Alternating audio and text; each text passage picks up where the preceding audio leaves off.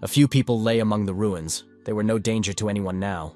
The girl was holding a suitcase in her hands and was running as fast as she could to get away, puddles splashing from under her boots. She was being chased by several young men, just a little more, and they would definitely catch up with her. The guys had guns in their hands. One of them shouted that you can't let this girl get away. Just then they heard a voice ordering them to stop. They opened their mouths in surprise, droplets of sweat glistening on their faces. A man with blonde hair and a beard remarked that further pursuit would only lead to wasted bloodshed.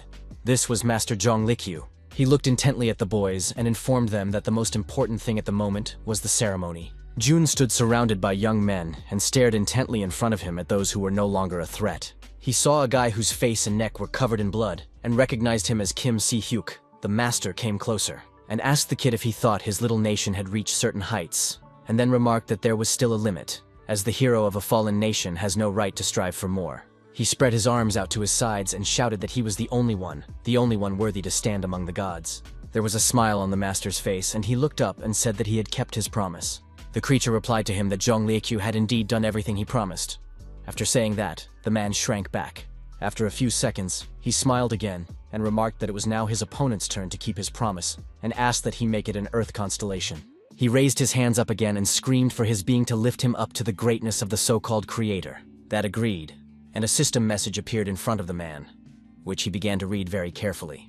He read that the target was ineligible and couldn't understand what was going on, started stuttering and asking ridiculous questions. System messages alerted that a qualified candidate for constellation status had passed away, and there was no longer any reason to continue fighting in the arena of Earth. Jun frowned with drops of sweat appearing on his face. He couldn't figure out what it all meant. And in front of him, one by one, there were reports that the land lease had been completely destroyed, and that with the end of the galactic arena, the rights to protect the land had been cancelled. The creature reported that Zhong Likyu most likely lacked qualifications, but the man only gritted his teeth and wondered how he had dared to deceive him. He was angry and confused. Then Jun shouted, "Didn't his opponent swear to him? He says that if he kills Kim Si-hyuk, he will become a constellation." The one replied that he had indeed spoken those words and remarked, then, as he had desired, he requested his ascension, and calmly added that Litsu was not suitable. The man only frowned harder and started making some incomprehensible noises. The guys next to him also began to scowl, cringe, and yell and roar. Face was shaking with anger. His pupils became like dots. He clenched his teeth and began calling the creature's name. And that replied that it was wonderful, because this moment always feels like something fresh, and noticed that would happily consume his world. It was a still night in the city. It was very dark. There were no lights in any window, and the rain was pouring down like a bucket. The girl opened the door and started calling Kim Si-moon very loudly. She was in no hurry to enter the room. She frowned and asked what the guy was doing this time. Was he really creating something again? A young man was sitting on the floor, wearing white clothes, and calmly asked if the girl was here. She asked what he was doing, and noting that the world was falling apart and he was quietly working here, she asked what an alchemist could do other than create. The guy opened the book and started flipping the page. The girl told him about how incredible he was. Then, with all her might, she threw the bag she had been holding all this time to the floor and screamed for him to pick it up. The young man froze in place. He opened his eyes wide, his pupils very much constricted, and he stared in amazement in front of him. A few minutes later, he was holding a very beautiful vial in his hands, and the pretty girl asked him what it was. Suddenly, a system message appeared saying that it was a legendary alchemy artifact, a universal remedy that could affect even a god. The girl covered her nose with her hands and asked if he hadn't noticed. After all, it had happened just as he had assumed. Jun Lijui's bastard had betrayed his brother. She thought for a moment and asked how Sai-hek didn't take advantage of it, and the guy's eyes went wide with a twinge. The pretty girl further stood with her nose covered, and said that she had thought that the young man would do so. But after all of his guild members died, he instead abandoned her. The young man listened to her carefully, closed his eyes, and calmly said that this was the way it was. The girl began to put her hands to her sides and remarked that she was paying the guy back anyway, and the guy was very much surprised. After a few minutes, he smiled and wondered if she still remembered it. The brunette scratched his head and said that in a way her revenge had caught up with his brother. He replied that that was not the point, for it was just, and then added that the men really deserved to be punished, for revenge and a continental fortress were one and the same thing.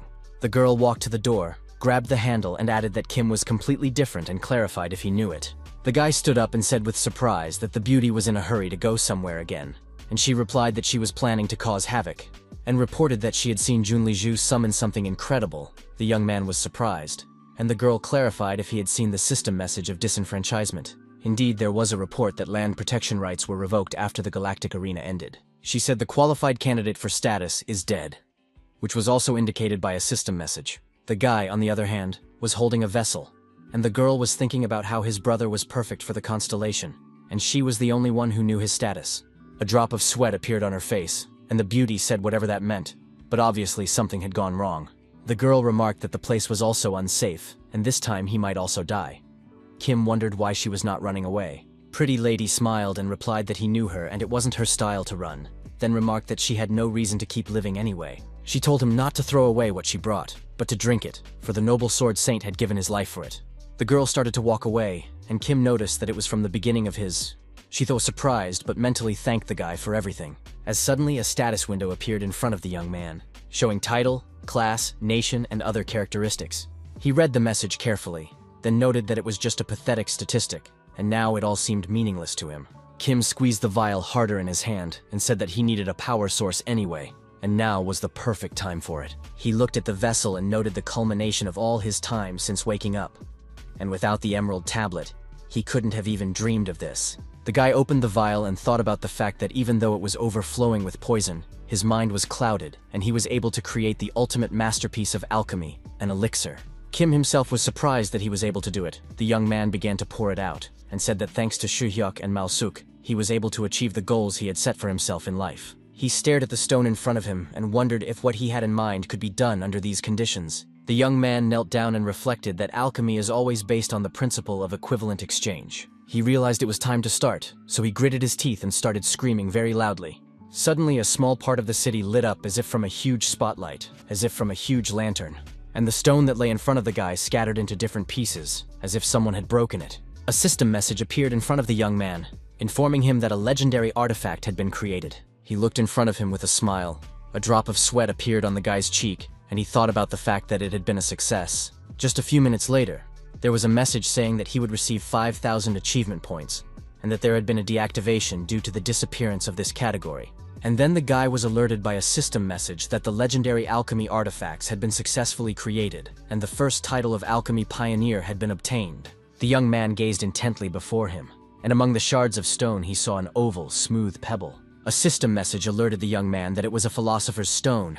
Thanks to this legendary artifact, any items could be created through the principle of equivalent exchange. The guy picked it up, started looking at it, and said it was a mandatory fee. He cut his finger and squeezed a small drop of blood out of it. It was needed for bound status. It went straight to the philosopher's stone, which literally turned red after a few seconds.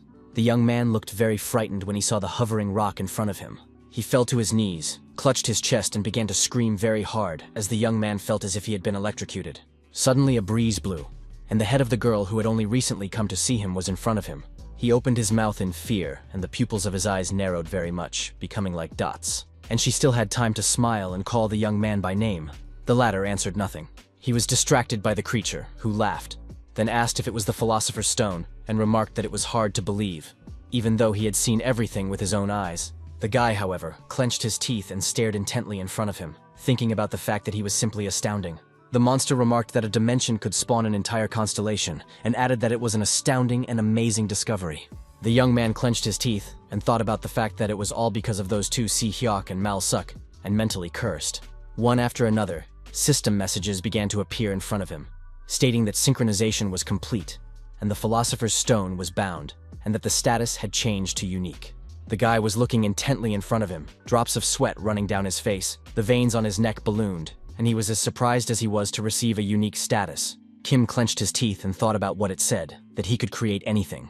He looked in front of him and realized that he wanted to do damage right now to the thing in front of him. The young man put his fist to his chest, clenched his teeth, and realized that he wanted to live without feeling powerless. It felt as if it was being turned inside out. Thus, a suitable target in the owner category was happening. A system message notified him that the search had failed. There was an expansion of the search area using the energy of the philosopher's stone. The guy grabbed his head and screamed as the energy needed for an equivalent exchange was not enough. He sat on his knees, and a message appeared in front of him saying that the utilization of the philosopher's stone's internal energy would be based on the state of the owner. The young man's eyes lit up and his hands raised, thus the autonomous production was triggered. Then, system messages began to appear that the appearance of an unseen artifact was causing them to close their eyes in amazement, and their attention focused on player Kim Si-moon.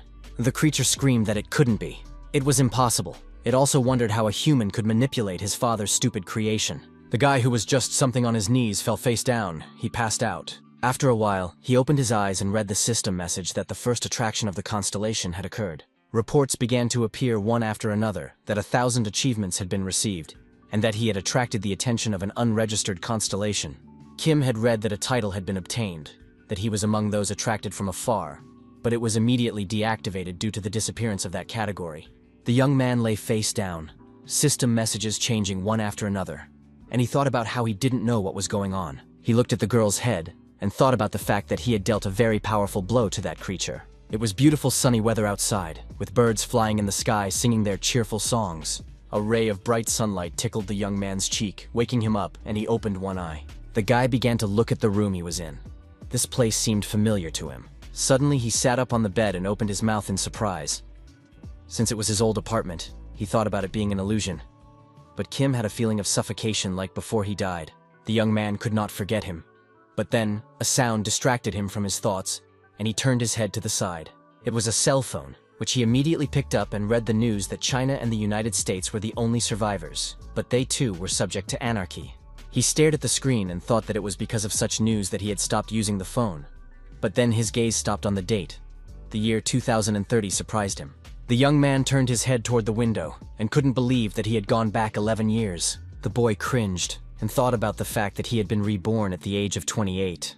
Then he was sure that the philosopher's stone was moving his body and creating something. He began to realize that he had gone back in time. The young man started looking at his hands and moving his fingers and thinking about something. His pupils narrowed, and he began to realize that this sensation was different from what he had experienced before. Even though he was back in time in his 28 years, he didn't feel happy about it, for it was the most difficult time of his life after that incident had robbed him of his strength. The young man looked at the table and remembered that his vision was so blurred that he had to wear glasses. All his senses dulled and as if they had lost their power. He looked at his hands and thought about the fact that now that oppressive feeling of powerlessness and inability to do magic was completely gone. A status window appeared in front of Kim, where he familiarized himself with title, class, and level information. He opened his mouth in surprise as it said something about having a philosopher's stone instead of an inability to do magic. Juno put a hand to his chest and contemplated the fact that he must be in his body then. It was amazing to him that it became a character trait after his return, and furthermore, fulfilled his wish. The young man exhaled and said he never thought this day would come. And the inability to do magic felt like chains throughout his life. He stood up and thought about the fact that he couldn't even believe it sober. So he made the decision to have a drink. The guy pulled a can of drink out of the fridge, drank, and thought about how more than one or two things had changed here since the inability to magic disappeared. His characteristics returned to their initial state. He rejoiced that he could finally taste the real flavor of beer.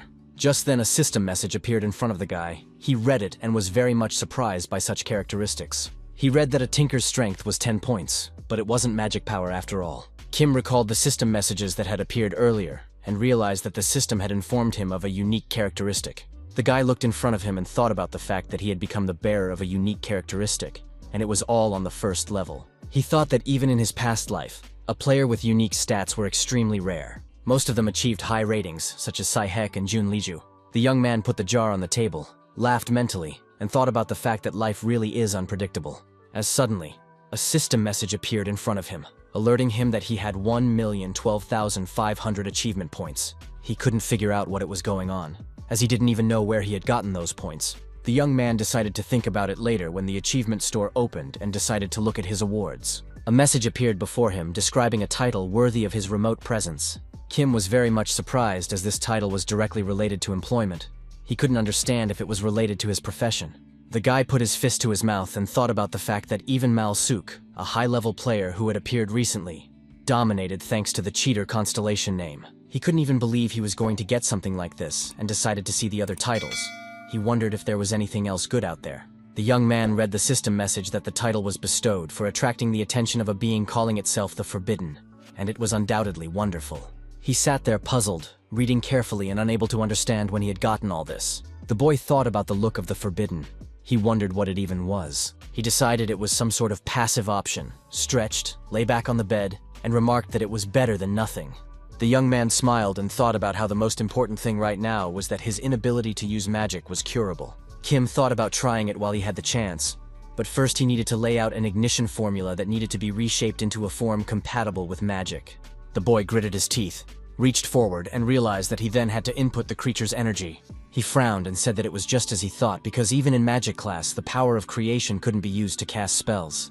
After a few minutes, he got up and walked over to the desk, opened the top nightstand, and started looking for something. The young man took out his chalk and wondered if drawing a creation circle would change anything, since alchemy always requires a creation diagram.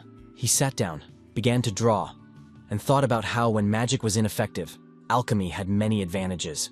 Just a few minutes later, everything changed. A red mist appeared in the room and the young man screamed. The young man frowned, clenched his teeth, his pupils narrowed, and he thought about his body rejecting it. Kim began to realize that this was all most likely happening because of the philosopher's stone. His hand was trembling, and he thought that this was all primitive and inefficient. Was he really using an outdated method? He wondered what happened after getting the philosopher's stone, if he had created something. The young man covered his eyes and began to think about what he wanted to create. He wanted it to be a spear like Jun Liju's. He was well aware that the stronger the special ability or capability, the much better. Also, the young man was interested in what the cost of manufacturing was, and everything around him was illuminated with a bright light. After a few seconds, the guy got really sick, squinted his eyes really hard, and screamed with all his might. Suddenly, a system message appeared that alerted that the performance power was insufficient to fulfill the requirements for the desired creation. The guy looked carefully in front of him and only mentally swore. He was not prepared for such a development. He clenched his teeth, gripped his chest with his hand, and read the message that the unstable philosopher's stone was looking for an alternative solution. One by one, system messages began to appear. One stating that a solution had been found with the rest of the owner's resources, and another that 1,000,000 achievement points were needed to stabilize the state. It was very absurd, but very quickly a message popped up asking if Kim would accept such an offer. Sweat dripped down his face. He clenched his teeth and thought about the fact that the philosopher's stone had cured his inability to do magic and brought him back 11 years. So the guy clicked on the system message and talked about how he had proven he could be trusted. After a few seconds, he read that 1,000,000 achievement points had been accumulated. The young man opened his mouth wide in surprise, for he was not prepared for such a development. And yet he had read a systematic report that the philosopher's stone was stabilizing its state. Kim smiled wryly and thought about how making alchemical substances had become much easier. The young man snapped his fingers and reflected on the fact that this should have worked by now. Again, the message appeared, but this time it said that the fusion power was insufficient to reach the required level. The guy got really pissed off. He just freaked out as he couldn't understand why this was happening. The young man held his head and thought about why he had demanded it in the first place, and said it was all very annoying. He folded his hand into a fist and thought about the fact that even in his despair, and with his inability to use magic, he had managed to create legendary artifacts, but now he was unable to create a spear with additional abilities. The system message reappeared, stating that the philosopher's stone required 500 points to cover the deficit for an equivalent exchange. Kim had to accept or reject it. The young man was amused that 1,000,000 wasn't enough and needed 500 on top, but he still agreed. He pressed the button and mentally asked for all his investments to pay off, and there were sparks all around him. People who were walking down the street looked up and saw flames from the window.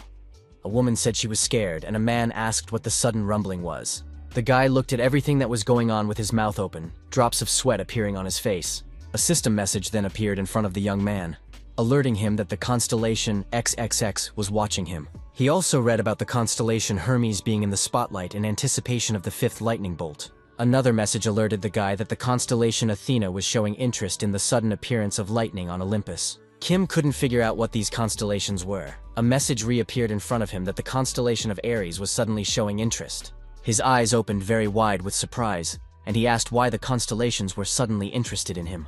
He got an answer to his question very quickly. But naturally, the constellations that were in the room said nothing.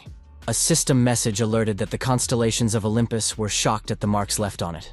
And then they began to hide very quickly. The young man read about it. He watched carefully as the creatures in dark robes began to slowly walk away. He also became aware that only the 3 kings remained in their seats unperturbed.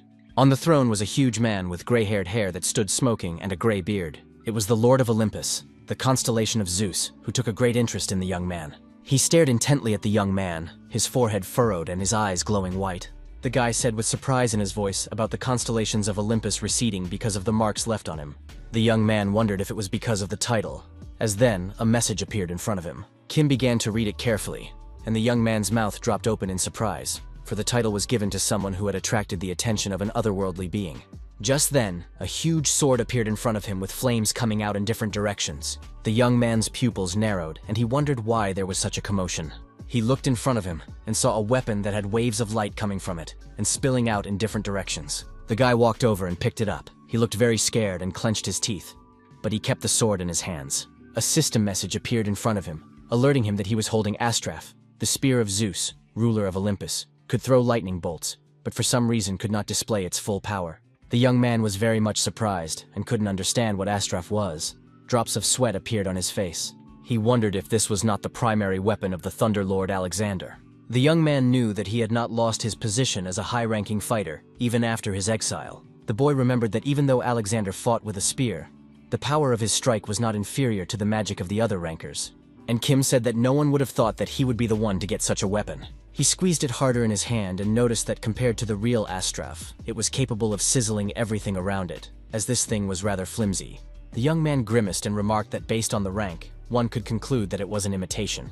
The young man reflected on the fact that Zeus had only shown interest so far but had not made any offers. It was no surprise to him. He put his hand to his face and it hit him, for the system had never said fusion was impossible.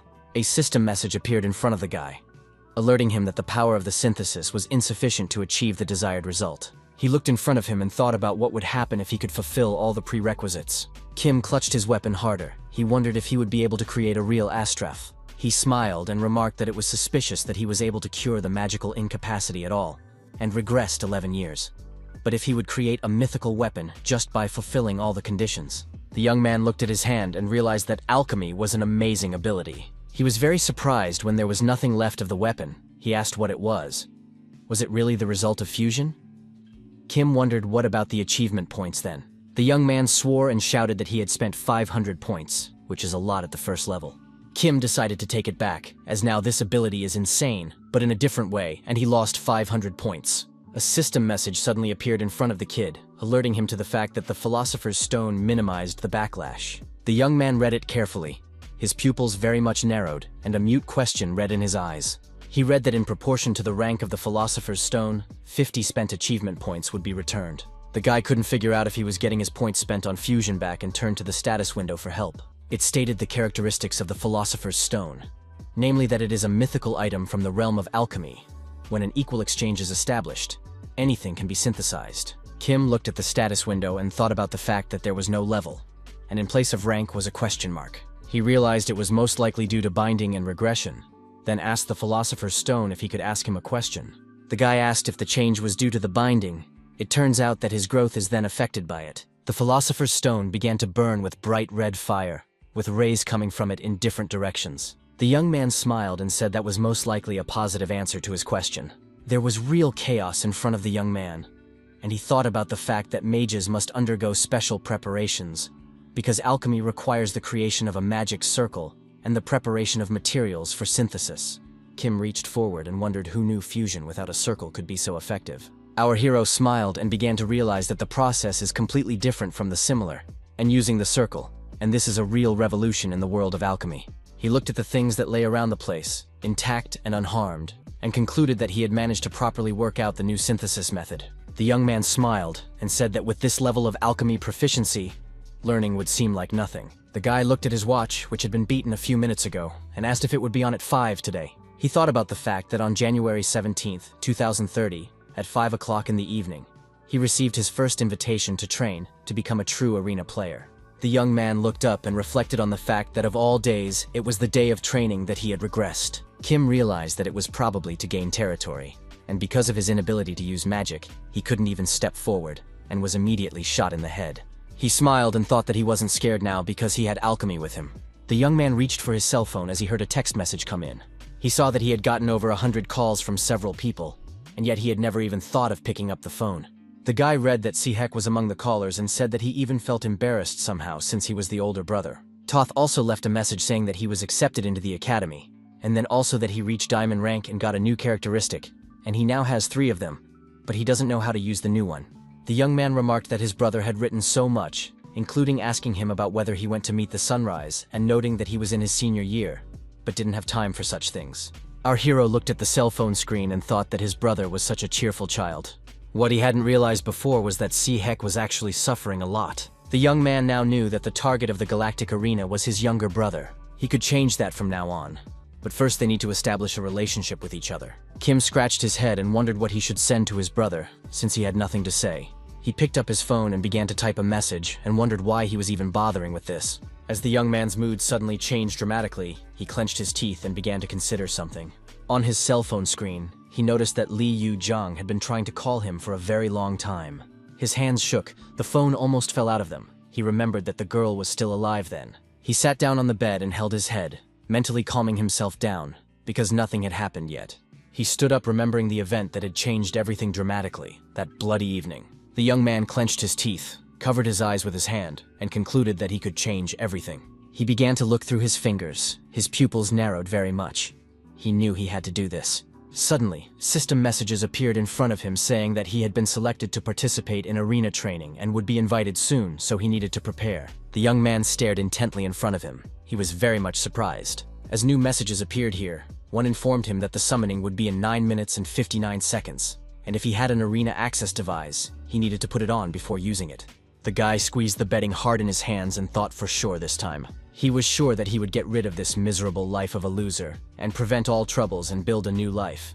So he requested an early start. A system message appeared in front of the young man that he was invited to attend training. Kim also read that the main theme was to take over the territory. It was also stated that the number of participants was 100 people. He began to look around and said that it was the same as last time. The young man had the feeling that he had traveled back in time. A message appeared in front of him to earn points, capture territories, or kill other players. And the next system message alerted him that training was about to begin. Kim began to pace and talked about how he hadn't been in the arena in a while and promised himself to be more careful this time around and would tag in first place. Suddenly, the system message came up again, and he read that the Zeus constellation's interest in him was growing. The guy looked very carefully in front of him, then grimaced in surprise. He read in a new message that the constellation of Zeus was giving him an assignment. The next system message announced that the mission window was activated, and the next one announced that constellation help was activated. The young man opened his eyes wide and thought about the fact that usually the mission and support are closed before training, but why is everything already available to him? In the message, he read that the constellation of Zeus expressed deep gratitude and promised a reward of 1,000 achievement points for first place in the battle to conquer the territory. The young man thought that was what was expected from the Lord of Olympus. He was worried about what would happen if he didn't take the first place. In such a situation, he was finished. Then he remembered that Zeus was offering 1,000 points for training. So the guy made a decision for himself that he owed it to himself and would take first place at any cost. Our hero lifted his head up, looked up, and wanted to say something to Zeus. The young man laughed and added that it would be great if he could add another 100 points to it. Then he scratched his head and started laughing merrily, and remarked that he was just kidding. The lad went forward and thought about the fact that for the lord of the whole Olympus, he was rather greedy. Suddenly, some sounds came from somewhere, and the trunks of the trees, colored red. The stranger fell to the ground, and with a huge, long arrow sticking out of his neck, he was no longer a danger to anyone. Another kid came up to him, laughed merrily, and remarked that all the awards would now be his. He began to pull the arrow out of the guy's neck and said that such magnitude didn't surprise him at all. The guy began to examine it, smiled, and said that even the consumables here were first class. His name was Kim Min-yoon. He was a member of the Sung Sam Guild. The kid said that his guild members had asked him to just come back alive, but he wouldn't agree to that at all. Min-yoon clenched the arrow he had in his hand harder, and thought about the fact that he had been kicked out of the fucking academy, so he couldn't remain an ordinary guild member. His expression changed very quickly, and he thought he was going to make them regret kicking someone like him out. Our hero walked among the palm trees and talked about how he was sure it was around here somewhere. After a few minutes, he saw a rivulet and shouted that he had found what he was looking for and stopped beside it. He stood and watched the river flowing and said that he hadn't seen this river in a long time, and Min-yoon, who was on the dever, looked at him. The kid smiled. He thought he had an easy prey in front of him since the player was completely out of gear and it was luck. He eyed the young man and thought about the fact that even if he was good, without armor, he was just another nub. The villain pulled the bowstring, smiled achidically, and thanked him for the free kill. Min-yoon jumped down from the tree and immediately fired his bow. The arrow flew very quickly. And there, on the other bank, was our hero, who went down on one knee beside the river and bent his head. The arrows were coming towards him. They flew right over the river, which began to bubble, water droplets hitting them. Just a few minutes later, they flew over the young man's head, and he thought about exactly what he had envisioned. Min-yoon was back in the tree. He looked down and thought about whether this was the guy he shot with the bow. He wanted to think about something else, as he suddenly began to fall down. This was surprising to him as he held on tightly to the trunk. The villain fell to the sand and began to roll around in it. He also mentally cursed. Min Yoon clenched his teeth, stared quietly at our hero, and thought about the fact that it was a mage most likely. He immediately picked up his sword to shoot, as he realized he couldn't lose to a dude with no equipment. The kid shouted to the young man to catch the arrow as immediately his face changed dramatically. He held the sword in his hands with all his might and opened his mouth wide in surprise, as he was not prepared for such a development. The young man stood in front of Min Yoon and informed the one that he wasn't bad. The villain couldn't understand why. And the guy reached forward and noticed that he was aiming straight for the head, and noticed that it was a shame that such a talent was destined to die. The dude clenched his teeth, furrowed his brow, and started yelling at our hero that he was scum. Swords appeared in his hands and he started running towards the guy while asking him what he was even carrying. The young man began to use magic power and attacked his opponent while laughing heartily. And then noticing that he had applied the B-rank quick movement skill, Min's face changed, and he asked how he knew all this. The young man looked at him calmly and only smiled. He liked the dude's reaction. The one was already a few meters away from Kim and jumped up to attack him, but the guy calmly used magic. Yoon's face changed. He frowned his forehead and sweat dripped down his face. He tried to say something but only mouthed the word academy. The young man was completely calm and wondered if he wanted to ask if he was from the academy. Then he snapped his fingers and informed me that there was no way he would have been accepted into such a place, and noticed that the villain, judging by the full gear, was a newbie from some famous guild, and then said that the one was using a high-quality communication device, so the pain should be minimal. Kim informed him that if this was a real arena, the dude would be dead by now, and he himself realized that he went in without a device. Killing in a normal arena means death. It's not just quitting the game as it is now, it's death in real life. Furthermore, in normal arenas, things don't end with a normal death. If it's not mopped up, there's a rift. And if it's a dungeon, the monsters that aren't killed get into the real world, and that's a very bad thing. For this reason, the number of leaders in a country is directly related to its power. Unfortunately, after that incident, South Korea, like other small countries, was unable to fight back and was destroyed. The guy held his head up and said that until that happened, he needed to think about the present and decided to check on things. A message appeared in front of him about which player was currently in which position. The young man was very much surprised. His pupils narrowed very much, and drops of sweat ran down his face. He opened his mouth and wondered why such a small number of kills, since the training had already started a long time ago. The guy looked at the message and thought about how it was probably because everyone was just being cautious. He thought it was a special event, so the player recruitment rating must be high. The more you have, the more you fear losing. Kim watched the system message carefully, and realized that some had already begun to take over the area. The young man realized that there wasn't much captured, which meant they were just starting to do it, and considering the nature of the task, territory capture points were more important than kills. He held his hand up, snapped his fingers, and thought about the fact that he now wanted to better understand how fusion worked.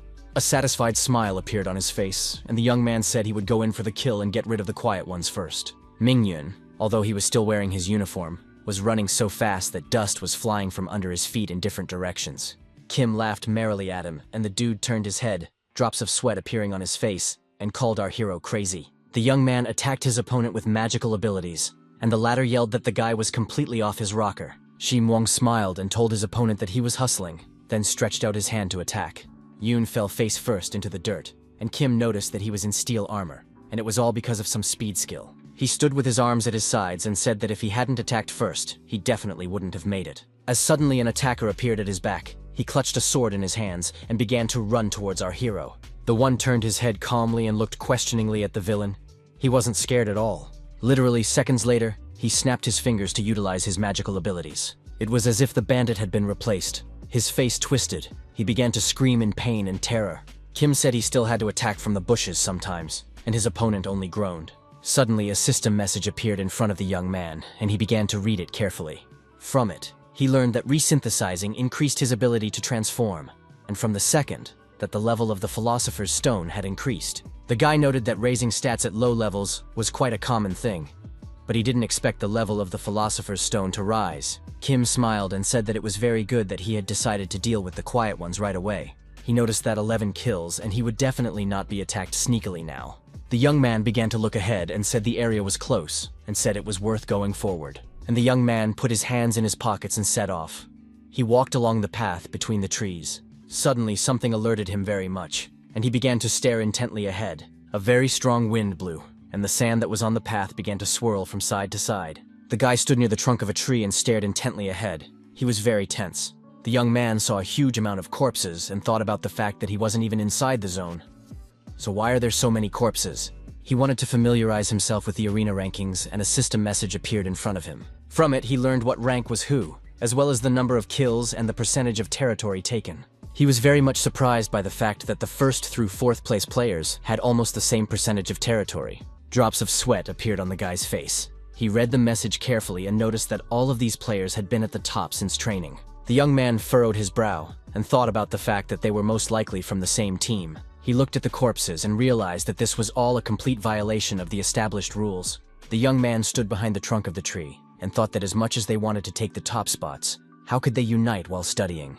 He wondered where they were, and an interesting thought struck him about the gambler grouping in the zone. The guy looked ahead and saw a tank in front, an archer behind, and 2 warriors on the sides.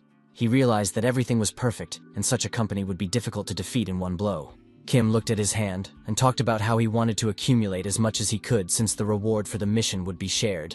He wanted to use magic skills and said he had no other choice. The guy shouted if they wanted to play by those rules, he was fine with it. He was very stressed. Literally seconds later, he smiled and informed me that he would have to become an intruder as well. The girl stared intently ahead. Her pupils narrowed so much they weren't even visible. The blonde-haired man who was standing behind her asked if Lee Se-yoon had seen anything. She replied that she didn't think there would be anyone else. He clarified if the girl was tired of looking out due to her lack of aura. The girl got angry and asked what he was talking about, then added that her providence worked through magic, not aura. The man smiled, asked if it was true, and said that was great. It came out that she was killing using the remnants of her aura. Lee got angry and asked the guy why he was picking on her, and pointed out that he had fewer kills. The guy said there wasn't that big of a difference there, and added that everyone but him had more than 5 kills. The girl looked at the guy, took a deep breath, and asked who had told him to play as a tank. The man clenched his teeth, frowned, and replied what he would do if he had those characteristics. Se-yoon replied that she didn't choose hers either. Her opponent started making faces and almost took a swing at her, as someone on the sidelines told them to calm down. The brunette said Kim Jae-won has more than 60% of the territory, and added that he could get him more kills. The blonde-haired young man looked at his opponent and wondered what he meant. After he realized what the young man was talking about, he got excited and asked if it was true, then informed him that he believed him. The girl looked at the guy, called him brother, and asked him if they could come out already. He was very much surprised by such a question, so he asked his sister again, and Lee noticed that there were considerably fewer players. The hottie then added that they couldn't stick around the area forever, and the guy pondered her words. He clarified if she was worried about that guy named Kim Se-moon and furrowed his brow. Lee told him not to worry, and pointed out that she knew almost all the newcomers from the other guilds, and Kim Se-moon's name was nowhere to be found. The brother said that this made it more alarming, and pointed out that some obscure type had 11 murders. The girl smiled and remarked that she didn't think they should worry, and added that this time all the players were some kind of nubs. Yoon said that this Kim Se-moon was probably just a sneak attack, because if he was that good, he would have gotten to them a long time ago. The girl smiled and said if her brother was worried, they could just look around, maintaining the same formation, and added that they were well practiced. The young man closed his eyes, furrowed his brow, and thought about her suggestion. Just like Se-yoon had said after their last training failure, they began to train very hard. Because of this, their Scorpion Guild had even provided them with fine equipment. It's all of this together that has helped the players achieve such great results. This was evidenced by the standings, which included places, number of kills, and percentage of territory captured. The brunette started thinking about something, and Yoon told him not to even doubt himself. The girl noticed that they had never even heard of this guy, and looked at her brother from under her eyebrows. As suddenly she saw some person standing behind a tree, it surprised her very much. She immediately grabbed her bow and did not hesitate to draw the bowstring to shoot the stranger.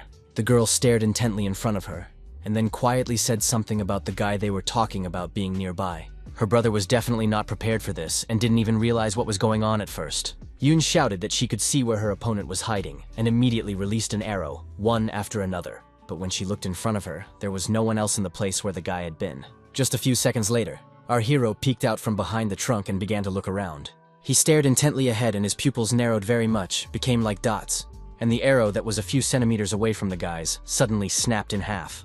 Kim stood still, a hood over his head, and a broken arrow flew past him. The girl looked at everything that was happening and opened her eyes and mouth wide with surprise. The blonde-haired guy frowned and wondered if it was magic by any chance. Brother Yun, also like everyone else, was surprised and scared, so he asked if the mage in front of them was a mage. The young man smiled and said quietly about what he thought was a good hiding place, and then calmly said that the girl used B-rank providence, so even more surprised. She opened her eyes wide, the pupils of which had narrowed very much, and asked how he knew all this. Kim smiled and replied that it would take a very long time to explain, and added that he had studied the skills for a long time. Yoon asked if that was true, then noted that they would see if he was smart enough not to lose his head. She was about to fire her bow when she heard someone demand that she stop. It was her brother, who clutched the weapon harder in his hands and asked our hero if he was Kim Si-moon. The guy didn't answer the question, but only asked his opponent who he was. The latter replied that his name was Kang Ho-yoon. The young man asked if he was the leader, as he was the one who took the top spot in the standings. Khan replied that he was the leader, was quiet for a bit, and remarked that he would be brief with the guy. He frowned, reached forward and motioned for Simwong to join them. Yun opened her eyes and mouth wide with surprise, and asked what her brother meant. The blonde was equally surprised, so he asked Kang if he was crazy and why he thought Kim wouldn't finish them all off. The guy replied that 11 kills without special equipment, and from that, we could conclude that he had a magic ability of at least S rank, and then added that would help him rank first. His sister put a hand on the man's shoulder and asked him to stop, asked if he was sane, and remarked that the bastard was a mage, and he would suddenly attack them and they'd all be screwed. But his brother calmly pointed out that teaming up with a mage of that rank carried more benefits than risks. He threw his sister's hand off his shoulder and said that mages were rare, especially in their guild. Kang frowned and thought about the fact that, moreover, Kim had more than 11 kills. No matter how nimble a player was, this number was simply astounding, and he told his sister to think ahead, because if they teamed up with such a mage, their position in the guild would increase. Our hero scratched his head and noticed that the guys were quite funny, and asked why they thought he would even agree. Kang Ho-yoon was very much surprised, and Kim remarked, "Isn't it all obvious, since they make it sound like he should join them without a second thought?" The brunette put a hand to his forehead and asked the young man what he didn't like in general. He was quiet for a bit and apologized. The young man spread his hands to the side and said he knew that mages were considered arrogant, but he wasn't one of them. Hoen was very much surprised, so he immediately inquired what the matter was then. Our hero looked intently at the young man and calmly said that the whole snag was in the team. Kang frowned, squinted his eyes and asked what was wrong with the team. He couldn't understand what the guy was talking about. He smiled and asked if he really didn't understand anything, because it was a direct violation of the rules, and if the passing of the training was broadcast, they would be in trouble. The Yatsan frowned even more and remarked that he didn't care, and added that he didn't care about public opinion. Kim only smiled after saying that, and added that judging by their equipment, they were from a notorious guild, and then asked how they were going to deal with the aftermath. Are they really that confident? Kang clenched his teeth. He was pretty pissed off and said Guy swatted a couple nubs and his self-esteem skyrocketed. He held his hand up and pointed out that the Scorpion Guild only cared about results, and if they were good, they didn't care about the rest. The kid clenched his teeth and remarked that they were a perfect four, and added that they were different from the fools he had come across before. He told Kim again to come to their side and held out his hand to the young man, and then he added that this was his last chance. But the young man stood opposite Hoen and remained silent. Our hero pulled the hood off his head and noted that he saw no point in continuing the conversation. As Kim suddenly held out his hand towards Kang and called the guy by name, he and his teammates looked at him, and the guy smiled and remarked that he should have worried about himself first. And the young man took advantage of his skills. Lightning began to flow from him in different directions. The players opposite couldn't stand it, so they started covering their eyes with their hands. A few meters away from the blonde-haired young man, a huge sword landed and he asked what it was. The guy took it in his hand and squeezed it harder, and then said that first place still belonged to him, and wondered why he would get involved in their dirty tactics and smiled.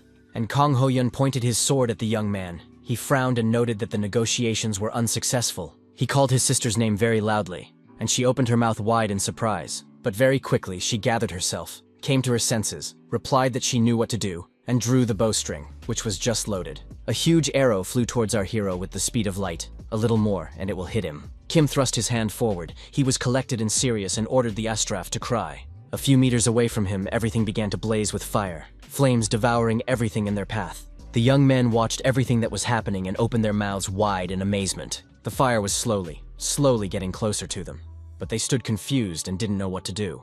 And our hero carefully watched everything that was happening and laughed. He looked at his weapon and noticed that he was the only one using 10% of the power.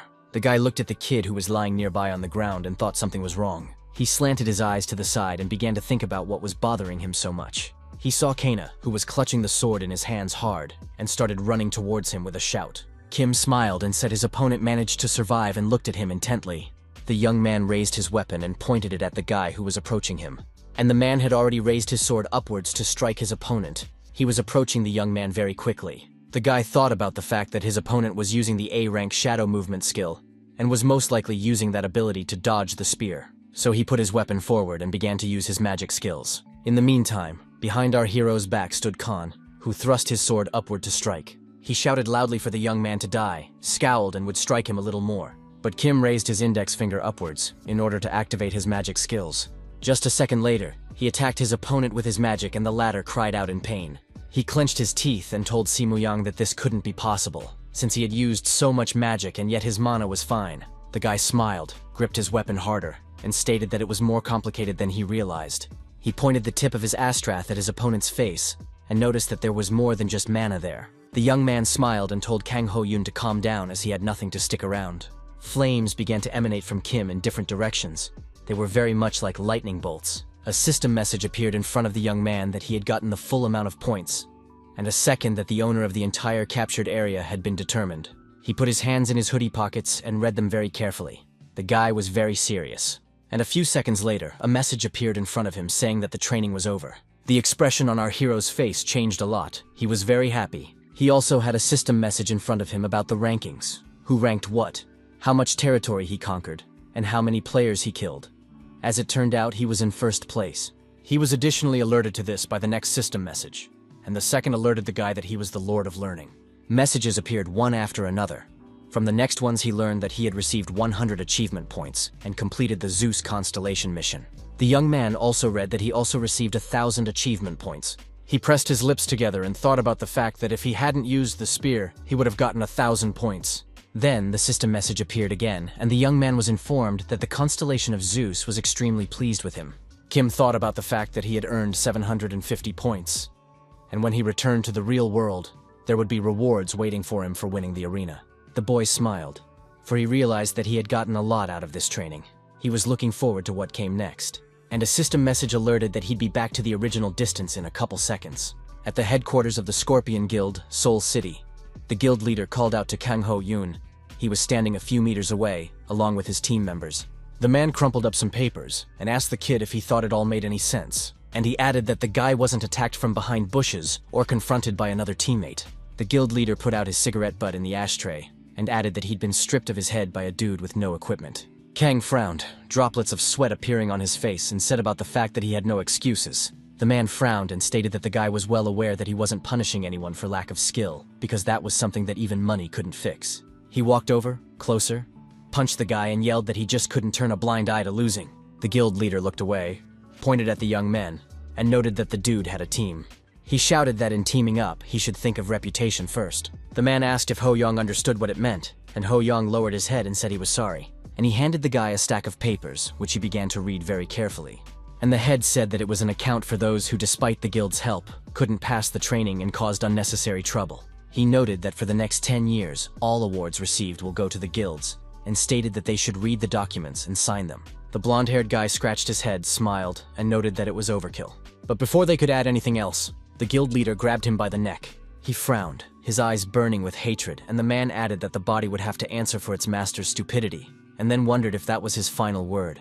The guy clenched his teeth. He was in a lot of pain, and he said he was sorry and began to apologize. The young men stared intently at the guild leader, and Kang quietly said something about how the documents had better be signed soon. At the Song-Sam Guild headquarters, manager Park Min-chul folded his hands in a lock and talked about how he found it hard to believe. He looked at the boys and informed them that he wasn't accusing them of anything, and added that it was an incredible story. The red-haired kid frowned and remarked that he had the same feeling, and added that it was very strange that the magic worked without spells, and the young man they were talking about had 15 kills.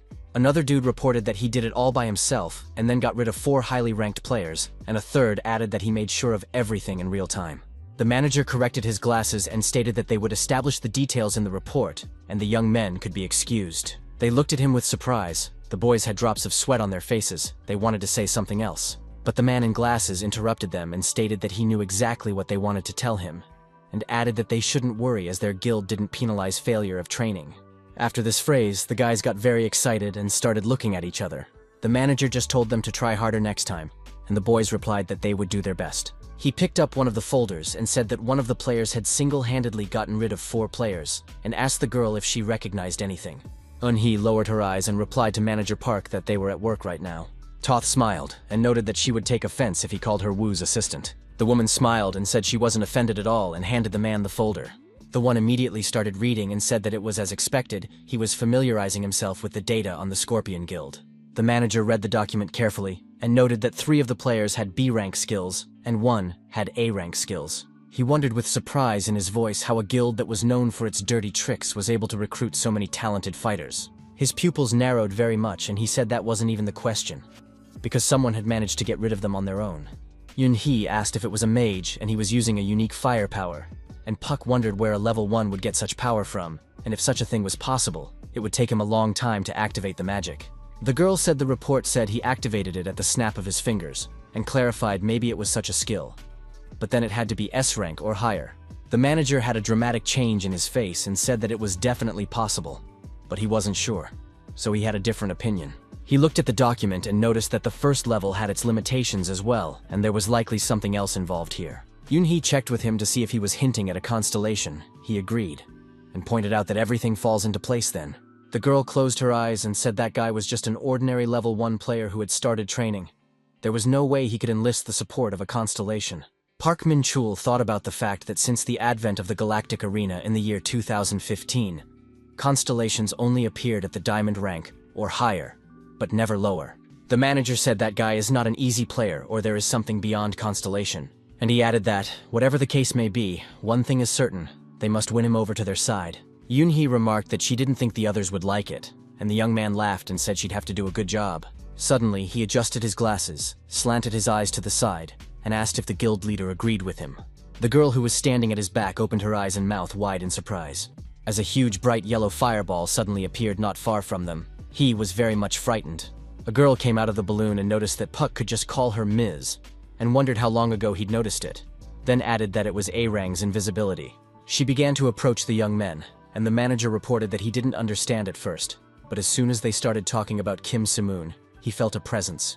The man adjusted his glasses and asked the blonde what brought her here, since she must be very busy, then clarified, she was in her final year of school now. Ta smiled and said that she was just bored, and the academy didn't really matter to her anyway. The manager fixed his glasses and asked if she was so bored, then why not go to the arena?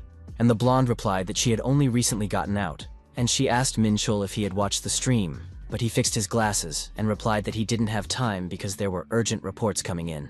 The girl reached out for the folder the guy had on his desk and said there was no need to apologize. She began to familiarize herself with the document and asked if it was the report that struck him so much. The guy started shaking.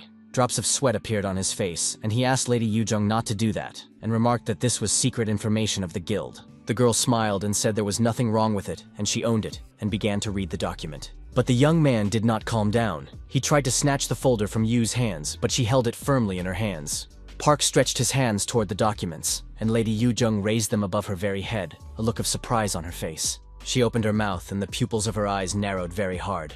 All because she read Kim Si-moon's name in the document. Our hero stared intently in front of him and pressed his lips together hard and thought back. He lay back on the bed, laughed, then stretched and said it was finally over.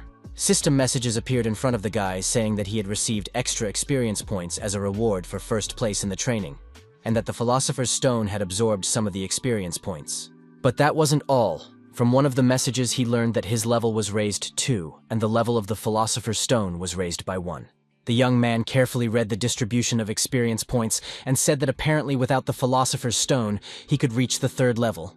A status window appeared in front of Kim Nova, and he noted that strength, agility, and stamina were heavily hoarded compared to the power of alchemy. He smiled and thought about the fact that the difference was pretty big, but that was a good thing. The kid clenched his hand into a fist and thought about why.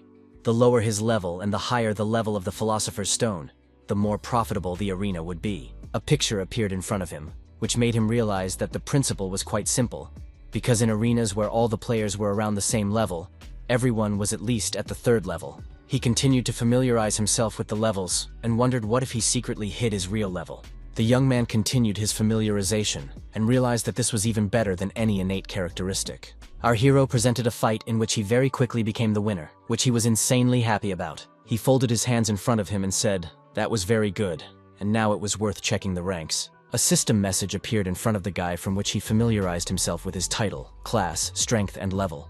He looked carefully in front of him, then noted that his title hadn't changed at all. He recalled his girlfriend's words about why it's so hard to improve the title and said that even Mal Suk can't improve the title. The system message appeared in front of him again and he rejoiced that he had a new title. It was called Lord of Learning. The young man learned that Lord of Learning, it was a title given to someone who was able to take the first place very quickly and with a gap during the training. He wondered if there was other information, and then came to the conclusion that ordinary titles looked like this. They had been underestimated in a past life for some reason. Kim began to stare out the window and thought about how it was very strange that he had gotten such titles right away. But he couldn't say it was a loss. A message appeared in front of the kid that indicated that it was an achievement shop. Its levels were directly related to titles. It was most often opened at gold rank and above. He knew that titles were required to buy points at the commissary, and then he read that there were 2 points left and wondered where to invest them. The young man scratched his beard and asked if he should put all the points into the power of transformation. He knew that the philosopher's stone was powerful, but it didn't solve the fundamental law of equivalent exchange in alchemy. The young man held his head and thought about the fact that he had already spent 1,000,000 points. What was this 500 to him? And he needed a more powerful transformation power to deal with everything. Kim realized that he couldn't completely ignore the physical stats and only think about the power of transformation. They come in handy for mages. The guy reflected on the fact that it was a very hard decision. The kid thought about the fact that they needed to be raised to at least an average of 5, and he would deal with the remaining points later. But suddenly it dawned on him. He stared intently in front of him. His pupils narrowed greatly, and he told himself that he should stop. The boy put his hand to his chest and wondered if the philosopher's stone could be asked a question. And he asked if he could convert anything with equal exchange. The young man then asked himself if human transformation was possible. He sat and listened to himself, but there was still no answer from the philosopher's stone, and wondered if he could understand it, since human transmutation is considered taboo in alchemy. It's well known that chimeras are the most obvious example of human transmutation. Sometimes they appear in the arena as monsters. Kim knew they could also be used to their advantage. After all, 21st century science had progressed. And the philosopher's stone, as before, was silent and did not answer our hero's question.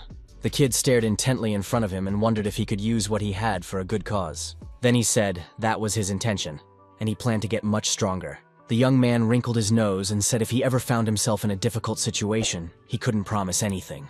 He folded his hand into a fist, the young man adding that he had a goal to achieve after all. Then he put his hand to his chest and remarked that he was well aware of the dangers of human mutation. The stone glowed bright red, and Kim wondered what he was even worried about. He asked if it was the opposite of the emerald tablet, as he couldn't understand what the philosopher's stone was suddenly about.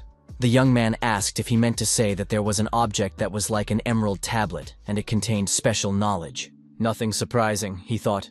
There was nothing in the emerald tablet about human transmutation. A system message appeared in front of him, that a tablet ownership test was taking place, and the guy remembered how he had been tested when he had first gotten the emerald tablet.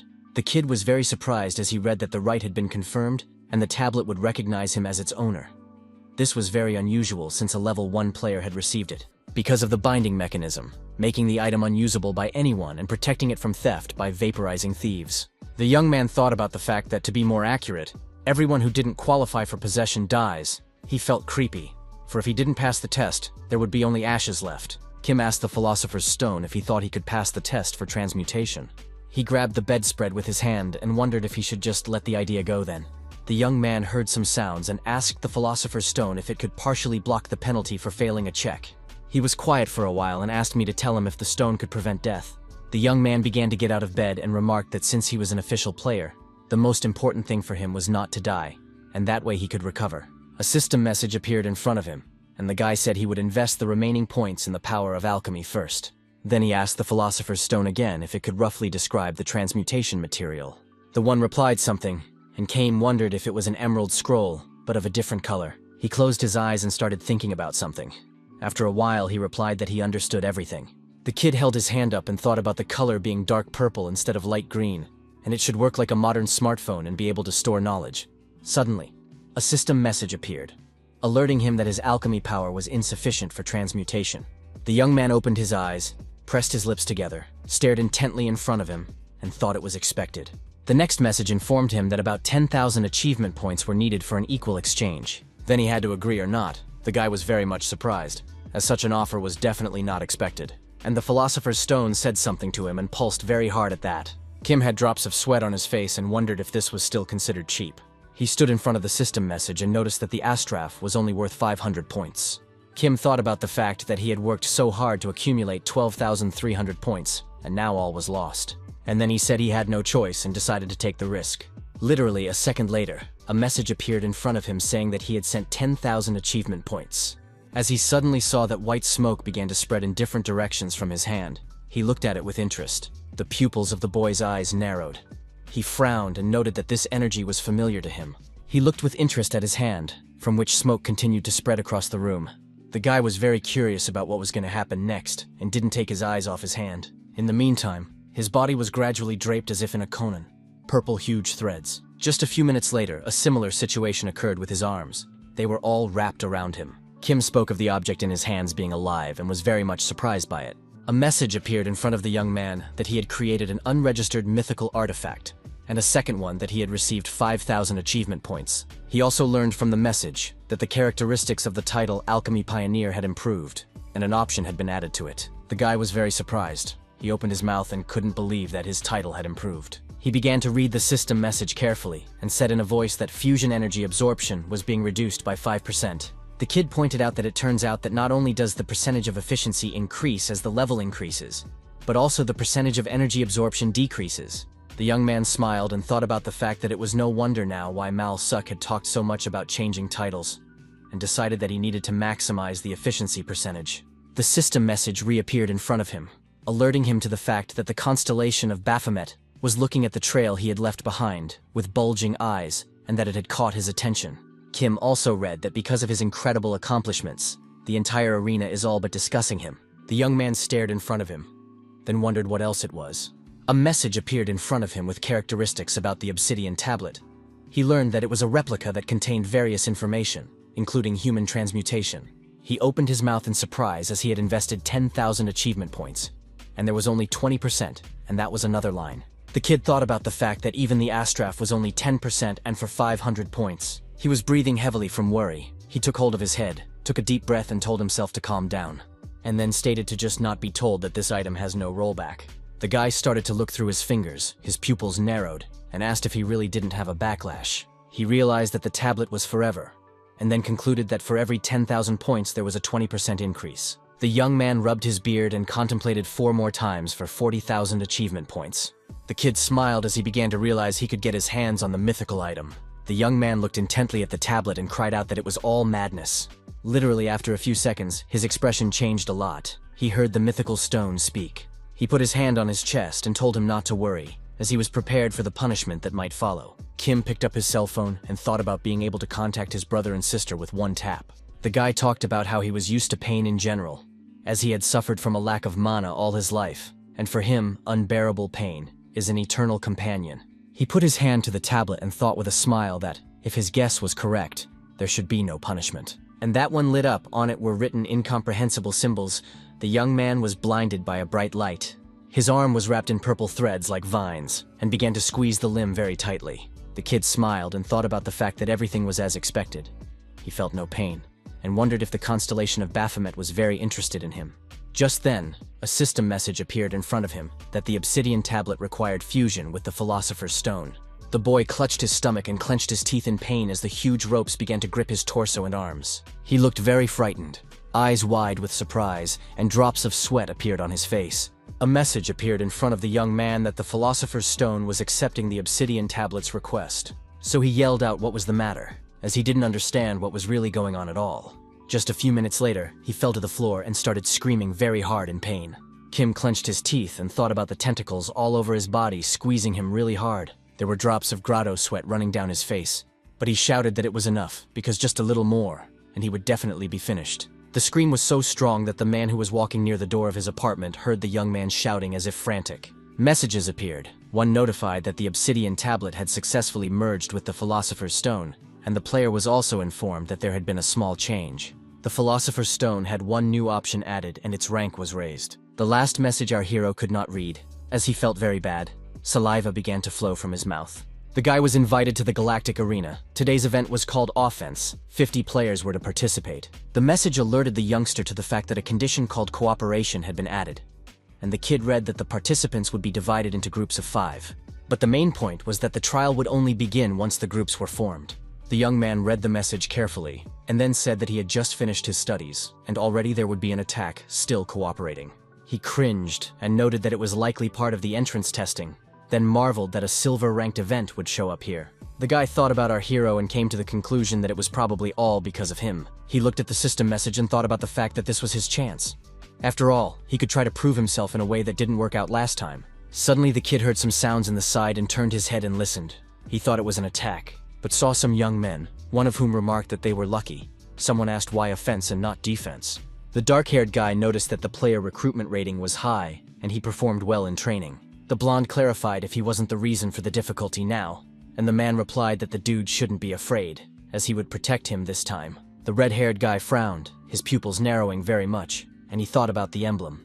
He began to realize that the Scorpius Guild's scum in front of him were in front of him, and he was greatly distressed.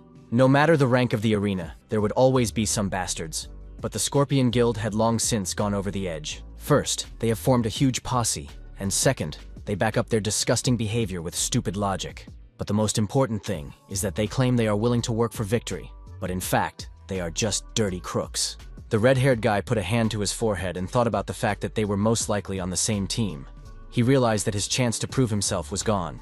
One of the guys said he heard there should be 5 people on the team, and there's only 1. Everyone started laughing, and the blonde man remarked that the others probably hadn't joined. The other player said he'd be curious who was on the team with them.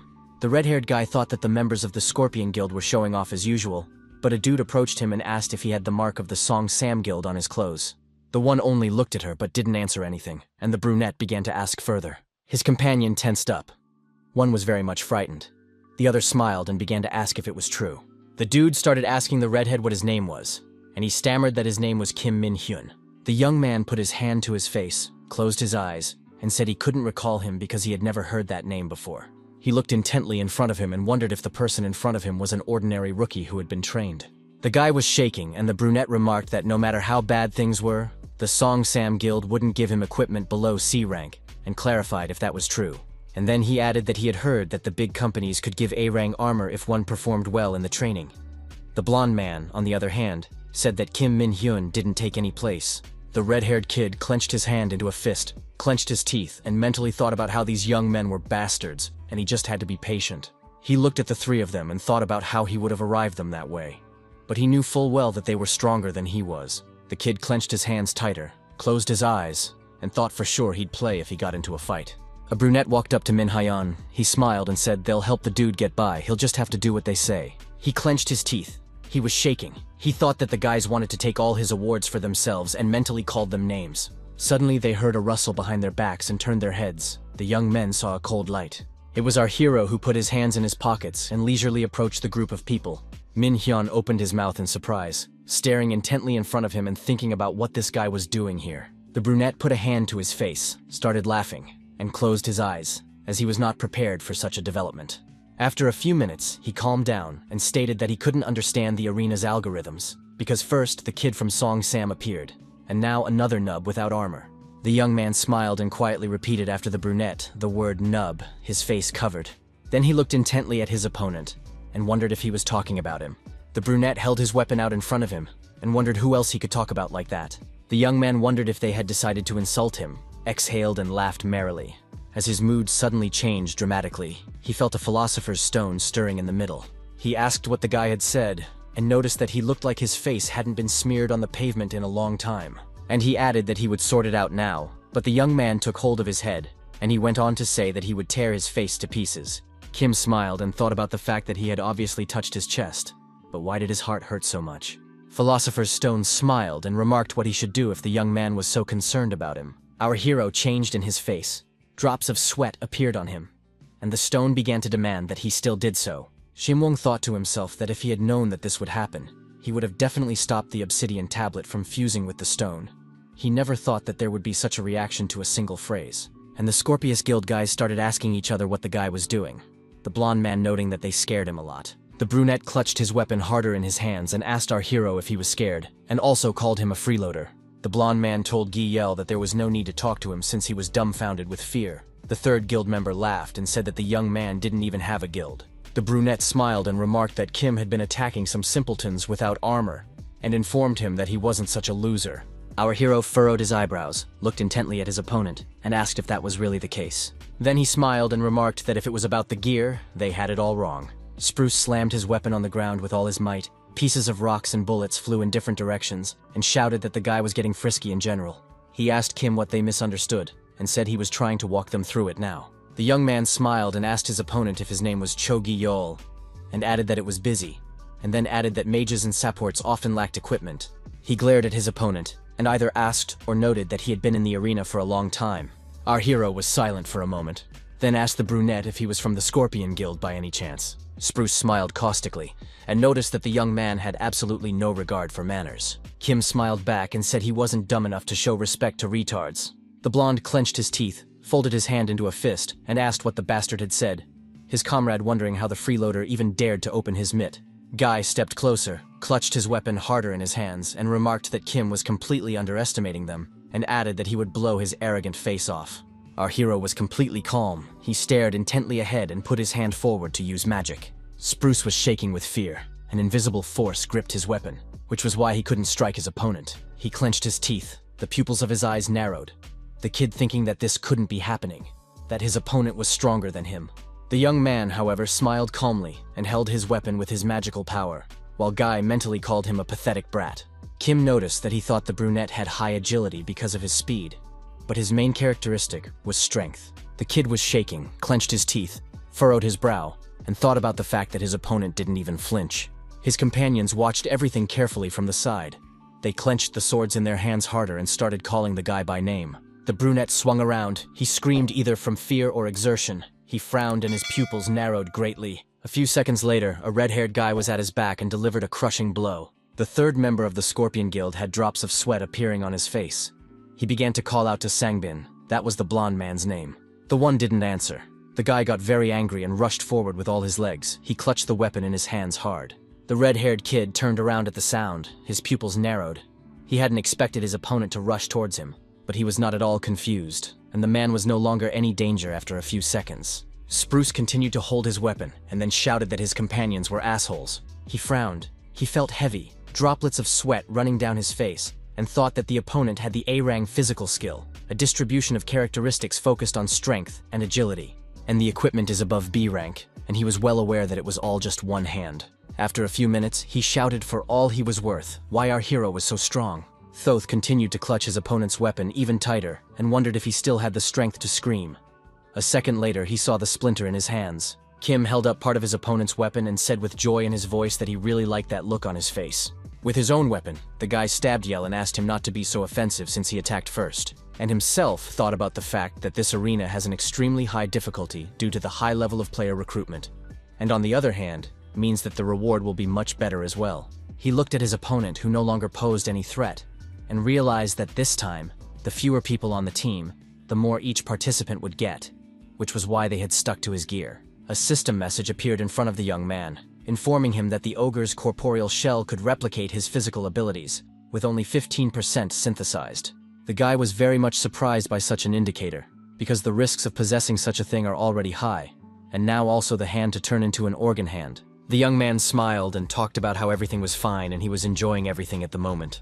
Just a few seconds later, his expression changed. He looked away and opened his mouth in surprise. Kim saw the red-haired guy and asked if he was the last participant. He answered in the affirmative. Our hero asked if they had seen each other before, and added that the kid seemed familiar to him. The latter replied that they had met in training. The young man opened his eyes wide, frowned, and asked if he and the dude were fighting near the river. The one replied that his name was Kim Min-hyun. He was from the Sung Sam Guild, and would be happy to work together with the guy. Shing-mong's pupils narrowed. Droplets of sweat ran down his face, and he interrogated which guild the red-haired man was from. And he himself thought about the fact that the guild in question belonged to Yu Jung, the beautiful blonde. He pressed his lips together, frowned and stared intently, and waited for the young man's response. That one felt awkward and asked if maybe he had said something wrong, and Min Hyan also had drops of sweat appearing on his face. Our hero laughed and replied that nothing was wrong. He was just thinking for a moment. He shook the kid's hand and said they'd do a good job, and the redhead asked if it was just the two of them, and added that the mode requires 5 players, to which Kim replied that those 3 died after distribution, so the system won't pick up new ones. Min frowned. Drops of sweat appeared on his face. He couldn't understand anything and shouted that there was no such thing. There were system messages. one reporting that all participants had been allocated, and another that the arena was opening. From the third message, the young people learned that there was a limit, and it was 30 minutes. Min opened his mouth in surprise, and our hero was surprised and very much upset at such news. The guys were very confused, and for a while they just stood there silent. Then Kim said they should hurry up. They already have few players compared to other teams. His partner agreed. A system message appeared, alerting them that the constellation of Zeus was watching them, and the constellation of Baphomet was very pleased with them. The young man opened his mouth in surprise and thought of Zeus still watching him, and now Baphomet as well. He was very curious as to why. After all, he wasn't even that high-ranked and was just being tested. So why were these two constellations watching him? A message alerted that usually constellations don't even always watch for funded players. And a second announced that their target was a goblin fortress. After a while, the guys read that they needed to clear the area by any means necessary in the time limit. They had 29 minutes and 59 seconds left. The boys were not prepared for such a development. They were surprised, and Moon clenched his teeth and wondered what kind of fortress this was. Commonly referred to as a checkpoint, this bridgehead varies slightly in surroundings and shape depending on the map, but it is built like a fortress with a bridge. The guy asked what the fortress was doing here, since checkpoints usually appear at platinum rank or higher, and he himself was thinking about the fact that the trio from the Scorpion Guild had originally surpassed the testing level. If you think about it like that, everyone here was of high level, so such a thing was quite realistic. He wondered if it was fair here. This could be a special beachhead just for them. The young man looked up and thought the reward would be generous, and it was only to their advantage. The guy smiled and wondered if this was the way it turned out. He would deal with them and all the rewards. But something distracted him. He called out to Kim Min-hyun and started apologizing to him. He opened his eyes wide and couldn't understand what was going on. Shimwong smiled and asked his partner if he wanted to rack up more kills. The one scratched his head and replied that he didn't want to, as he had just finished his training and goblins were too much for him, and added that he was sorry he was so useless and would rather collect the rewards carefully. Our hero smiled, agreed, and offered to come up with a joint strategy, and added that he could take all the kills for himself. One of the goblins had a snide smile that showed sharp teeth. He laughed and remarked that it was time for a shift change. His partner said he hated standing guard as it was boring. The monster replied to stop saying stupid things as their boss wasn't in the mood. And in the meantime, very interesting events were happening. Someone was coming down to the goblins in a lilac cloud. One of the goblins laughed and remarked that the idiots would be violated, but his partner only smiled. He didn't have time to say anything, as someone swiftly descended on neither goblin from on high. A system message appeared in front of the guy. It showed the characteristics of the Black Panther shell. It was 12% synthesized and Kim could use them. The young man had read the characteristics very carefully, and the goblins posed no danger. He couldn't even think that they wouldn't notice anything, as they were usually very sensitive to sounds. And he himself said that transforming multiple body parts is a difficult task. Philosopher's Stone remarked that the very fact that he was doing it at all was insane. A red-haired kid came up to the young man and wanted to say something, then asked if they were sure they could handle it since there were only two of them. Kim smiled and said that he had scouted the area from the ambush and added that the goblins only had rocks and poison arrows as weapons. He noticed that the monsters wouldn't be able to pierce his partner's armor, and the most important thing was to stick to the plan, and then definitely everything would be fine. Min smiled and replied that he understood, but you could still see that he was nervous. The young man took a few steps forward and told his partner to follow him as well, and the boys set off towards the huge doors of the fortress, Min-hen walking a little behind. The goblins sat around the fire, eating the meat, saying it was delicious, and noting that it had been a long time since they had eaten such goodies. One of the monsters froze with a piece of meat in its teeth. It heard some incomprehensible sounds. The red-haired young man clutched his weapon harder in his hands and ran forward, pupils screaming. The goblins started yelling that they had people coming in and yelled for all their might that it was an attack. Then one of them clenched his teeth, smiled, and said that there was only one person, so there was no cause for concern. Then the monster added that this man had definitely lost his mind and pointed a slingshot at him. And the goblins started throwing stones at the kid, but he was dodging and swearing. Hen frowned and shouted, "Is that really all?" as not a single stone hit him. The same ones pointed various weapons at the guy and shouted that people wouldn't get through to them. They started running towards the young man and shouted that he was trapped. The boy clutched his huge sword in his hands and was ready to fight the goblins who were rapidly approaching him. He simply waved his hand with his weapon, doing so erratically as the monsters were already almost beside him. Min stared intently in front of him. His pupils narrowed very much. He also frowned his forehead. He thought about the blind spot here. He swung his sword at random and realized that there was only a little bit left. And when the goblins were already near him, the boy shouted with all his might for everyone to come to him. He looked up and started yelling it was about time. He looked very confused and scared, as suddenly everything lit up with a bright yellow light. It was our hero taking advantage of the lightning and Astraf. The goblins began to burn alive while screaming furiously in pain and incomprehension of what had happened. And Kim stood nearby, holding his weapon and watching intently. There were only charcoals left of the monsters, and it was all thanks to the Astraf. The guy squeezed the hand he was in harder. System messages appeared in front of him.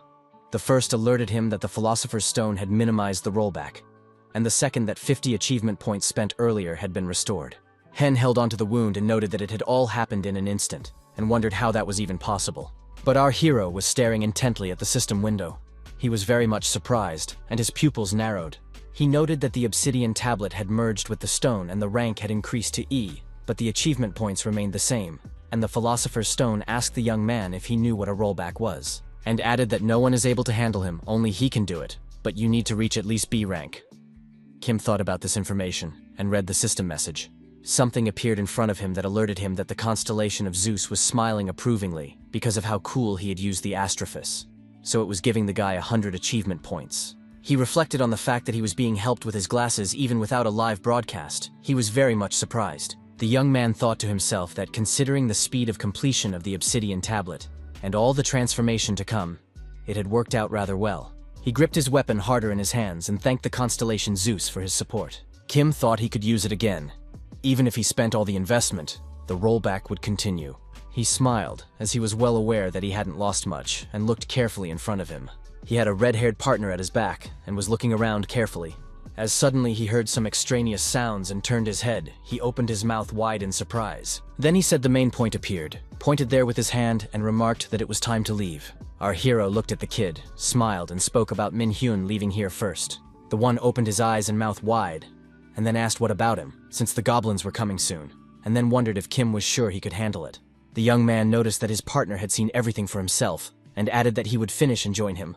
The redhead only opened his mouth in surprise, drops of sweat appearing on his face, but he remained silent. After a few minutes, he came to his senses and shouted to the guy to be sure to look into their guild, as they would be sure to repay the kindness. Kim walked forward, and the dude repeated his request again, and also yelled that he thanked him for everything. And the goblins clutched their weapons harder in their clutches. They were shaking with either fear or anger. Our hero clasped his hands together and noticed that it was time to finish what he had started. After a few seconds, a huge axe appeared in front of him. He began to look at it as he didn't realize who it belonged to. Suddenly he heard some sounds and turned his head at the noise and looked around. The guy saw a huge silhouette in front of him. The creature's eyes were burning and sharp fangs were visible. The monster growled, threw stones at the young man and gradually approached him, while Kim dodged as best he could. The goblins were very excited. They were jumping and laughing as they saw their boss. The guy, however, stared at him intently and opened his eyes wide in surprise, his pupils narrowing very much. He saw a huge, burly monster walking leisurely toward him, clutching a weapon in its hand. The huge metal axe belonged to a large monster. Kim could see that. The monster approached leisurely. It bared its huge, sharp teeth and roared as it did not expect to see a human here. The young man clenched his hands into fists and thought about the hobgoblin in front of him and wondered why he was here. He remembered the system message that the target area was the bridge that was engulfed by the goblins. Kim stared intently at his opponent while a myriad of thoughts swirled in his head. And after a while, he came to the conclusion that most likely that message meant that the fortress had been taken over by goblins. Hobgoblins, creatures that arise when elite goblins are affected by dark energy. And since the captured fortress is filled with this energy, their appearance is inevitable. The guy thought that even with a high MMR, isn't it too much to take on and destroy a hobgoblin? And you need at least platinum level to do that.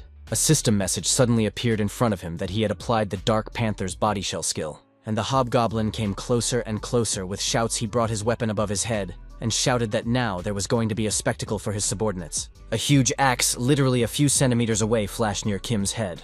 The enemy didn't stop. The guy fell to the ground and thought about whether it wasn't all too easy. He dodged as best he could, as he realized that the hobgoblin's physical abilities were inferior to the actual abilities of such creatures. Then the young man smiled, and mentally considered whether it was unfair. It seemed to him that they had some sort of conscience. Achievement points can be a waste of time, just in case they should be taken off properly, and Kim began to summon the Philosopher's Stone. The latter responded by waiting for him. Suddenly there was a system message that the constellation of Baphomet was frowned upon due to Zeus's constant lightning strikes. The guy froze in place. His pupils narrowed very much from bewilderment, and he began to think about investments. The system message appeared again. alerting that the constellation of Baphomet was expressing displeasure, pointing to the obsidian tablet. Kim reread it carefully and couldn't understand why this was suddenly happening. Meanwhile, the hobgoblin did not calm down. He screamed like a madman and his eyes glowed with hatred. Our hero stared intently in front of him and understood perfectly well that something must be done. So he began to attack the enemy. The monster roared, and the guy thought about how the hobgoblin was very dangerous even in a relaxed state. A message appeared again, announcing that the constellation of Baphomet had assigned a mission. The young man read it carefully. He opened his eyes and mouth wide with astonishment. He read that the constellation of Baphomet has a lot of resentment over his use of Zeus's lightning bolts. So he needs to defeat the hobgoblin boss using human fusion. The monster screamed like a madman. And from the next message, Kim learned that he would be rewarded with 500 achievement points. The monster began to attack him, and the young man shouted that he had only gotten 500 achievement points for the mission. It was too little. But the guy smiled and thought about the fact that it was already a matter of principle, and remembered that he was, in fact, an alchemist. Our hero looked up, raised his hands, and with a smile on his face announced that he was accepting the mission. Literally seconds later, a system message appeared and notified him that the constellation of Baphomet was expressing joy. The guy pressed his lips together and stared intently in front of him as the messages began to appear again. The first about the constellation of Zeus expressing displeasure, and the second that the constellation of Baphomet was furious. It threatened to visit Olympus. Kim couldn't immediately understand what was happening, and the exertion made drops of sweat appear on his face. A message popped up and he read that the constellation Zeus was shaking his head and saying that Baphomet never changes. And from the second one, the guy learned that the constellation Zeus had backed off after all. The young man stood confused and could not understand what this atmosphere between the constellations was. The hobgoblin screamed for all his might, screaming at how a human could mock him. The same answered nothing, looked at his hand and said that it was about human fusion. He turned his head, looked at his opponent, and said with a smile that nothing was impossible. And just a few seconds later, it lifted off the ground and flew upward like a bird. He approached the monster, but the monster did not stand still, but ran towards the guy with all his might. Our hero's hands were clenched into fists, and he saw with the corner of his eye the message that he had applied the skill body shell ogre. And he struck with all his might, but the hobgoblin had time to cover himself with his shield, so he was not harmed. The monster frowned and said that the person in front of him was a man with iron nerves. And then, unexpectedly for the lad, grabbed his head with a huge paw and squeezed it very hard. The hobgoblin laughed merrily. He already felt victorious, and continued to squeeze Kim's head harder and harder. The goblins, who were standing off to the side and watching everything, began to laugh and said things about the man being trapped. They said their boss was the best and each fired their guns. Our hero, on the other hand, was cleaning up as best he could, and even managed to look around through his paw. He wanted to see what was being done around him. And at the same time, wooden sharp needles flew into his back and dug into his skin. The kid screamed in pain. The hobgoblin was very much pleased with himself. He laughed and asked what the man would do now, for it was a little difficult for him to move. He began to squeeze Kim's head harder, and then said that humans are such weak creatures. The monster frowned and said through its teeth that the young man was so insignificant to have fallen for a simple trick, and had no defense against the paralyzing poison. He raised the hand that held the weapon and told the guy that he would start by chopping off all of his limbs. The young man answered nothing, and with his hand clutched the monster's huge paw that held his head. He couldn't understand what was going on and began to stammer some words. Drops of sweat appeared on the hobgoblin's muzzle. He remarked that this was all impossible and a normal human couldn't do this. The message that he had used the ogre's corporeal shell appeared before our hero again. As the monster suddenly screamed as if furious, the arm he was holding the guy with cracked. He began to scream as if frantic with pain as well as not understanding what was happening. The young man looked down at him and remarked that goblins were such weak creatures, and wondered if the man thought he would fall for such a simple trick. His eyes burned with hatred, and the young man clarified with the monster if he had any objections. The one clenched his teeth, breathing hard with anger, couldn't say anything to his opponent. The guy didn't think for a long time and hit the monster with all his might, and he sprawled on the ground. The goblins were shaking with fear. They asked each other how this could have happened. They also wondered if their boss was alive. And a message appeared in front of Kim that the Baphomet constellation's mission had been accomplished. He also read that he had received 500 achievement points, and that the Baphomet constellation was satisfied with the use of human fusion. But that wasn't all. The guy read that he had additionally gotten 500 achievement points. The next message alerted the young man that he had defeated the secret hobgoblin boss single-handedly, and was rewarded with 500 achievement points. Kim said that the secret boss was probably not created just to be defeated. A system message alerted that the galactic arena that had previously discussed him was surprised by his achievement. And from the second he learned that the constellation of Baphomet was taunting. There were a lot of messages near the guy, and he was thinking about the fact that it was probably his personality that was being discussed. Now that he thinks back on it, something similar had already happened when he created the obsidian tablet. Kim thought about the attention of the galactic arena. That was probably a good thing rather than a bad thing. He raised that this is likely a positive, as she always maintains a clear balance between risk and reward. The lad looked ahead at the light and reflected on the fact that as it was, there was nothing he could do now, for it was time to go after his reward. The young man stared intently in front of him. The light from the system message reflected on his face. From it, he learned that the rental stage of the tainted goblin fortress had been successfully completed, while the second notified him that Kim had single-handedly defeated all the enemies in a co-op playthrough with another player. The young man had read that rewards for successful completion were accrued based on results, and the linked trait Philosopher's Stone received a portion of experience points. Messages appeared one after another. He learned that the level had been raised to 4, and the level of the Philosopher's Stone had been raised to 2. Kim also read that he was given a reward called the Hobgoblin Battle Axe, and that he got the victory over the hidden boss alone. The next system message alerted the guy to the fact that he'd still gotten the monster's poison serum as a reward. He opened his mouth and eyes wide with surprise and shouted that he had so many awards. But the messages didn't stop. One alerted that he had completed a hidden achievement, and another that he would receive 1,000 achievement points. The young man didn't avert his eyes. He laughed and asked if the reason was because it was the first boss, and then added that the rewards were incredible, and demanded that a status window appear in front of him, which he began to familiarize himself with very carefully. A smile appeared on our hero's face, and he said that with such rewards, he would quickly gain 10,000 points. He wondered if 10,000 points would be enough for the Philosopher's Stone to synthesize an obsidian tablet. The stone replied that the requirements would vary. Kim looked at the system message and thought that the price was going up with each update, so investments should be made cautiously. He looked at his hand and knew full well that there was no avoiding the investment. But unlike consumables such as the Astraph, the obsidian tablet was permanent. Guy knew that once created, it could be used without restriction and had the power to change a person. The young man recalled dealing with the hobgoblin, and the Philosopher's Stone said that for the second stage of synthesis, the growth rate of 20% would apply even if he had a lot of points.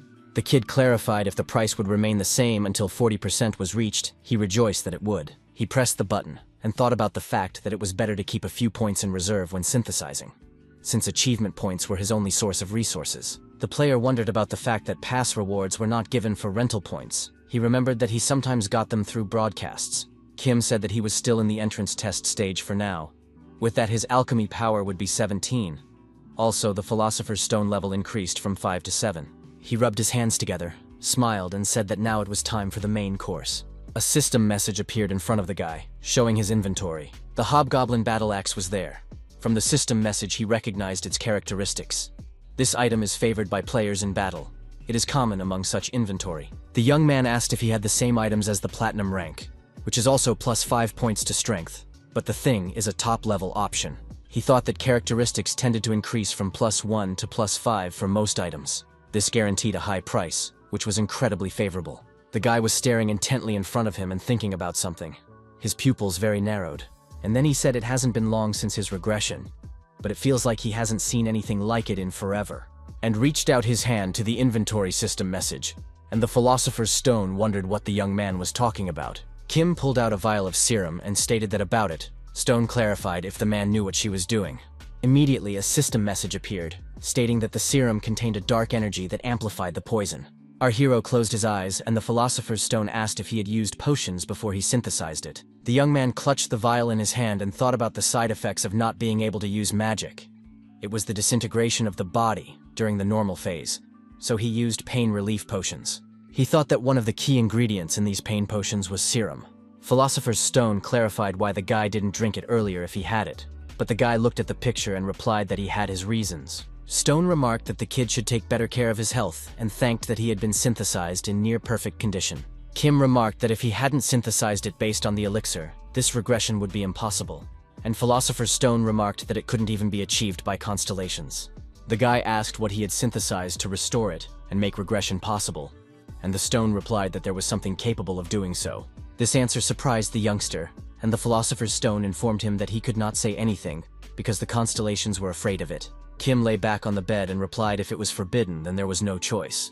Stone was surprised that he gave up so quickly, but the kid remarked that there was no point in questioning at all. Philosopher's Stone remarked that the galactic rental would get him in trouble for mentioning it. They're scrambling his message, and then clarified what the dude would do with the serum.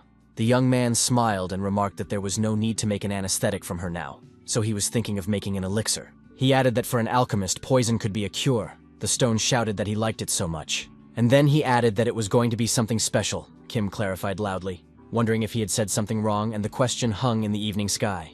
The next day the guy went to town. He looked up and noted that the place hadn't changed. Philosopher's Stone remarked that this was indeed the case, and asked if this place was called the Player's Hideout. And the young man replied that it was called the Galactic Agora. Stone asked if this was the building to which the arena had been given, and the young man replied that the Galactic Arena directly controlled the broadcast channels. Here someone approached our hero asking if he was awakened, a question that surprised him greatly. The girl laughed and remarked that there was a short check to be made and asked if he could put the vessel in his inventory and then bring it back again. The young man agreed to this request and did as the stranger commanded. She reported that everything checked out, thanked him for his cooperation, and gave the guy a wristwatch, and he thought they hadn't seen each other in a while. The kid looked at the watch and thought about the fact that it had features such as saving personal account records, transfer history, and data. It was a kind of advanced artifact. The girl clarified if it was the young man's first time at the Galactic Agora, and if he needed to explain how the watch worked. The young man replied that it was fine, and he had used it before. Stone noticed there were a lot of people in the room and asked if everyone was a player. Kim replied that some might be awakened, and you can't come in here without inventory. Toth clarified where they were going, and the guy pressed the elevator button and replied that it was to an area where players exclusively buy, and he had something for sale. After a while, the elevator doors opened and the young man saw the players in front of him. He walked into the middle as the elevator moved. He heard a guy ask his opponent if he had heard about the new batch of Awakening Academy students. The guy replied that he had heard that those were the best of them all, and he added that Kim Si-hek and Lee Yu-jung are special because they passed the diamond and are now the best. They talked amongst themselves for a long time as the elevator announced that they were on the 4th floor and the doors opened. Kim came out and heard one of the guys say he was jealous because some players get stuck on gold for 4 whole years. The Philosopher's Stone laughed at first, but then he noticed that there were a huge number of stores around, and asked if they sold and bought ore here. The guy replied that there were far more guild stores than private ones, and the Stone asked why the guy was trying to sell here and not at auction. Our hero looked at the system message that appeared in front of him, and replied that it was almost impossible to sell something that fell under the category of school uniforms at auction. And he added that most of the prices were not set, and thought to himself that it was easier to deal with the big dealers. He walked into the middle of a small store, and the salesman behind the counter greeted him. The young man thought about how big corporations, it's a whole other level, they're so clean and classy. The man squinted his eyes, smiled, and asked if the young man was looking for something specific. Our hero smiled back and said he was here for sale, and the salesman stared at him questioningly. Then he talked about how they hadn't had someone come to them to sell something in a long time, and then asked what the guy wanted to sell, and the guy put a hobgoblin battle axe on the counter. The salesman immediately grabbed the weapon in his hands and began to take a closer look. He realized what it was, and added that the axe also came with high-level options. The young man replied that this was indeed the case and inquired if it could be sold now. The man smiled and indicated that it was possible, and then pointed to his watch and noted that it showed the latest trade prices and details of a hobgoblin battle axe in the Galactic Agora. Kim opened his mouth in surprise as his weapon could be sold for 42 million won. Yesterday it was sold for 38, but it had a strength of +4. The salesman corrected his pince-nez and asked if he could ask where the guy got the axe. He opened his mouth in surprise, and the man noticed that he was a professional player. But the young man didn't look like a high-level player. He frowned, looked intently at the young man and asked him what level he was. He replied that he was level 7, and thought to himself that the salesman was suspicious. The man rubbed the bridge of his nose and asked if the guy wanted the full amount in cash rather than on a credit card. Kim said the seller probably misunderstood him, and remarked that he got the weapon as a reward in the arena. The one pointed his finger at the topple and clarified if the young man at level 7 had obtained an item that only fell out with a platinum rating. Our hero started to answer something, but the man ran up to the panic button and put his hand on it, and then remarked with a smirk that if he pressed it, security would arrive, and the owner of the stolen item would be found immediately. He smiled at Kim and said that people like him usually had some sort of misfortune, and added that he would help him, and said that if the guy sold for 10 million won in cash, he wouldn't press the panic button. And the guy started shaking with anger. The salesman smiled and noted that he would keep it a secret. He reached forward and indicated that it was time to choose. The youngster rubbed his forehead with his hand and couldn't believe what he had just heard, and asked the man if he was mocking him. Just as someone approached him and noticed that the salesman was telling a rather interesting story, the men turned their heads and saw Lee Yu-jung, who said that the salesman had gotten very bold. The girl opened a can of drink and handed it to our hero. The young people were sitting in the park on a bench. The young man looked at the girl's hand and thought about the fact that it was the same hand. 9 years ago, Yu Jung's bloody hand was holding a huge bloody hammer. Kim thought she had smashed the head of her grandfather, Chairman Lee Sung-chol, with that hammer. It was a nightmare. At that time, not only the chairman but also several high-ranking officials were killed, and this case could be considered a turning point on South Korea's path to the end. He thought back to that silhouette and wondered why it had all happened, and it was unsettling. The guy thought about the picture that came on his phone then, and remembered the shock he had been in that day. He reflected on the fact that the girl that day was nothing like the Yu Jung he knew. The girl said that Big Brother used to really like cider, and then asked if his preference had changed.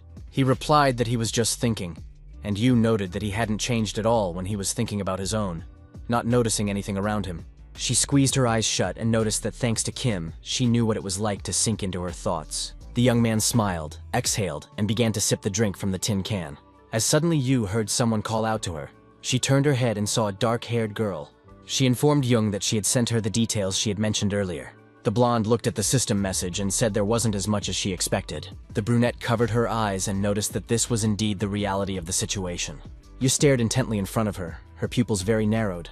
She thought about something, and then declared that it was a beautiful job. She then told Kim that it was the payment for the hobgoblin battle axe she sold.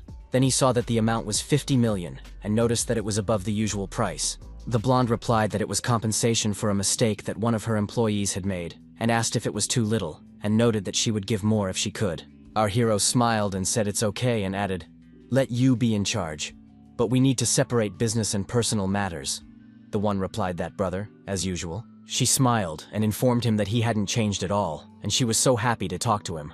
The guy stared at Jung and wondered what it was that had suddenly happened to her.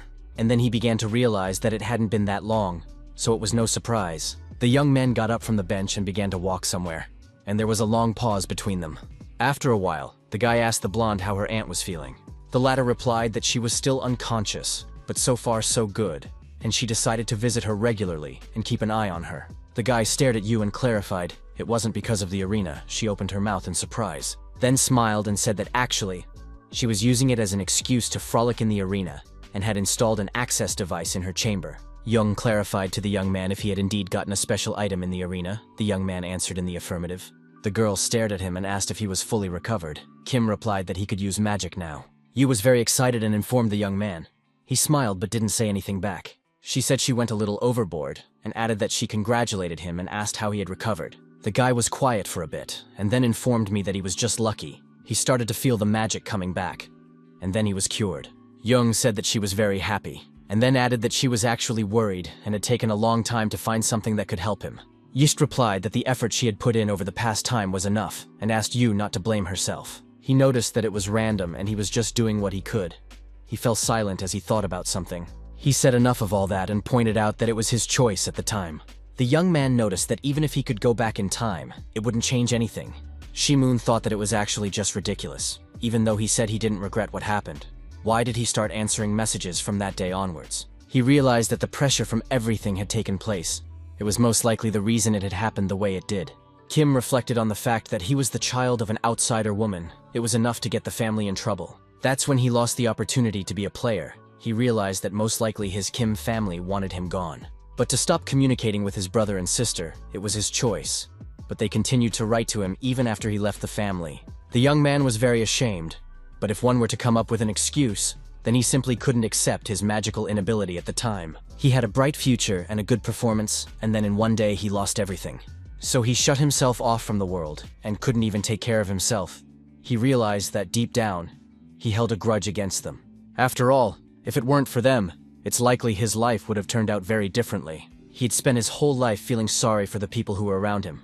There were a lot of thoughts in the guy's head. The young man lowered his head and pressed his lips tightly together. He didn't say anything to the girl, only remained silent.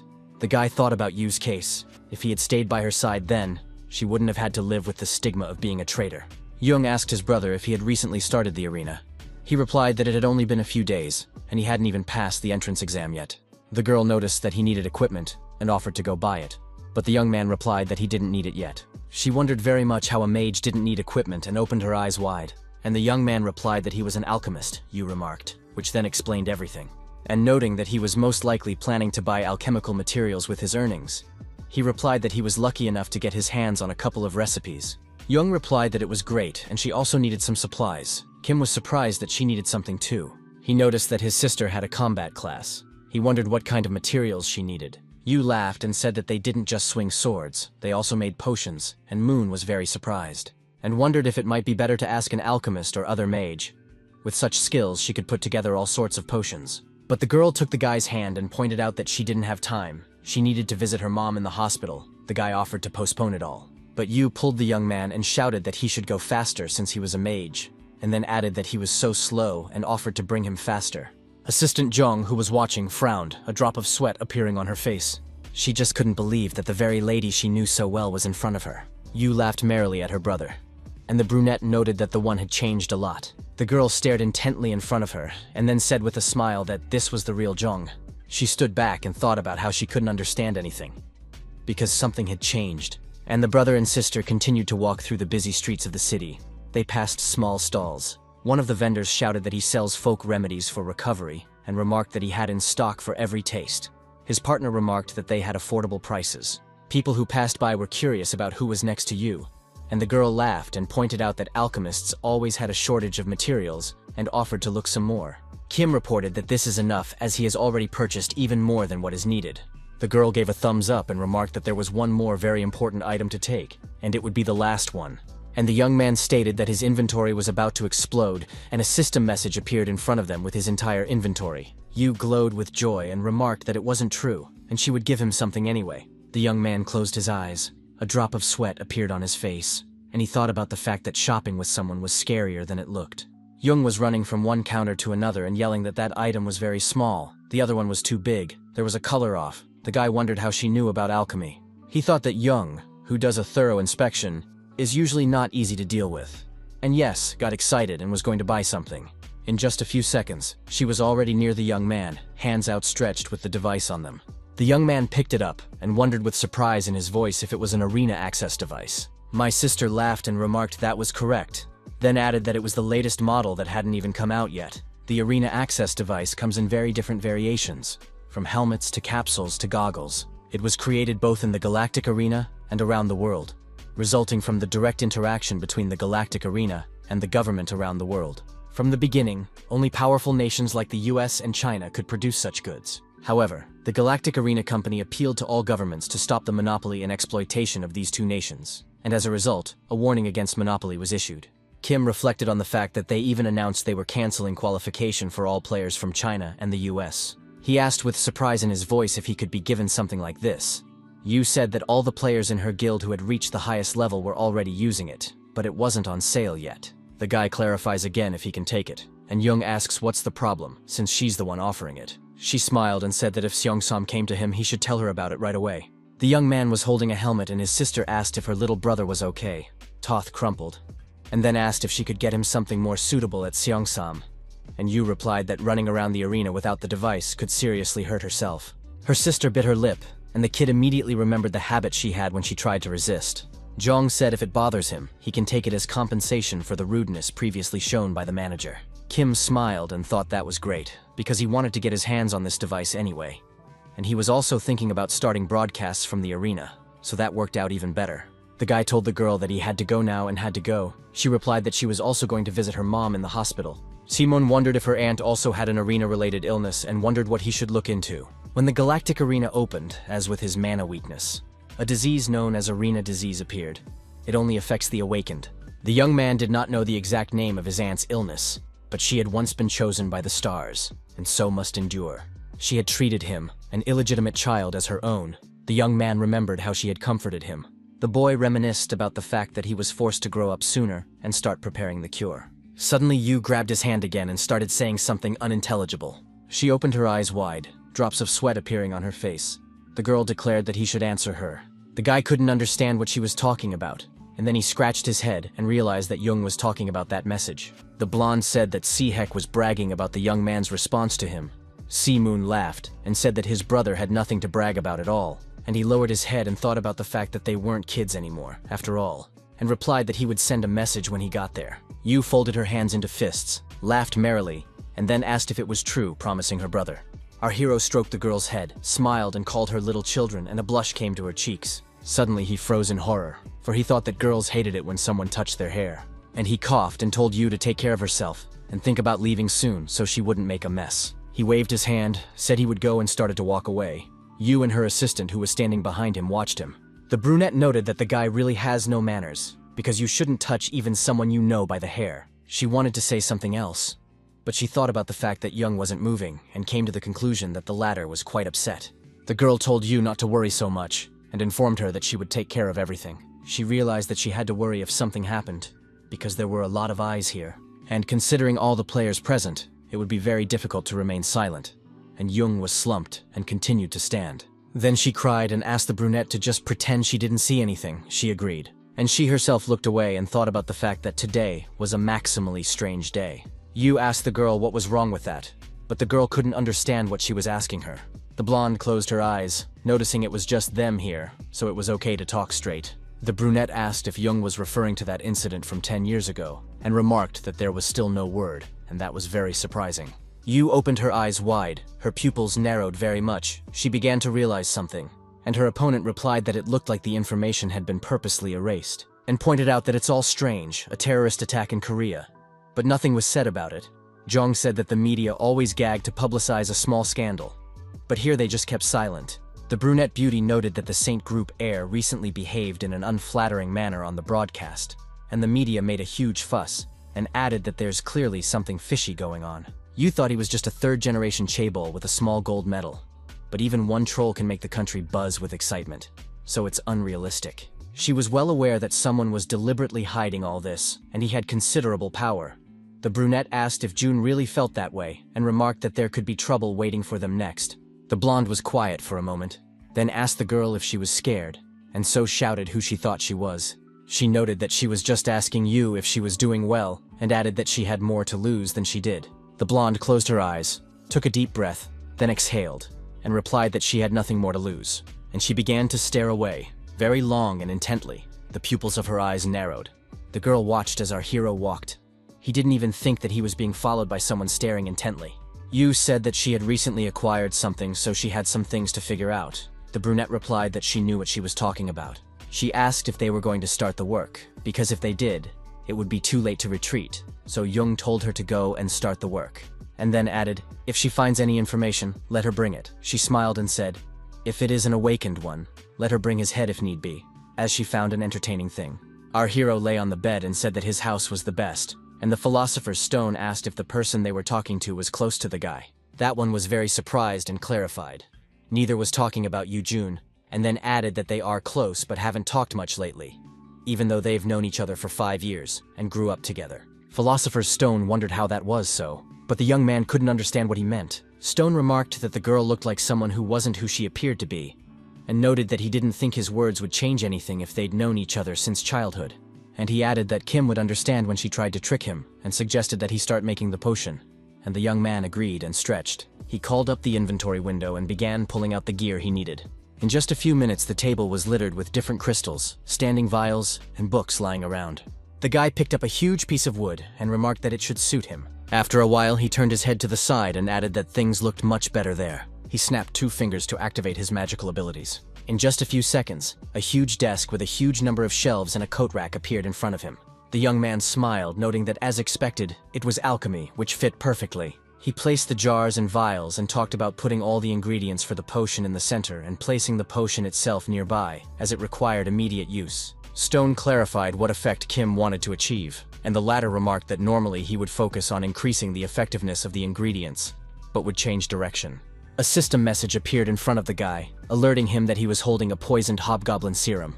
He said that the materials associated with goblins cause paralysis, and the philosopher's stone replied that this is so, because those creatures create poison from their own blood, and added that he would cleanse the poisoned magic first, and clarified if Kim didn't want to face the effects of the bone-destroying poison. He replied that he would focus on the poisoned part. Philosopher's Stone yelled that the guy was crazy, and remarked that goblin magic shouldn't be used, since he wasn't a demon and didn't know basic dark magic, and goblin magic could traumatize his entire body, and added that if something goes wrong, the punishment could be an inability to do magic. Kim put his hand on his chest and told the man not to worry as he had a plan. He smiled and noted that he knew someone who was incredibly good at magic, and offered to create a philosopher's stone by himself, his eyes burning with fire. and asked how he could do such a thing. Stone replied to the young man that he knew how to use his brain. The guy laughed and remarked that he was saying clever things, and his opponent quickly understood the explanation, and asked if this was possible. The philosopher's stone replied that it could not state with certainty, but if they acted as directed, there would be no return.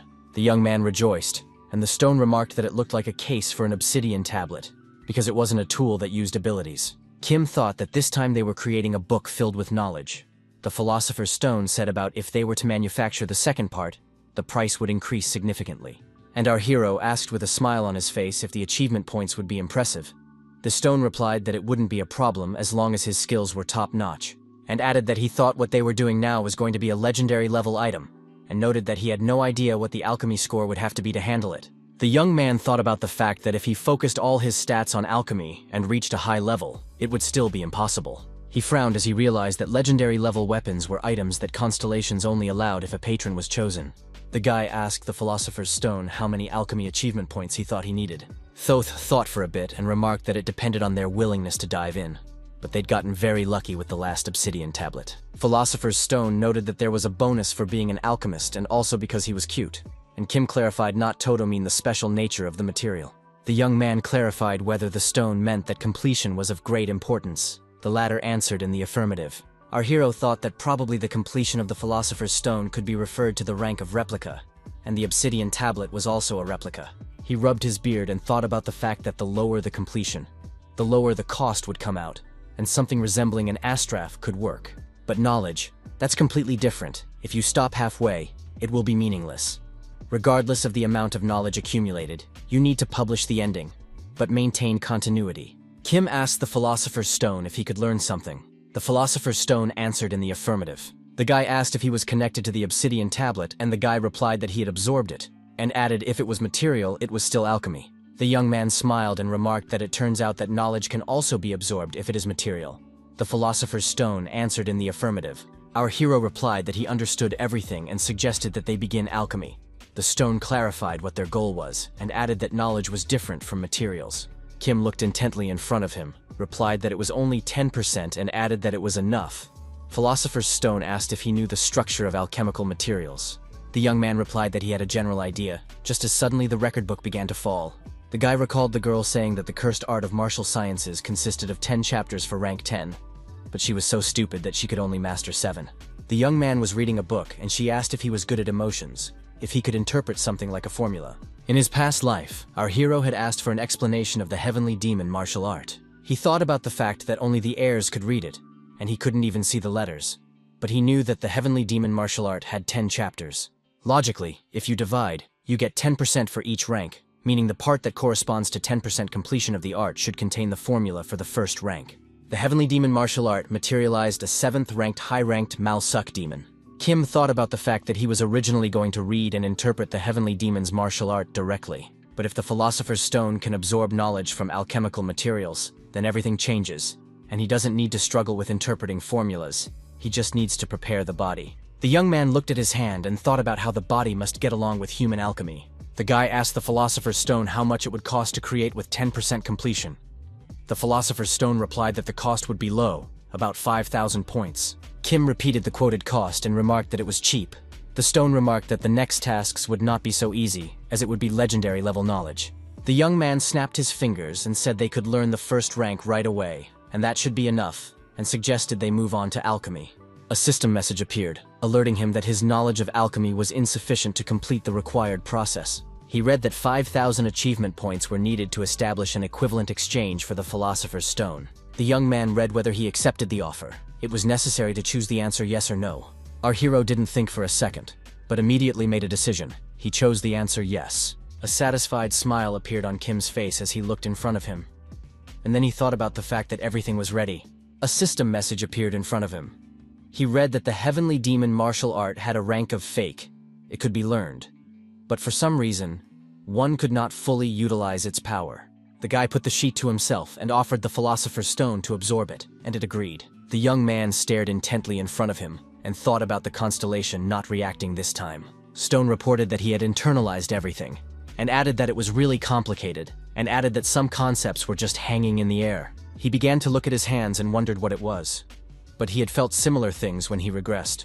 Our hero's eyes began to slowly close. He wanted to say something but couldn't. Suddenly, he was on a green lawn and looked around in surprise. He couldn't figure out where he was. The young man screamed after a while about where he was and what this was all about. Suddenly, he heard a voice behind him say that the guy was finally awake. It was an old man who asked the young man how he was and added that he wondered if his body was okay. The young man stood up and remarked that he was fine. The gray-haired man said that was good, and then added that he didn't look like the typical youth of our day. He waved his hand and told the guy to come closer to him and sit down beside him. In just a few seconds, Kim was beside the old man and fell to his knees in front of him. He wondered how it was that he was instantly in this position. Our hero took a hard look at his opponent, and the puzzles came together. He understood everything, and he himself said he never thought he would meet a constellation in this way, and looked at the old man. The guy laughed and said the guy talks like he knows him, stroked his beard. The young man noted that it wasn't surprising since he had mastered the heavenly demon martial art before being here. The elderly man laughed merrily and remarked that he had asked the question in vain, and added that the young man was right. He was the constellation's celestial demon. A system message appeared in front of Shimong, alerting him that he had met the constellation, and he was the first person to do so, and received 5,000 achievement points. Kim scrutinized the messages and opened his mouth in surprise. He had no words. And from the next system message, the guy learned that the constellation's celestial demon is a very dangerous creature. The young man became very tense, but was warned that they would do their best to ensure his safety, but advised to be vigilant if he tried to provoke him. The messages didn't end there, and from yet another, Kim learned that in case of an emergency, he would be evacuated to the ground immediately. The young man frowned and thought about the system warning him of danger. The old man, on the other hand, smiled evilly, gritted his teeth, and noticed that this was getting out of hand. He started fending off system messages and shouted for them to leave and not disturb him. And the young man thought about the fact that it was Master Viju's apprentice Malsuk. The guy asked his opponent if he had summoned him because of the heavenly demon martial arts. Thoth smiled, stroked his beard, and asked if it was worth getting right down to business, and added that the young ones were all so sassy. But Kim was wrong about one thing, and noted that the one-on-one principle was good, but the heavenly demon's martial art wasn't anything outstanding. And then informed that he was more curious about the other thing, who Shimun really was. The kid opened his mouth in surprise. He lowered his head and inquired what his opponent meant.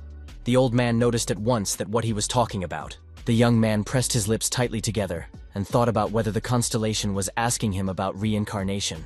He realized that even Zeus and Baphomet didn't know about reincarnation, and now the celestial demon was asking about it. The old man laughed and asked if the guy was trying to seem cool in front of him, and added that he was definitely not stupid. And then asked what Kim knew about him.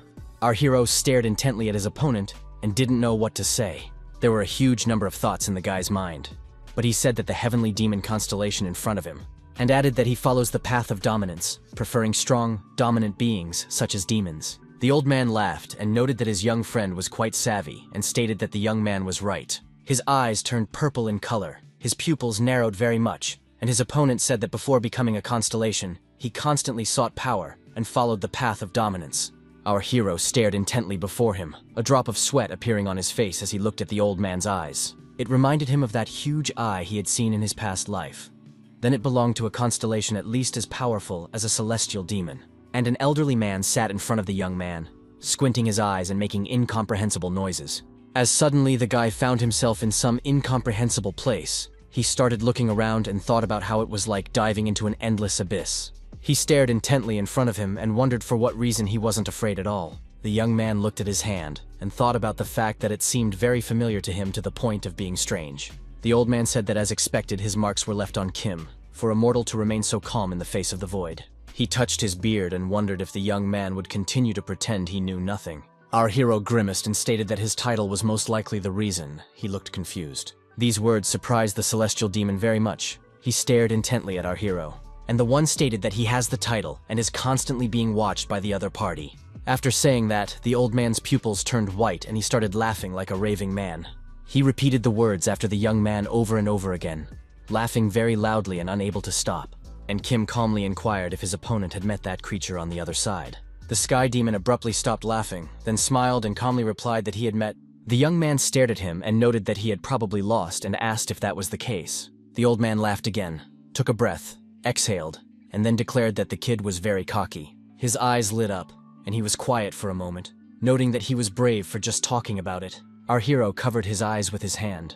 He looked at the celestial demon and thought about the terrifying aura emanating from it. He stared intently ahead, pupils very narrowed, and Kim knew not to worry. After all, if something happens to him, Baphomet won't be left out. The old man started laughing and noticed that now he understood why that constellation was interested in him. He finally realized what that madman was interested in, and remarked that the young man was right, as he had indeed lost, and added that it was very sad but a fact. The celestial demon stated that he was even more intrigued, and then asked what it was about him that caught his attention. He smiled and noted that it had taken a millennium to get him in sight. The guy even asked the old man, but he replied that Kim was a mortal and could hardly understand all this and wanted to say something about that creature, but he was silent. And then he got very angry and started talking and noisy things. Our hero couldn't understand what he meant. System messages began to appear near the celestial demon, but he waved his hand for them to disappear, and then stated that their meeting would end here and called the young man Junior. Shi Meng couldn't understand why his opponent called him that. The old man explained that the guy had inherited a heavenly martial art, and that made the young man his disciple. He turned his back and stated that he had no objections to learning the heavenly demon martial art. The old man turned to Kim again and added that he even welcomed it, for someone who caught his interest was contributing to it, and informed the young man that he was not only his apprentice, and then stated that he had an assignment. Moon looked at his opponent with bewilderment. System messages appeared in front of our heroes. The first that the celestial demon constellation was requesting a quest, and the second that the quest window had been activated. Our hero opened his mouth in bewilderment and read carefully. He thought about what kind of assignment it could be. He perused it and also learned that the reward would be 5,000 achievement points. The old man stroked his beard and asked the young man what he thought about it, and added that the assignment had been shaped according to the system's recommendations. Kim wondered if the man was worthy of the constellation's patronage, and he was still interested in Malsuk. He realized that if he wasn't careful, his actions would affect her future. The old man said the guy must have unique knowledge since he caught his attention, and hoped the guy would fulfill a few conditions. And he added that it would have been much better if the young man had been a woman. This surprised him very much. The heavenly demon said that the girl should be young and beautiful, with a determined character, but a little reckless, because his martial art is very aggressive. The old man kept saying that the girl should have long arms and legs, and he also wanted her apprentice to have fair skin.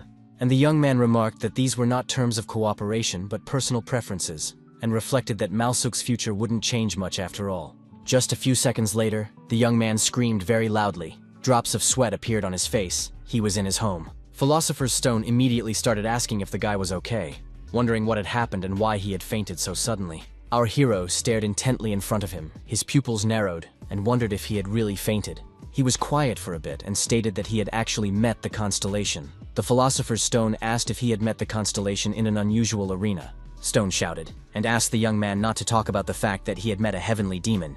Kim wondered how it happened, and the Philosopher's Stone noted that that constellation was famous for its cruelty and madness, and recognized only strength, and then added that the heavenly demon also shows extreme insolence, and asked if the guy had heard his famous saying that it doesn't matter who you are, male or female, because the most important thing is taste. Philosopher's Stone asked if Si Moon had done something to the celestial demon. The latter replied that there was nothing of the sort. He reminisced about the past, and the stone said that it was a miracle that the young man had returned to form after his encounter with that psychopath, and if he hadn't touched him, then he was favorable to Kim. The Philosopher's Stone then asked if the young man had learned the heavenly demon's art or something. The young man held his head up and replied that nothing had happened, and added that the latter was grateful to teach him. Stone said that that constellation was rumored to be insane, and it was good for them, and also offered to concoct an elixir since they now had the skill to create magical creatures, and the guy agreed. And the Philosopher's Stone asked if he needed to be told his recipe. Kim took a vessel, began to pour something into it, and said that he didn't need to say anything. Stone asked if he could hear the serum screaming every time they removed the poison and said what they did with it. He laughed and noticed that the poison was gone and wondered where the aggressive look had gone, and called the guy a wimp since he had given up. And Si Moon noted that it was indeed strange. After a few seconds, he noticed that everything was ready, and the Philosopher's Stone noticed that it wasn't a potion, but a pill. Our hero replied that he didn't have the trained courage to turn it into liquid form, and the stone pointed out that it was based on magical creatures. The young man took the pill in his hand, twirled it, and offered to check its status. A system message appeared, stating that when consumed, the red pill had a high chance of increasing magical stats and was prepared from special blood. The young man smiled and remarked that although he had done it objectively, it was very good. And he added that it had been a long time since he had last prepared the elixir, that he was nervous but in no way expected to be able to extract such permanent performance improvements from it. Philosopher's Stone remarked that it wouldn't be easy to get statistics on a magical creature. The odds were 100%, the guy agreed. Kim put his hand on his chest and said that the first stage of the Heavenly Demon Art's secret technique was already there, and asked the stone to handle it properly after absorbing it. The one replied that the young man could trust him, and Moon put the pill in his mouth and swallowed it. In just a few seconds, he was already sitting in a Turkish style, eyes closed and meditating. System messages appeared in front of him one after another, stating that the elixir's effect increased strength, agility, and stamina by 2. As the young man suddenly found himself in some dark space, he began to look around and was quite surprised. After a while, he saw some sort of silhouette in front of him and began to realize that he had found what he was looking for. The one began to gradually disappear. Our hero, at all very surprised, he could not understand what was happening. He realized that he should hurry before he disappeared, so he began to call for the philosopher's stone. The one came to the rescue very quickly, shouted that he knew about everything, and then notified him that he had caught it. The young man, who had drops of sweat running down his face, said it was fine and it was a good job, and thought about what he said, which was very likely, and he almost lost it. He made the decision that he needed to create the lower dantian first, and then move on to the great heavenly technique. The philosopher's stone started yelling for the guy to stop and wait, and asked if Kim had created a lower dantian around his navel. Our hero looked questioningly in front of him. He couldn't understand anything, and the stone asked if he really needed a dantian. The young man said he had never thought about it. Stone reported that a dantian is essentially a vessel designed to efficiently store and utilize energy, and asked why it had to be near the navel, and added that the young man had a more appropriate area. The philosopher's stone reported that he had alchemical weapons and the ability to absorb knowledge. Our hero smiled cheerfully and said that the stone was by far the best vessel, and then added that he was perfectly fine with using it as a tribute. Philosopher's stone remarked that it would be better than using a normal dantian. The guy agreed, and replied that he was an alchemist. A smile appeared on our hero's face, and he closed his eyes and thought about how his life had been changed by alchemy, and thanked him for realizing something. The guy opened his eyes very quickly as a system message appeared in front of him, alerting him that there had been a successful absorption of the characteristics of magical creatures. He also received a special magical characteristic. From the third message, he learned that there was a successful combination of the dantian and the philosopher's stone. The young man opened his mouth in surprise. From the system message, he learned that the power of a magical being was equal to the alchemical power of the philosopher's stone, and he asked if it was an attribute. Not even a minute later, a status window appeared in front of Kim. He was able to familiarize himself with his title, level, strength, stamina, vitality, and other characteristics. He looked in front of him and noticed that this was what attribute statistics looked like. Our hero remarked that attribution not only affects the display position, and the philosopher's stone replied that that's right, and it also affects statistics. It's not a symbiotic relationship. It's attribution. The kid said that at the moment his alchemy power was 17, so that statistic meant 8, which was about half of his alchemy power. He wondered what it all meant, and turned to the philosopher's stone again. He noted that it came out that as the power of alchemy increased, the stats of magical creatures would also increase. Philosopher's stone noticed that it was similar to how his height affected him, and system messages appeared in front of the guy saying that the attribute characteristic had gotten experience points. Stone was surprised that she wasn't omnipotent, and added that rounding didn't apply, and statistics had to be clear. Kim clenched her hand into a fist, and thought this was crazy. After a few seconds, he smiled and thought about the DEI that increasing the power of alchemy. Magical creatures duplicated. His eyes burned with red fire, and he thought about what he was looking forward to in the next arena. A system message appeared in front of him, which invited the guy to the galactic arena, and the second one notified him that its main task was survival and 100 people would participate in it. The young man read the next message. It stated that the arena would begin as soon as all participants were ready. The guy clenched his teeth and said it was going to be survival again, and it really pissed him off. Messages from participants appeared. Someone asking about what others would do, because the sea was deep there, and the kid in the cap was carefully reading the message in front of him. He closed his eyes, smiled, exhaled, and told people to be careful with their words, and noted that survival was common for high rank. Some of the participants agreed, while others drew the guy's attention to the words he had said earlier. As suddenly 3 young men appeared in front of him, who were armed. The guy in the cap put his hands at his sides and remarked that surviving in the wilderness was the hardest thing to do for the overall operation, and added that their company had already broken up. The boys were very surprised when they heard these words. They opened their mouths and eyes wide with surprise. One of them swore and said that he had paid 10 million, and asked what to do. And the chat continued to post a variety of messages. Someone even decided that the young man should be given a refund. The man who wore the cap said that survival prizes are distributed according to places. He smiled and pointed out that with 100 people participating, the minimum reward starts at 50th place, and the highest, for first place, One of the guys frowned and wondered if they would have a top 3. The one frowned, smiled, and informed him that this was exactly what would happen, and then added that his opponent had a lot of experience, so the understanding was simply unique. The guy then patted himself on the chest and said, "It's a money king. Despite being such an expensive endeavor, it's definitely worth it." Viewers started writing comments that the players were obsessed with money. Someone wrote to make the money king proud of his profession as a bus driver. One of the guys told the young man in the cap that he was assigning him the task because he knew his skills. The latter remarked that he was uncomfortable with the praise. The blonde clarified with the ringleader as he moved them from first to third position. The one smiled cheekily and replied that it was very simple. They would put a team together. His opponent was surprised and frowned, and the other guy wondered about his reputation then. He stated that it is not something to worry about and then added that it is very similar to the mind map. And he added that if the boys get a good hiding somewhere in the background, others won't even notice they're on the team. The players decided that made sense, with the brunette noting that at this rank it was unlikely they would be noticed. The guy in the cap said that the bus method was simple. He would wipe everyone out, and when there were 4 of them left, he would kill himself. The boys opened their mouths wide in surprise and asked if this meant that the 3 of them would determine the rating. The young man smiled and said that was correct. Since they had all paid the bus fare equally, he could not interfere with the rating. Viewers began to write comments again, some noting the professional approach, and some noting that it was a real confrontation. Suddenly the boys saw a bluish glow in front of them. They began to stare at it intently. The kid in the cap clenched his teeth and said it was really cool that he was going to collect free kills today. This appeared our hero. The audience began to write about the fact that the prey goes straight into his hands because the stranger has no armor and guns. A system message alerted that the participants were assembled, and they were in an area called an abandoned mine. The guy in the cap exhaled and told the kid on his team that they would have a good place to hide. A caustic smile appeared on his face, and he began to stare at his opponent intently. Our hero stared intently at his opponent, a smile on his face. He was completely calm. System messages appeared, saying that the start of the competition has begun, and you need to destroy all enemies. Then came the announcement that the rules would be amended according to the results achieved and the MMR values measured for player Kim Si-moon.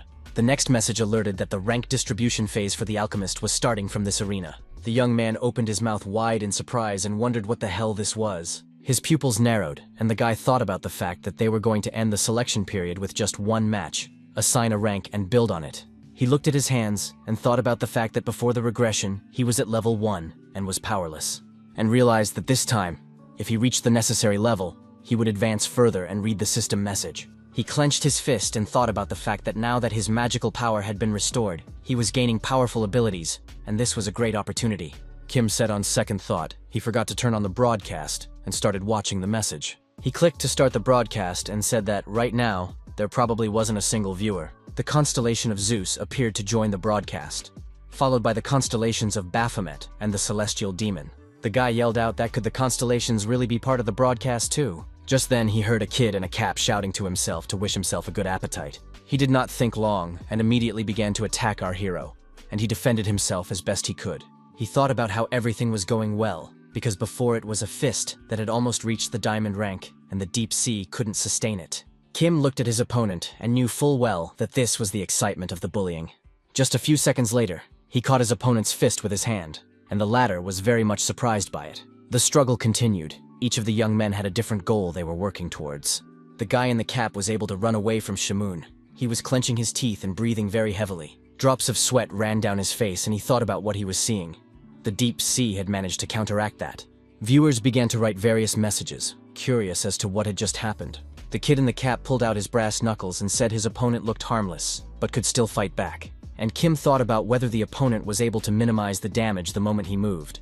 This is, after all, a high-level technique called evasion and involves moving the point of attack to minimize damage. The young man looked at his weapon and thought that he was a martial artist. Judging from the equipment, it looked unusual. The young men who hid behind the hill told the kid in the cap that there was someone else there, and he of course guessed it. Our hero looked at his opponent and asked if he was really a bus driver. He asked how he knew about it and added that anything was possible.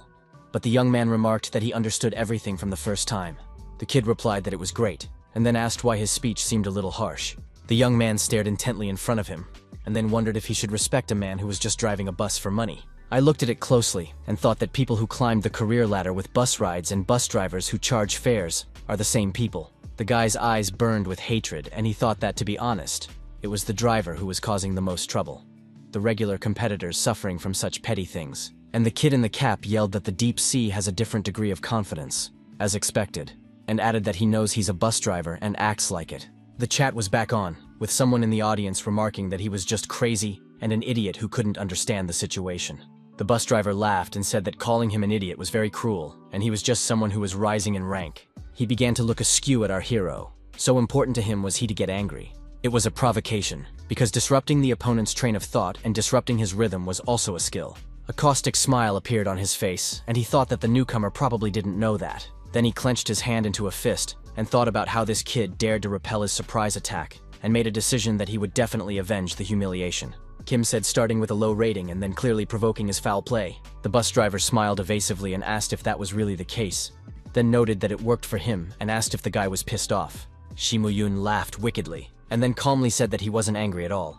Then he stretched his hands in the joints and said that his dear audience had just given him a task, and he could not fail to fulfill it. The guy in the cap started laughing merrily and remarked that he didn't realize he was dealing with such an important person, and he was thinking about what the mission was. The viewers who were watching the broadcast got very animated and started stringing messages. The bus driver couldn't believe that Kim was getting missions, but he calmly replied that it was all pure truth. He then folded his hand into a fist, used his skills, and asked his opponent if it impressed him. The one looked at our hero from bottom to top. His pupils narrowed greatly. He smiled evasively and answered in the affirmative. And then he clenched his hand into a fist and thought about the guy's immediate response. Once again, the battle between the young men began, with no one planning to back down from their goals. The guys looked at each other with hatred, their pupils both narrowed very hard. The fight went on, with players hitting each other to end it quickly and become the winner. Suddenly, the bus driver screamed very loudly. He frowned, blood started pouring out of his mouth. He leaned over and thought about his opponent dodging all attacks and taking risks. The kid in the cap looked at our hero, who was determined and thinking about who he really was. He clenched his teeth, sweat dripping down his face, and his self-confidence began to leave him as he finally realized that his opponent wasn't as simple as it seemed. The players behind him were very scared, and the bus driver was thinking about the fact that everyone was looking at him, so he should end it properly. He started running towards Kim with thoughts of doing what he was supposed to do, so he wouldn't fall face first into the mud. The guy in the cap attacked our hero and was very surprised that he dodged again, and the man looked at his opponent with a smile.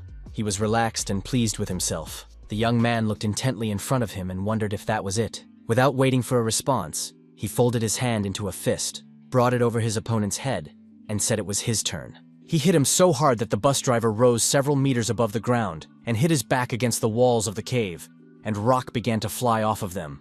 The kid clenched his teeth and thought about how this was impossible. How could he even lose? He also wondered where Kim got all this power from. The guys who arrived here with him ran up and started asking if he was okay. He didn't answer them anything, only clenched his teeth harder and thought about how very humiliating this was for him. Just as suddenly, he rose to his feet, and with the speed of light, he began to approach Zimong, who was standing with his head tilted. He jumped up and shouted with all his might for him to stop running away from him and start fighting him. And our hero began to call out the divine technique of the heavenly demon and talk about martial arts. His opponent clenched his teeth, his pupils narrowed, and became like dots as he berated Kim. In just a few seconds, he started screaming like a madman and didn't know what to do.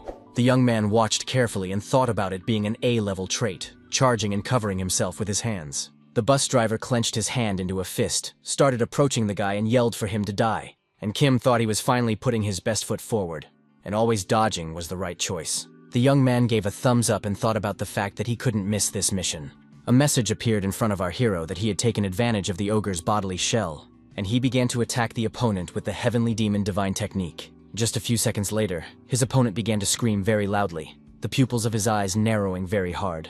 He yelled so much that the blood ran cold in his veins. Rock began to fall to the ground where he stood. Kim's attack didn't go without a trace. A stream of blood flowed from his opponent's mouth. Viewers who watched the broadcast wrote that the bus driver is crazy. Someone missed this important event. The kid in the cap was really hurt. He was on his knees and couldn't believe what was happening. Just kept saying it was a lie. He was in a state of affect and could not believe what was happening. And after a while, he asked if he had really lost. Our hero watched carefully and saw his opponent collapse to the ground. A system message appeared, alerting that first blood had been spilled. He also learned from the message that the rewards for passing this arena would increase. He put his hands in his pockets and talked about how difficult it was to lay out the grass himself anyway. Kim read that the heavenly demon constellation was satisfied with his staggering progress, and it had donated many achievement points. The young man noticed that they were giving him assignments when they were no longer enough. He smiled and thought about trying to do his best to fulfill the celestial demon's mission. He read about the constellation, nodding satisfactorily. From another notification, he learned that the galactic arena would suffice him, the one who was supported by 3 high-ranking constellations, and he would receive 1,000 achievement points. The guy thought that was very generous, and maybe it was because they were high-ranking creatures. The next message alerted him that he had won the Choice of the Year award. He was puzzled as he read that he had attracted the attention of the high-ranking constellations, and as their interest grew, his future would evolve. The young man was shocked by such reports. He wondered if the title could be renewed. He read carefully and thought about the fact that every time he got an endorsement, his stats would increase by 1 point, and that was only one possibility. The guy realized that there was a trick to it. And if the supporting constellations disappeared, the options with a plus sign would correspondingly decrease, and also a decrease was also possible here. And he asked for the status window to appear in front of him and began to scrutinize it. Shimuyang saw that he had obtained endurance points, vitality points, as well as spiritual strength points.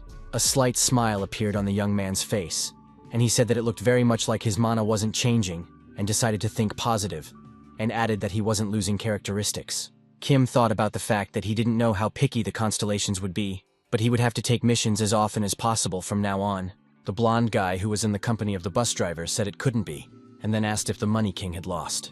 He asked his partners if everything that had just happened was a lie, and our hero looked bewildered at them. The boy was thinking about how he had forgotten that these people had been there behind the high ground all this time, and he put his hands into fists and began to approach them with determination, and they were confused. 2 of the boys put their guns forward and shouted at him to stay back, because they would slaughter him.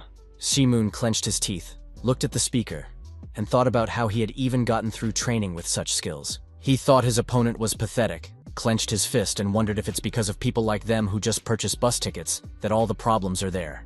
Because of such tricky ones, real players are getting killed in regular arenas, and realizing this fact made him very angry. The young man looked hatefully at the boys and kneaded his hands, and just seconds later, screams were heard. The opponents, even though they were armed, could not do even minimal damage to Kim. He quickly disposed of them. Suddenly, he heard someone behind his back tell him that he was very strong. It was a brunette from the bus driver's company, who stated that he liked that he had no mercy for the weak. Jiming gave him a hard look and stated that he had misunderstood something, and added that this was an arena where there was no room for mercy. His opponent smiled and replied that that was right, and he liked him even more, and noted that the guy knows there are some people who can't use their advantages. Our hero stared intently at the brunette, his pupils severely constricted, and thought about who was in front of him. Thoth smiled, informed him that that wasn't the case, and began pulling a paper rectangle out of his pocket, adding that the world wasn't built on strength alone. The brunette began to hold out a piece of paper to the young man, something written on it in small letters. Kim frowned, stared at her intently, and then asked what it was. It was a business card. The man's name was Hu Yong-ren, and he was the head of the mainland province's Human Resources Department. The young man looked at his opponent, who was smiling demurely, and asked him if he was a scout from China. The one said that his original suggestion was for the Money King streamer, because his talent is too good to be a bus driver. Chi-mun clarified why he shouldn't be given to the Money King. The man smiled and said that was the plan, and in case he ran the broadcast again, he would tell him. Our hero began to scrutinize the business card. He didn't even think that he would see an employee of the Continental Province here. Mainland Province, one of the 2 largest guilds in the world, the largest in mainland China. It rose to the top, becoming one of the most influential guilds in the entire world. Shimuyang lowered his head. A drop of sweat was running down his cheek. He didn't expect that he would have to face them again. The guy stared intently in front of him. He thought they were going to get into action very soon. They had probably been recruiting talent for some time now. The man smiled and said that he understood perfectly well that Kim needed to think about it, and then added that he knew what the opinion was about China in Korea. Our hero said he assumed he must have had a post-transmutation match in the Korean arena.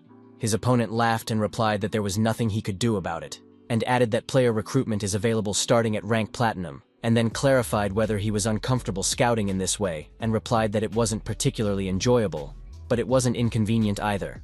And the guy thought about the fact that after all, intelligence is what all the great powers around the world secretly do. He eyed the man intently and realized it was a common tactic for finding promising candidates, and the brunette who stood before them belonged to the category of such scouts.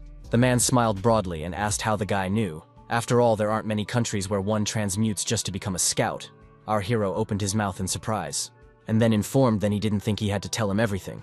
The scout took a deep breath, then exhaled, closed his eyes, and agreed with Shimong's words. He put forward his palm and 5 spread fingers and asked how about it, and said he was offering 5 million yuan.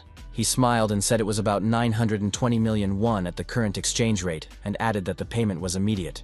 The young man looked at the brunette carefully, and the brunette noted that it was as a token of gratitude, and said that weapons worth 500 million won, and armor would also be provided.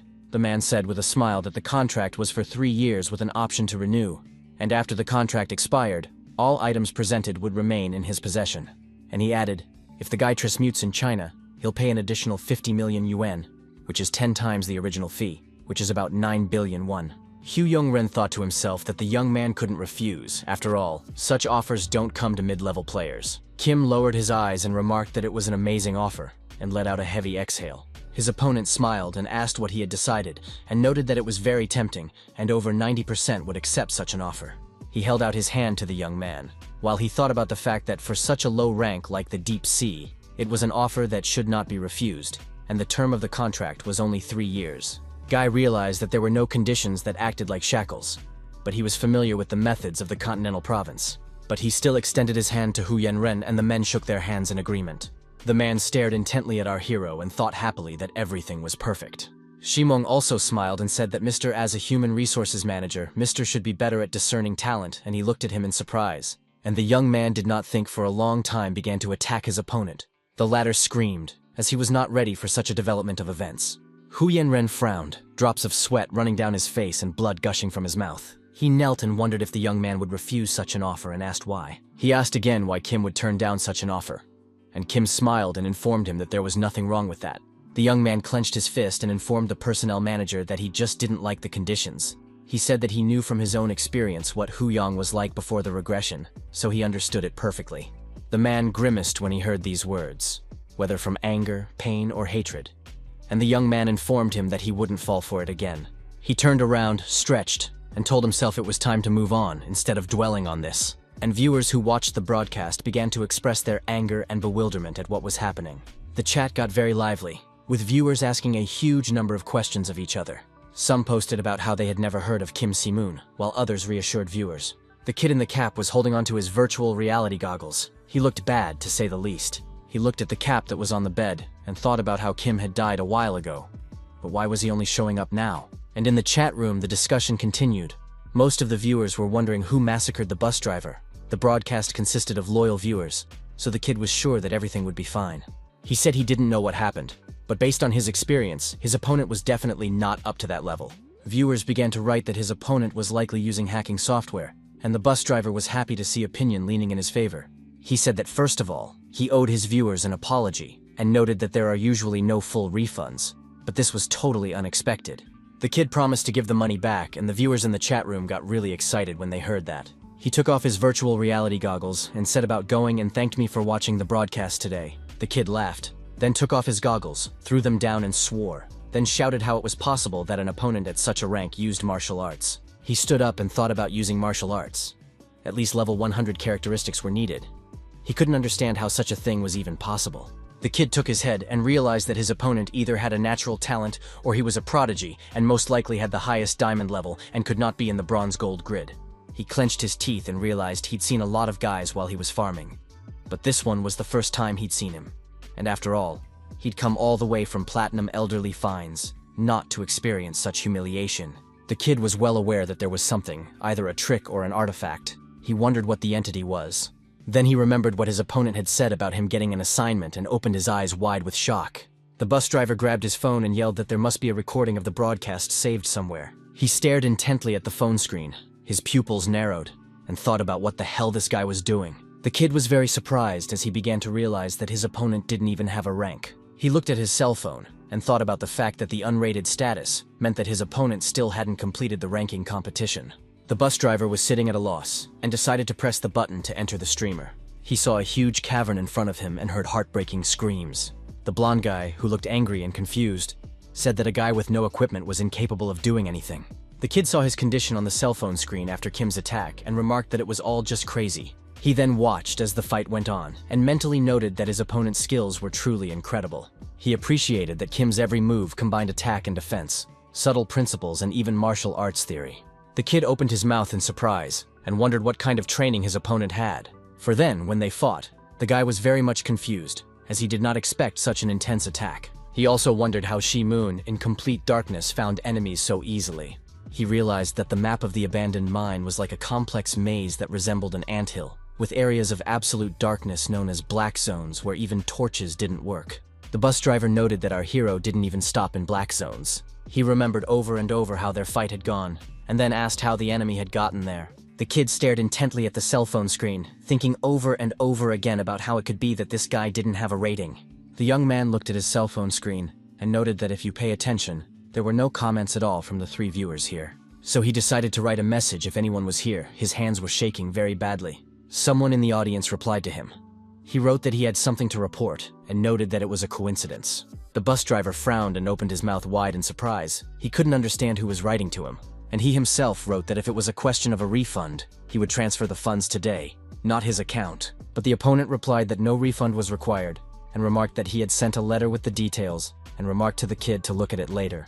The kid got very excited as he was expecting a letter from Hu Yongren, and shouted that he would definitely check it out. He stretched out in his computer chair, exhaled with relief, and said the fire had passed. As he suddenly heard the alert and saw the constellation managers chatting, he was very much surprised. The kid asked if they were constellations and remarked that these guys are definitely crazy for daring to use constellation names, and added that it doesn't matter how low quality the concept is, but using constellation names is over the top, and asked in chat why they have those nicknames. He was given no answer and again clarified why the managers were using constellation names, and those in response to the young man sent only question marks, but did not hurry to answer the question. The kid laughed and said they had decided to play dumb and were racking up views on purpose, and wrote in the chat that the conversation stopped because the managers have some conscience, and added that they are doing the unthinkable. That's when the manager of the Baphomet constellation showed up and asked the bus driver what the fuck he was writing. Toth clenched his teeth, clutched his cell phone to his chest, and said the managers were now swearing. The bus driver screamed very hard from pain and surprise, and blood started pouring out of his mouth. The kid was lying on the ground with his hand to his chest and kept yelling. He had hit his back really hard. Our hero clenched his hand into a fist, glared at the dude, and then wondered if he was the last one. A system message appeared in front of him, showing the arena board. It indicated which seats the players had taken. Shimu was on the first one. He cheerfully announced that he had 20 kills, and his opponent lay nearby, with no signs of life. The young man smiled and remarked that at this rate, even if he took his time, first place was behind him. He read the system message carefully and said the earlier assignment he had received had not yet been completed. He wondered what was missing, and read that he needed to demonstrate dominance. The young man realized that if you think about it, it's a vague mission. It's not about taking first place or achieving an overwhelming number of kills. He rubbed his beard and reflected on the fact that dominance probably meant showing off one's skills. Guy stared intently in front of him and thought that subjective tasks were usually harder than objective ones. Kim said he would be fine when the arena was over and kept looking at the system message. Suddenly something distracted him, and he turned his head to the side and looked closely.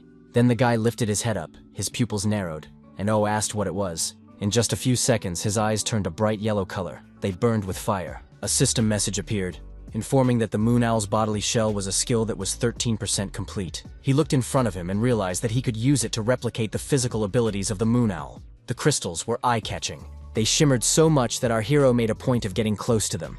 The boy took one of the crystals in his hand and thought about the fact that it was most likely silver ore. Philosopher's Stone asked what the object was, and the young man was very much surprised. And the stone shouted that it knew, and it was the exact item. Our hero's pupils narrowed very much. He thought about it being the same mineral, and asked as an information window appeared in front of him. The Philosopher's Stone began to ask question after question as to whether or not this was it, and our hero only sighed heavily. After a few minutes, a satisfied smile appeared on his face, and he shouted that this was it. The Philosopher's Stone was also smiling. He started to jump and then told the young man to grab it quickly. The boy stared intently at the object, and thought he didn't expect to find this in an abandoned mine. He made the decision that he needed to finish the arena first and get that checked out properly. The young man heard the sound of a system message coming in and looked up questioningly. He noted that he left the broadcast on and forgot about it, and thought he had given permission for 3 constellations to be controlled. Our hero stared intently in front of him. Suddenly his pupils narrowed and he opened his mouth in bewilderment. There were messages in chat, someone asking to be killed if they wanted constellation cosplayers, and he was threatened in return. Another viewer wrote that this is the first time he's seen douchebags cosplaying constellations. Then there was a message from Baphomet's constellation manager that he would kick the blasphemous bastards out of here, and became very active in excluding viewers from the broadcast. The manager of the Zeus constellation wrote about how it's incredibly refreshing, and he really likes it. The young man, however, opened his mouth in surprise and thought about what was really going on. He didn't expect things to escalate like this. He just granted manager privileges to constellations to maintain the title Blood of Kings. And the whole thing turned into a keyboard battle, with constellation managers bickering with each other and the audience. Our hero took a deep breath, then exhaled and closed his eyes. He was very upset. He clicked the icon on the system message screen and thought about the fact that he had blocked 1,000 people out of 4,000. But this commotion had attracted even more people. Kim realized he had to deal with the constellations. He asked if his opponent was saying that he was first insulted by the Money King, and then Hu Yongren supported him. A system message appeared in front of the guy, alerting him that the constellation of Zeus was slowly nodding off. Shi-moon clarified if they tried to ignore it, but the Money King's audience pounced on them and escalated the insults. He read from a report that the constellation of Baphomet was frowning and nodding, and from a second he learned that it had said it would tear the Money King apart if he offered achievement points. Our hero covered his eyes and said that he couldn't do that, because if the constellation interfered before the official arena, the galactic arena wouldn't tolerate it. The guy thought about how dangerous it was, but if he ignored Baphomet's displeasure, he would lose his status as a Blood of Kings. All stats, at worst, can drop from +3 to +2, and that's strength, agility, stamina, and even fusion power, for a total of 4 stat levels. The young man stared intently before him. His pupils became like dots, and he thought about what he should do. Kim smiled and suggested that Baphomet take a moment to catch his breath as he realized what was wrong. So he would restore the manager's rights and reopen the chat room and asked him not to take the messages personally. A message appeared in front of the guy about Baphomet saying that he doesn't care about the common people. Shi-muong replied that it was a matter of course, and then added that he was very happy that he cared about him and smiled. One by one the messages reappeared, informing the young man that Baphomet was turning redder at those words, and then nodding in embarrassment. Then there was a system message that the constellation Zeus and Chameleon were smiling strainedly. The young man, however, exhaled and thought he had diffused the situation. He told the constellations that he preferred their existence to remain secret for the time being. In a world where even a single player selected by a constellation is used to gauge the strength of a nation, it leads to various shenanigans, and trying to move up in the rankings under such circumstances can be premature. The young man looked in front of him and thought about the fact that if they couldn't have it, they would destroy it. Such is human nature. He wanted to say something, but thought about the fact that anything to do with constellations should be kept from people at all costs. Our hero was thinking about something. The pause dragged on for a while he searched for the item he needed on the screen. The guy said he was counting on them, and a message appeared in front of him that the constellations agreed with his opinion. He held his hand out to the screen and said he was turning on the broadcast screen and would start over. There was a huge amount of messages from viewers on the screen, all wondering if the managers would be punished, why they did it, and if they acted on their own accord. Our hero was already live. He was smiling and reading the messages carefully. He then greeted the audience, smiled, and told them there had been a mix-up, and said that the managers tried to prepare something for him, but something went wrong, and apologized, while he thought about the fact that it was a made-up scenario they had come up with together with the constellations. Viewers began to write in the chat room their opinion on the situation. Some were amused, and others were still indignant. The young man watched the chat carefully and smiled, he thought, as the mood improved. A person with the nickname Gold sponsored Kim and wrote a post about streaming more often, and he would support. The young man received a system message that he had reached the intermediate stage of first sponsorship, and the second that he had earned 100 achievement points. The guy was very surprised, smiled, and thanked the viewer for the support. And I thought to myself that constellation support is impressive, but in the long run the support and interest of regular viewers is necessary. He stared at the monitor screen as a system message appeared in front of him, saying that the intermediate milestone of exceeding 5,000 spectators had been reached. The young man had earned 500 achievement points and thought if the broadcast grew, he could earn achievement points regularly. Viewers began chatting about how attractive he was, and his easy smile made them smile back. Kim, on the other hand, offered to focus on the game and noted that he was still new to streaming, so he would turn off the chat for a while and ask the viewers to behave correctly. The young man began to put on his virtual reality goggles and thought about how having a proper access device would really make it easier. The first system message notified of a successful sweep of the Frozen Mines arena, and the second announced that a staggering record of 25 kills had been achieved as the last survivor. Just a few seconds later, the messages began to appear one after another, and Shi-muong looked confused. He read that the reward for passing increased depending on the results, and that he had completed the Chameleon Constellation mission. From the third message, Kim learned that experience points had been distributed. He then familiarized that he had earned 500 achievement points, and his bound trait Philosopher's Stone also gained experience points. Also, a system message informed our hero that the level of the Philosopher's Stone had increased by 3. The young man shouted that it was incredible, and the rewards were amazing, and that even though it was just a level test, he was surprised that the level had increased by 5 times. He thought about the fact that on top of all, the Philosopher's Stone gained 3 levels. Tell you what it was: how to earn experience for level B. The guy looked at the monitor and started reading the viewer's messages and was very much surprised. To wrote about how the player didn't prepare any waiting screens, and Simoon thought that there really weren't any illustrations or anything. He laughed and said he remembered that he didn't have a screensaver to wait for the broadcast, and added that he had only recently started streaming and hadn't had time to set it up yet. He promised to get it ready soon and add it to the broadcast. Viewers started texting again, some asked to just post selfies, and there were some who were ready to do everything for Kim.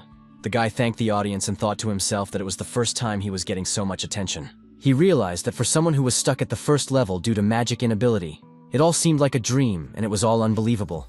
The young man put a hand to his chest and thanked him for watching his fast broadcast. He waved his hand and stated that this was the end of today's broadcast, and that he would be back next time with even better content. Viewers began texting him not to leave since it was over so quickly, and others began to say goodbye. Kim sat upright on the floor and exhaled with relief as the broadcast finally ended. He smiled and remarked that this was something he could get used to, and Philosopher's Stone remarked to the guy not to get too used to it. Shimwang put his hand on his chest and told the little prankster not to worry, and the latter reported that he wasn't joking, but was serious. The young man began to look for something among the system messages. He had something he needed to check. He reasoned that Kim's player placement stage will now end. The second message informed that based on MMR, the platinum rank is considered the most suitable. The young man watched carefully as the settings loaded and said that luckily he didn't hit platinum right away. The guy walked over to the fridge. He thought about the fact that although his results had been stunning in every game, it had only been 3. He took out a can of drink and realized that when he thought about the average level in the platinum rank, it didn't make sense to transfer him there right now. The young man looked at the system message and said the settings were taking time. After a short time, he was notified that the customizations were complete, and he was presented with 2 options. He had to choose either silver rank, where he gets a 30% reduction in experience and rewards to gold level, or gold level, where he gets a 10% bonus to experience and rewards. Our hero looked carefully in front of him and could not understand why he had to choose between 2 options. He said it was clear to anyone that the first option was much better and wanted to press the select button already. Suddenly, the young man shouted a stop to himself and began reading the messages again. His pupils narrowed with exertion. He thought that the condition, the 10% bonus to experience and rewards in the first option, seemed clear, so why was there even a second option?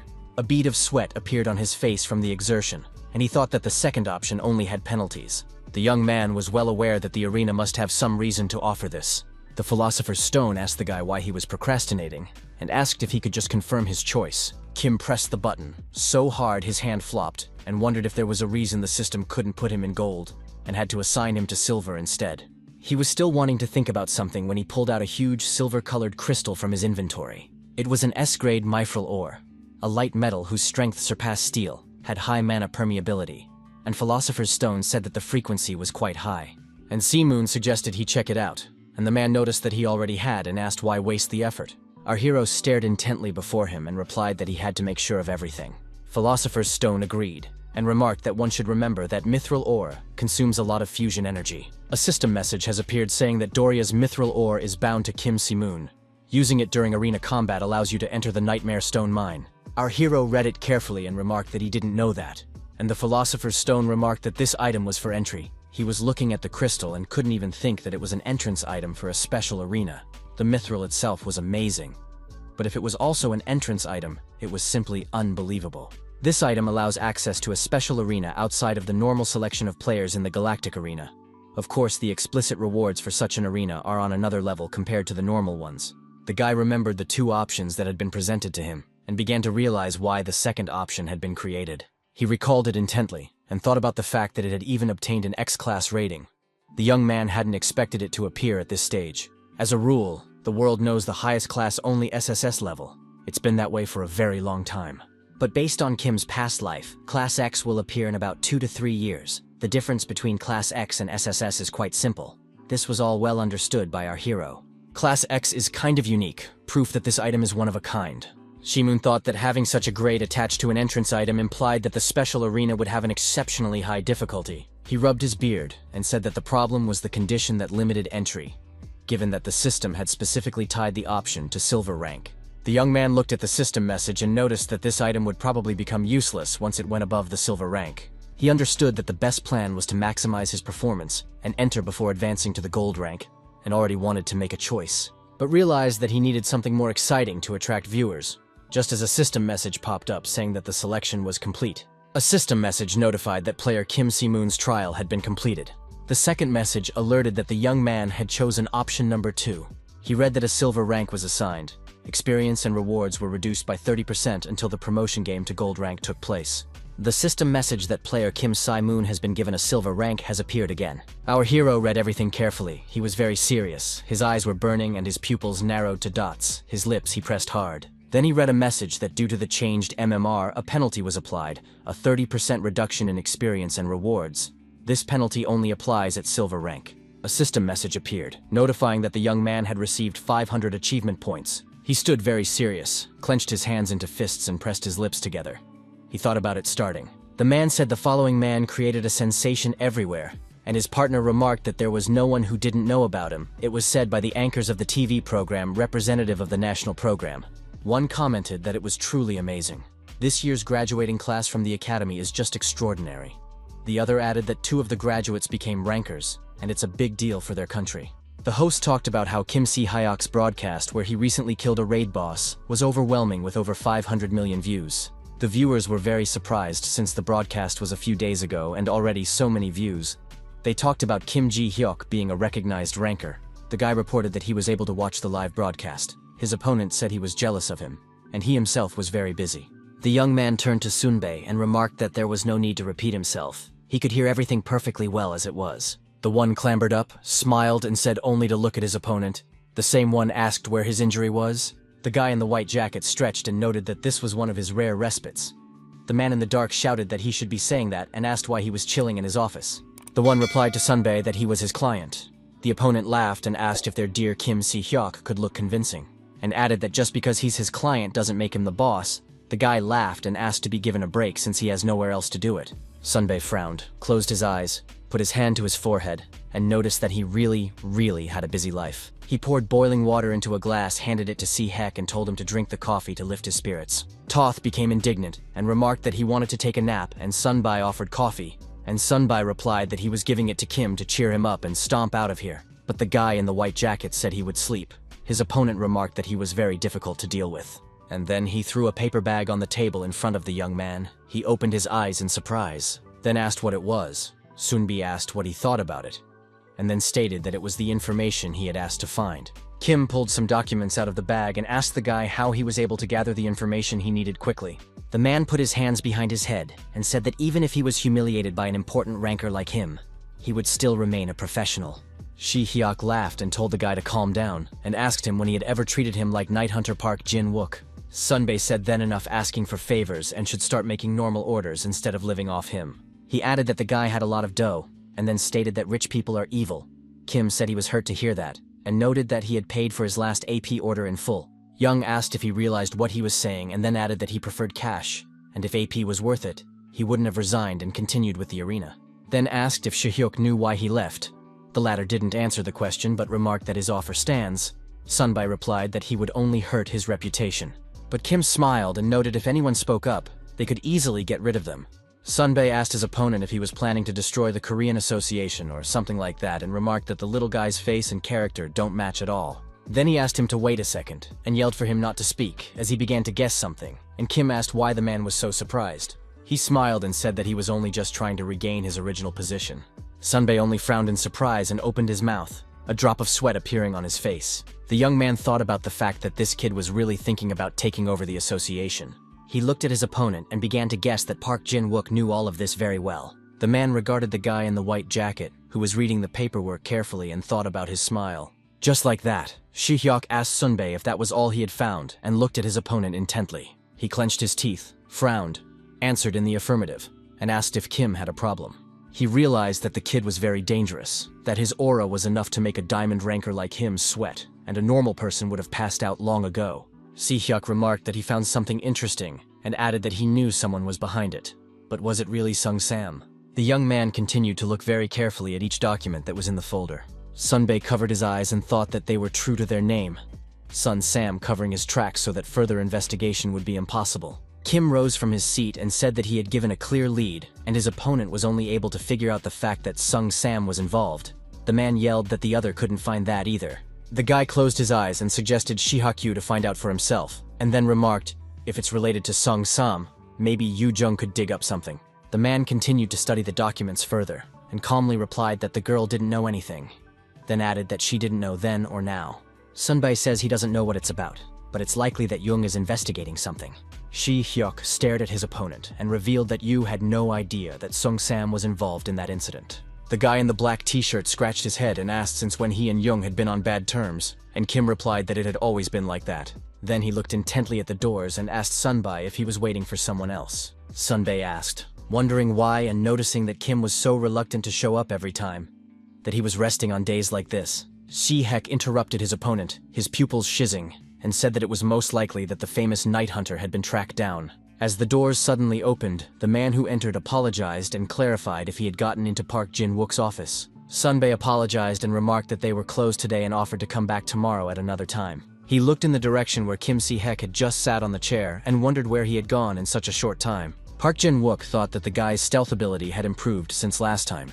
Even he, the assassin, was amazed by his stealth. And after all, he wasn't a rank-level player for nothing.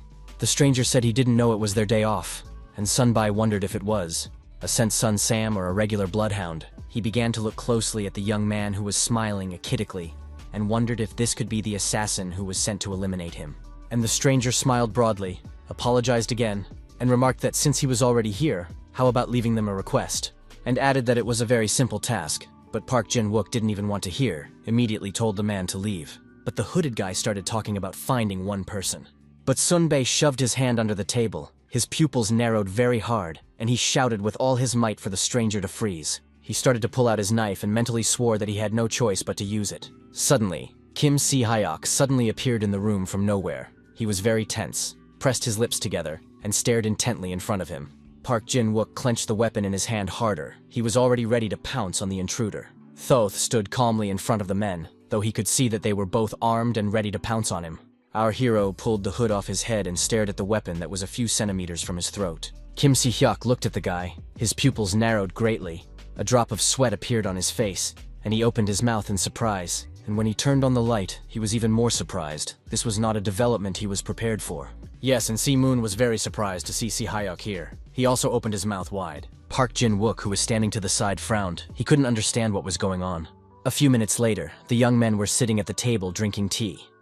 Sunbae asked Shimoon what request he had come to him with. The latter said he was looking for a man. The man laughed and remarked that the young man had come to the right place, and added that they were very good at this sort of thing. The young man looked at him, smiled demurely, and replied that it was a great relief to him. For the Night Hunter, finding a human is no problem. His SS-level trait, Blessing of the Night, is optimized for killing.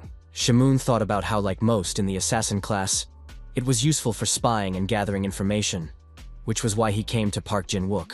He looked at the guy sitting beside him and thought about why he was here. He wondered why he was hiding his gaze from him, and wondered if he felt guilty about the magical incapacity incident 10 years ago. Moon turned his head and asked Hyuk what was wrong with him, noting that he wouldn't eat him, and asked him to look up and clarified if he knew Park Jin-wook. He began to make incomprehensible sounds, scratched his head. A drop of sweat appeared on his face from worry. Park noticed that Si-hek was not only a student at the academy, but also one of his main clients. Si-moon sipped from his cup and thought about how it was very strange since in his past life, Park Jin-wook was not related to Si-hyuk at this time. He put the cup on a saucer and said he didn't know the guys were cooperating and added that they must be close. And the men grimaced and spoke of being mortal enemies. Our hero could understand nothing. Ah Pak frowned, took a heavy breath, and remarked that due to Rankahek's status, he was forced to serve him like a slave. That one folded his hand into a fist and asked in Jin-wook what he was saying, and Moon noted that it must be hard. Our hero smiled and remarked that, to be honest, this guy could be a real pain in the ass. Park laughed and said that as expected, he knew Hek well, and the latter was very surprised. The guy in the black t-shirt started laughing like a raving man, then remarked that he hadn't had a customer like this in a long time. And he asked Moon who he was looking for, someone from overseas. The latter replied that the person was from Korea. The man said that was good to hear, as internal matters were much easier to handle, and clarified if there was a description or any other information about the person. The young man smiled and stated that he was looking for a girl named Go Mal Suk. The room became very quiet. Our hero thought for a moment, folded his arms in a house and added that she lived in Busan and was 24 years old. Puck repeated the data and noticed that the girl's age matched that of their annoying student. He looked intently in front of him and stated to the guy sitting across from him that he probably knew her. The guy smiled, a drop of sweat appearing on his face. He crumpled a little and replied that it wasn't quite like that. His pupils narrowed very much. And then he informed her that he had known her before the regression, but not yet now. Jin-wook replied that if the opponent doesn't know her, just giving her address is enough. Kim asked if the man can find her. Puck laughed and pointed out that if he couldn't find someone with that information, he was free to leave the job, and added not to worry the young man. The guy in the white jacket picked up some paper from the table, pointed his finger at it, and said it was time for Sunbae to retire, and the guy got very angry. Then he calmed down and said that the search would take a few days, not too long. Si-moon replied that it was a relief for him, and asked if only cash was accepted, and how much the services would cost. Puck thought about something, and said that given the amount of information provided, and that the request wasn't complicated, plus it was his first time applying. He thought for a few more seconds, looked intently in front of him, and informed me that he would do everything for free. Our hero threw his hands up and remarked that he appreciated his offer. But why was it all for free? And stated that he would not accept such a thing. And after all, Jin-wook has a diamond rank and cannot use his services for free. Puck laughed merrily and said that the young man was really different from his younger self, and added that now he was even more willing to do the work for free. And added, if it bothers him so much, he'll charge the pesky junior, and asked Heck what he'd say. He said he was fine with it. Moon was against it. He said it was his request, and added that he wouldn't let his junior pay, but he insisted, saying it was okay, and he had the money. Our hero told the guy that it didn't suit him, and then added that it wasn't about the money. He looked intently in front of him, and stated that it was about relationships. Puck was very surprised and asked the young man if that meant he wasn't just a one-time client. Moon agreed and said he planned to maintain a long-term relationship with Night Hunter. The opponent smiled and asked if that was why he was refusing the free request, and added that the one was completely different from his brother. Our hero was surprised after these words. He closed his eyes and asked how about covering the request fee under other conditions. This question surprised Park Jin-wook very much, and he wondered with surprise what the other conditions were. And the guy said he had heard about the man's recent purchases of high-quality materials, and the guy immediately asked how Moon knew about it. Our hero smiled and asked that Puck not to worry, and added that he wouldn't hurt him, and added that he just thought he could help him. Jin-wook interjected with surprise in his voice, wondering if his opponent could help him, and he answered in the affirmative. The man stared intently at the young man, while he thought about the fact that the Night Hunter had skill on Diamond's level. Kim glared at his opponent, and thought about the fact that Puck had suddenly decided to leave the arena, and was now taking private orders, while only receiving orders in cash. He realized that this was essentially a private detective agency. He wondered why such a specialist would choose to go down this path. From his past memories, the young man knew that the reason for Park Jin-wook's sudden resignation at that time was due to magic hardening syndrome. This syndrome is an arena disease in which magic gradually becomes hard. At the moment, there is no cure for this disease, so it is considered incurable. But the recipe for a cure is very simple, and he's very familiar with this recipe. Having been subject to magical incapacity himself, Kim has researched every possible cure. But also, he has another reason to help Park Jin-wook. The day Shur Hyok was killed by Jong Rich, he stayed with the little guy until the very end. If the Night Hunter joins Heck at the beginning, however, it can help with a huge amount of problems. Our hero was well aware that the internal problems of the country would be solved, as well as those of the continent, including association, and himself told Puck that based on the list of materials, it looked very much like he had magical solidification syndrome, and clarified if he was right. The young man stared intently at his opponent, his pupils very much narrowed. Shi-hyuk stood up from his seat and shouted for all his might. Did Sunbae really have arena disease? Pak grabbed his head and asked if the black market had gone too far. How dare they divulge his transaction history? Min remarked that this is how the black market works, and all he cares about is money. The man asked the young man what help he could offer for his magical hardening syndrome. The guy replied that it was very simple. If he gave him those materials, he would create a cure for magic hardening syndrome. Park Jin-wook frowned and looked at the young man in surprise. He couldn't understand what he was saying. Si-hyuk was also very surprised and asked if there was a cure for this disease and it would help. The Night Hunter covered himself in drops of sweat and said that he found it hard to believe, and added that even a diamond rank alchemist couldn't create this medicine. Moon closed his eyes and replied that he saw no point in going into detail, and remarked that he could say with certainty that he was capable of doing so, and added, if Puck wasn't interested, he could just decline the offer, or he'd open his mouth and remark that it was unbelievable. He told Moon that he wanted to cop something from him. his voice trembling and tears streaming down his face. He asked the guy why he was offering it to him, and informed him that he had said he would fulfill his request for free. The guy smiled and said that he really liked Jin Wook's straightforwardness. The man had drops of sweat running down his face in hail, thinking about his opponent driving him crazy while being unable to read him. Our hero held out his hand to the Night Hunter and inquired about his decision. The one put his hand to his forehead and asked if he had a choice, then asked for the young man to make the medicine. The guys shook hands, with Park saying he would pass on all the ingredients as Moon had previously suggested, and his opponent saying he had made a wise choice. Our hero looked at the young man and told him not to worry, because he would still have some surplus left over, and added that he was waiting for the ingredients, and then said that he would contact Jin Wook as soon as the medicine was ready. The latter bowed and said that he would wait.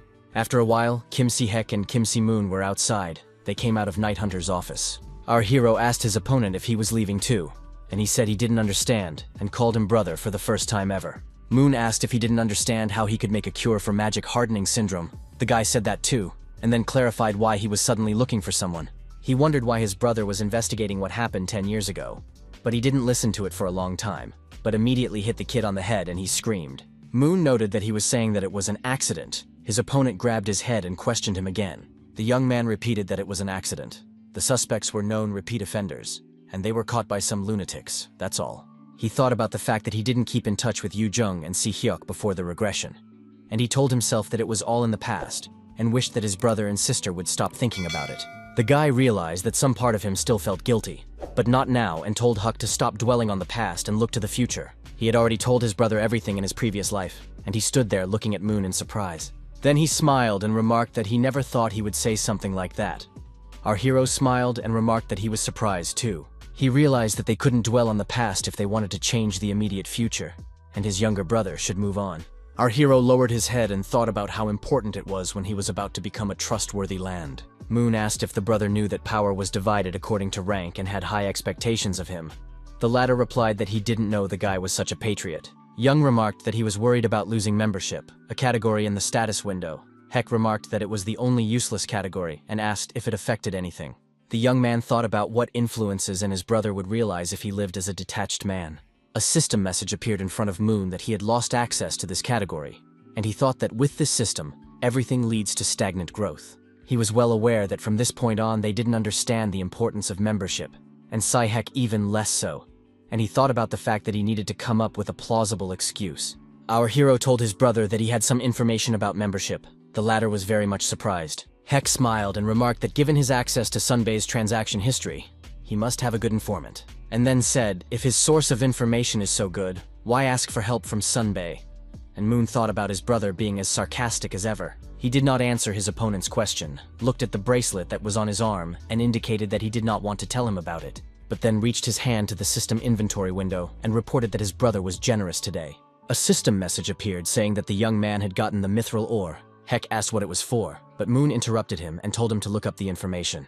The younger brother began to speculate about something, and our hero said that he was lucky to snatch an entry item.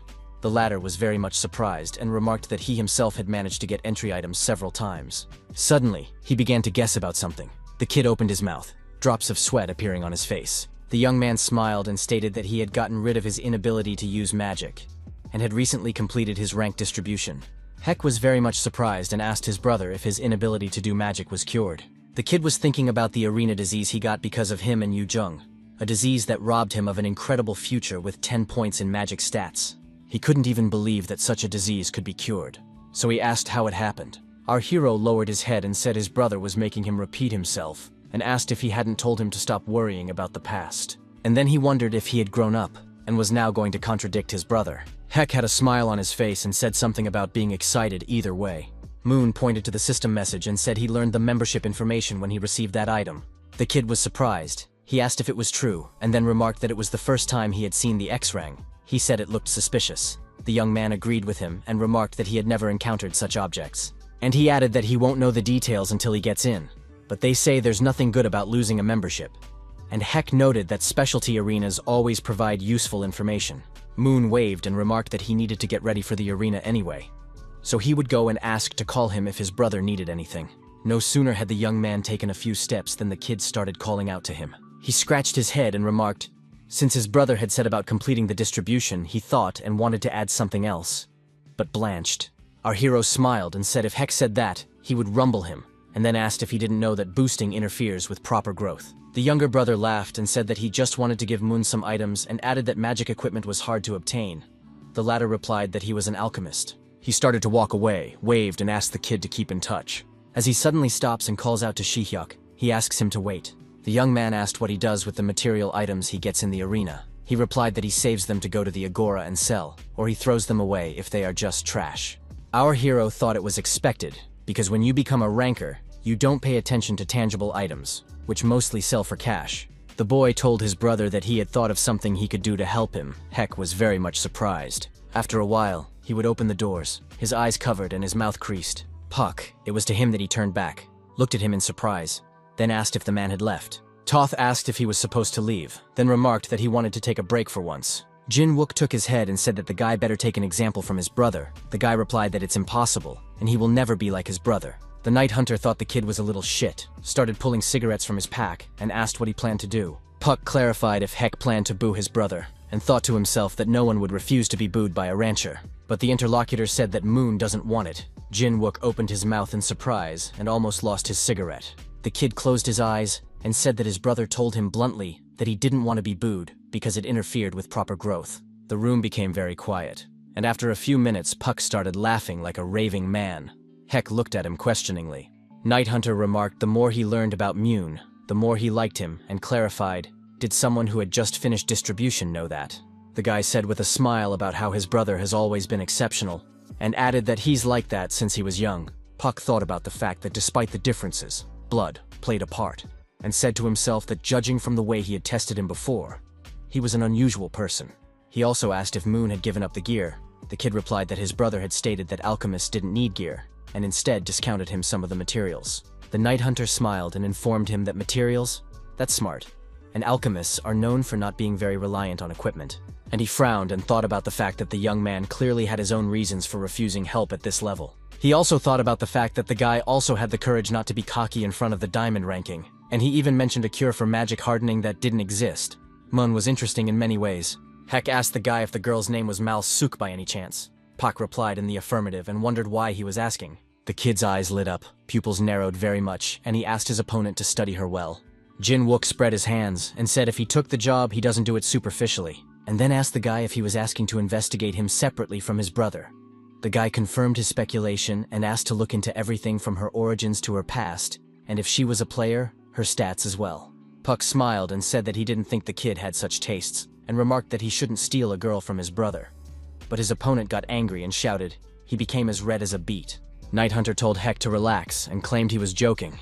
The latter remarked that he thought his brother was hiding something.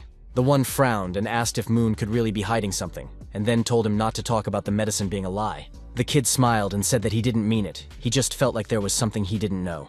Puck asked why he was digging into all this then. Heck rubbed his beard and didn't know what to say, and then informed him that he thought it had to do with something that happened 10 years ago.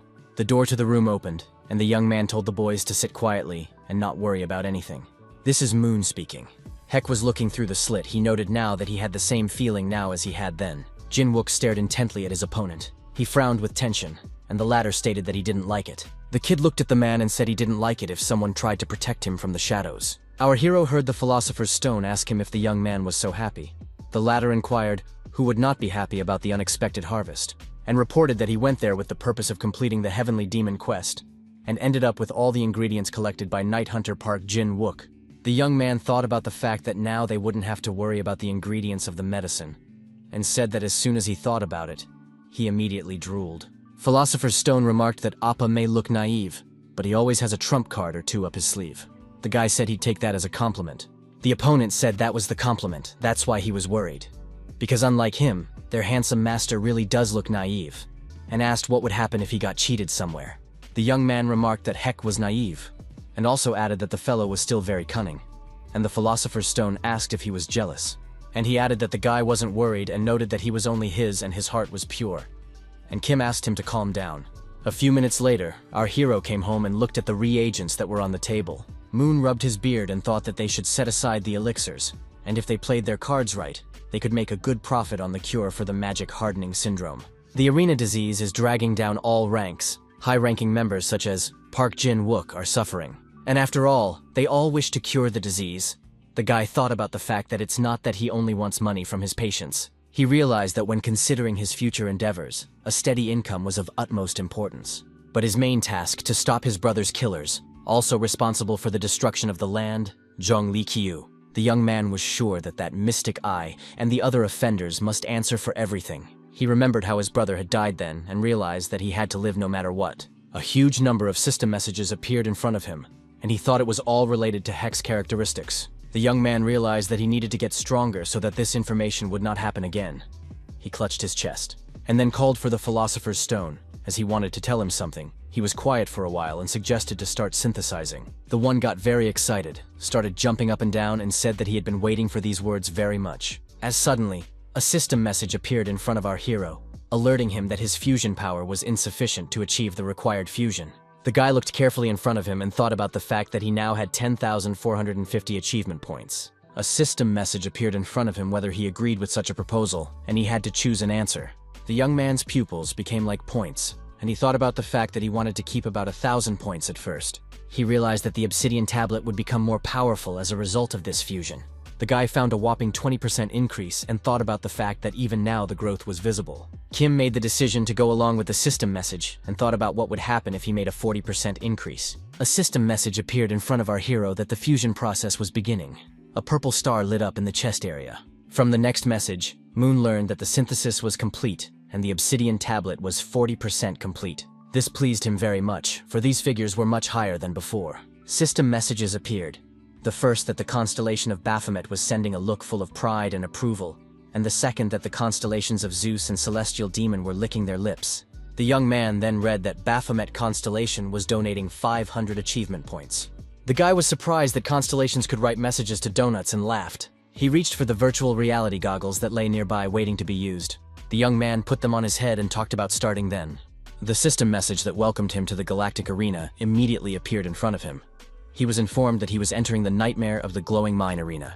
Also, our hero has read that entering the arena consumes the entry item Mithril or Doria. Then a system message appeared that according to the rules of the special arena, unlimited waiting time was granted. The young man was very much surprised that waiting time was provided in the specialty arenas. He looked at the system message screen in front of him and said that there was nothing in the waiting area. The philosopher's stone said that it was just a temporary space, and asked if he was really going to enter the special arena now, and clarified if he was in no hurry. Kim assured that he was planning to go out when the obsidian tablet reached 40%. Stone said that should be enough with human fusion, and Moon reported that his achievement points had nearly doubled. He smiled and said that it should be enough for a special silver-level arena. A drop of sweat appeared on the young man's face, and he wondered what he should call the broadcast. He remembered that the constellations had argued a lot at the last broadcast. The boy thought about that correspondence. He wondered if it had ended with the broadcast of aggression from the abyss. He pressed the button to start the broadcast and decided, as before, to keep the lights off. The young man realized that after all, he still had a low rank and was still independent, and then he saw the chat messages. Viewers immediately began to write a huge variety of messages. Some asked if the guy was booed, some demanded constellations here, and Kim was glad he didn't use an aggro name for the broadcast. When he looked at the monitor, he saw that more than 1,500 viewers were watching his broadcast, and it surprised him very much. The guy smiled as he read that someone had posted that the waiting screen was still the same. He figured it would have to be changed soon. The young man cheerfully greeted his audience. Those were very happy to see him. Kim clapped his hands and said they would be going to a special arena tonight instead of the regular arena. The audience became animated again, some asking if it was possible, and there were some who called him crazy. Our hero asked to be sympathetic if he couldn't check the chat during the arena. The guy lifted up Mithril or Doria, and thus produced an arena launch. In front of the young man just a few seconds later, a message appeared that informed him that entering the arena consumed the item entrances Mithril or Doria. He looked at her and thought about the fact that you couldn't enter the special arena without an entry item, and the audience would see and understand everything. A system message appeared in front of the guy, alerting him that a location called Nightmare of the Fiery Mine was waiting for him. Then he familiarized himself with the assignment. It was very simple at first glance, and stated that the young man must survive the nightmare of the mine. The young man stared off into the distance, and just seconds later, a system message alerted that the arena was starting. The spectators were very surprised. Some couldn't understand why the player immediately entered the arena. Others were aware of the entrance item, and there were those who were worried about Moon. Our hero lifted his head up and thought about the fact that such a task as surviving the nightmare of the mine is hard to call a survival event. He reflected on the fact that as expected of a special arena, it gave no clear purpose, only abstract hints. The guy rubbed his hand on the mine wall and thought, if you don't know something, but if you understand the terms well, the net reward increases. He stared intently in front of him and realized he couldn't feel the mana in the walls or in the air. The young man began to look around, looking up and thinking about the nightmare of the mine. The thought arose in his mind that some terrible event had probably occurred in this mine. He wondered if there was some entity living here that was causing the nightmares. Our hero heard a strange sound and glanced in the direction it was coming from. It was a huge monster, with a fearsome face, and in its paws was a weapon. The young man immediately realized who was in front of him. He was very frightened as he saw the dragon. Draken. It's a special kind of dragon that is only shown to high-ranked gold. No wonder this arena is called that. For silver level, it's a real nightmare. The spectators also realized who appeared in front of the player. They knew it was too much for a special arena. System messages began to appear, that the constellation of the celestial demon was frowning. The constellation of Zeus was expressing displeasure, and the constellation of Baphomet was gritting its teeth in annoyance. Our hero read them frowning. A trickle of sweat appeared on his face and he pressed his lips tightly together. And at this time, the monster pointed a huge weapon at the young man. It was ready to strike. His eyes burned with fire. He growled so that his sharp teeth could be seen and shouted that he would kill him. The young man folded his fingers, looked intently in front of him, and asked something to check. And Draken clutched his weapons harder in his hands and ran towards our hero. He was very belligerent. Our hero was completely calm. He smiled at the monster, simply putting his hand forward. Draken was waving his weapon with all his might. He was not happy that a human had come into the mine. A few seconds later, the huge axe slammed into the ground, dust rising up, and the beast looked ahead and looked for where its victim was. It was very angry. After a while, the dragon lifted its muzzle up and saw a young man hovering. This he was able to do thanks to a skill like Panther's body shell. The guy smiled and asked the monster if he happened to be looking for him, and remarked if he didn't catch it, he would hit it. The dragon was very angry. It paid no attention to the young man's fist, but roared and bared its huge fangs. And a system message appeared in front of our hero that he had activated the ogre's corporeal shell. The dragon began to yell something to the guy, but he was not going to listen to him, and began to strike with all his might. The beast began to scream very loudly in pain. It opened its mouth wide and its eyes burned with hatred. He gathered himself quickly, clutched his weapon harder, and breathed very heavily with anger. The dragon began to swing around and yelled very loudly to Kim that he was going to kill him anyway. Our hero calmly replied that this would not be the case, and at the last moment was able to dodge the huge axe. The monster did not give up. It struck again and again, but the young man masterfully evaded them.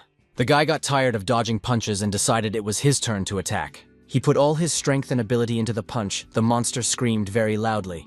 Just a few seconds later, the monster was lying in a pool of blood and posed no threat, and Moon was standing beside it, the onlookers very surprised at what had just happened.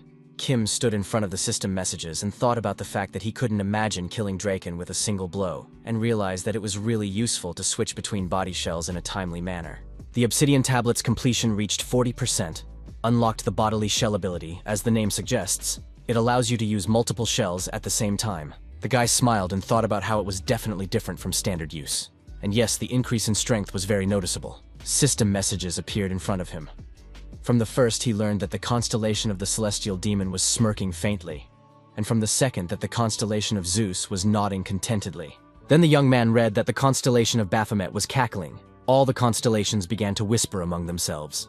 Kim got very excited as they collectively donated 1,000 achievement points to him. He didn't expect to get them for killing a single dragon, because usually it's really difficult. The boy looked at the monster that was no longer a threat, and thought about the fact that it wasn't just Draken. He scrutinized the system message, and concluded that the constellations basically hated the dragon race, and came to the conclusion that the Dragon Lord most likely had some sort of conflict with them. The young man recalled a mass outbreak in his past life in Germany. It was then that dragons first appeared on Earth, and there were a huge number of them. The creature, before which even mighty dragons bowed their heads, destroyed not only Germany, but half of Europe in just one day, a moment the whole world remembers. Kim thought about whatever the reason was. If the constellations hated dragons, it was only to his advantage. He walked forward and thought about the fact that dragons appeared in the arena as raid bosses all the time. Because of their tense relationship, he would get a lot of donations. Suddenly, our hero stopped and began to listen. There, in the distance, he heard strange screams. Just a few seconds later, the dragons appeared in front of him. They rejoiced.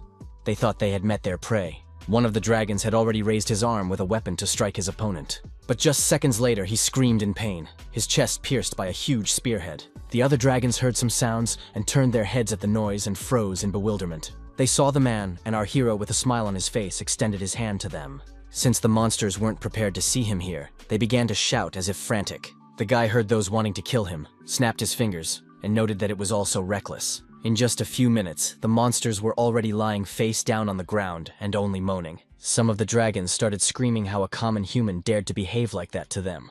The monster rose up and screamed that it was about to tear the young man to pieces. He started to look at what kind of weapon the guy was holding and couldn't believe his eyes. Kim started laughing, and then asked the dragon if he expected this. Asked if his paws were shaking, and then remarked that he hadn't tried for nothing.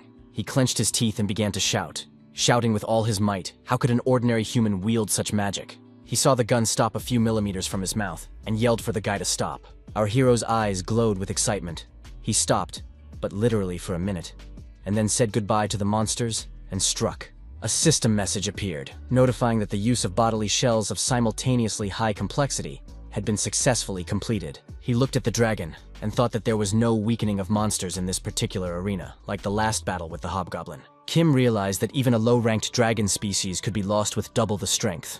After all, dragons are dragons. And viewers actively wrote comments. They admired the young man as he destroyed 3 dragons. Our hero watched the correspondence closely and wondered what was going on there again. He thought about the duel with the Money King and had only used the capabilities of his body so far. And viewers wrote that Moon was using magic. Some insisted it was something else. But whatever the case, the chat activity was at an all-time high. The guy covered his eyes. A drop of sweat appeared on his face. He thought about the fact that the chat room definitely needed a moderator. But he remembered what had happened before and knew full well that calling the constellations would be too much, and made the decision to tell the audience all by himself. The young man announced that he was not a fighter, but actually a mage. The chat room got very hot again. Kim scratched his head and said that he used non-spiritual magic. The viewers began to write a huge number of messages. Our hero squeezed his eyes shut as the audience continued to pee and thought about the mess again. He came to his senses and told the guys to calm down because he can't reveal his ability, but he can confirm his class and remarked that he really is a mage. Then he heard some sounds, and with the edge of his eye he started to look away. He tensed up a lot. He saw a man lying there covered in blood and faintly begging the guy to spare him. The young man was very much surprised. His pupils from surprise became like dots. This was something he definitely didn't expect.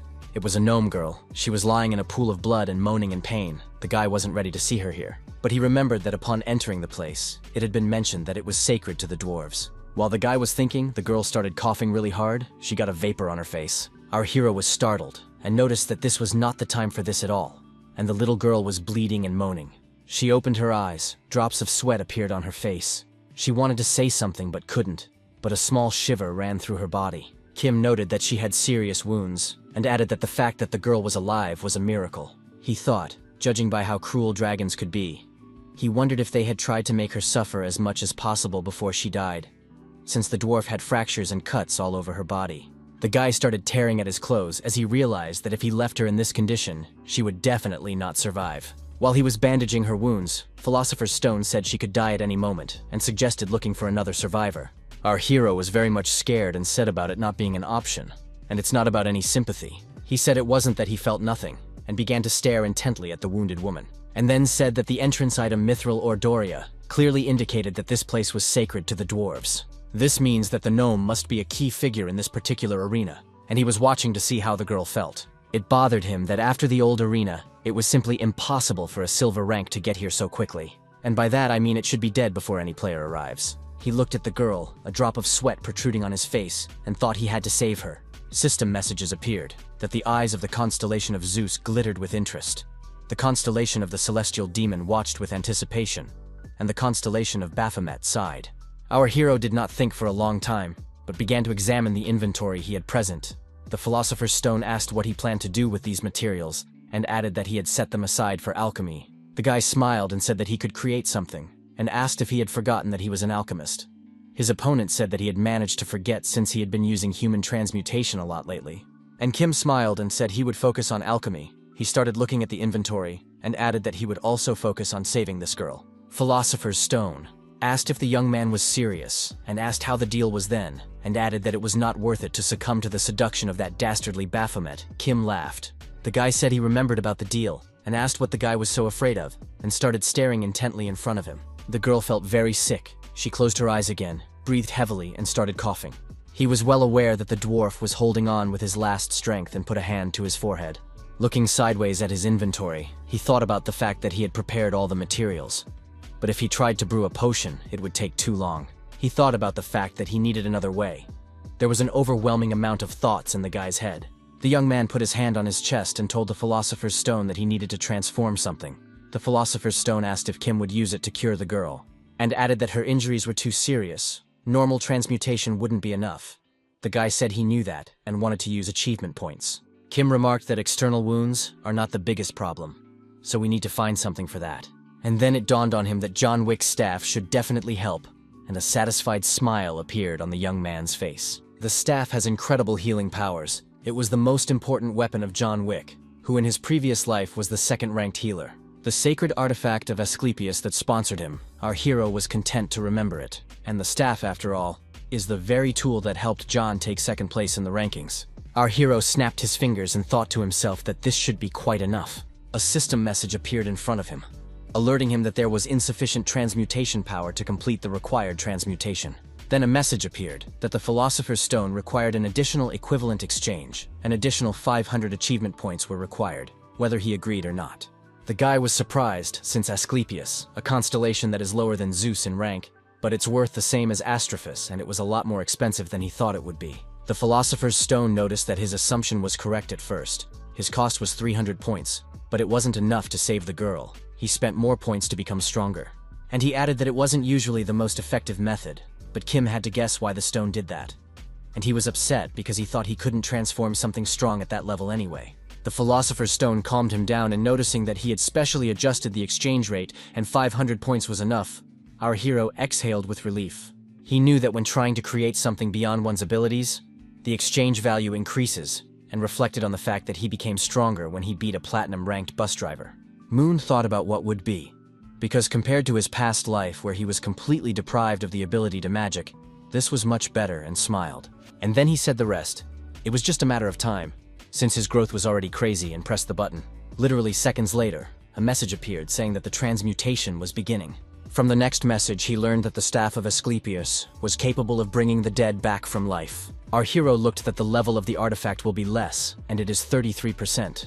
The Philosopher's Stone noticed that he spent 200 extra points, and at first it was 25%. The guy asked if Astroph wasn't worth more than 500 points for 10% completion, and added that the staff of Asclepius was much better in comparison.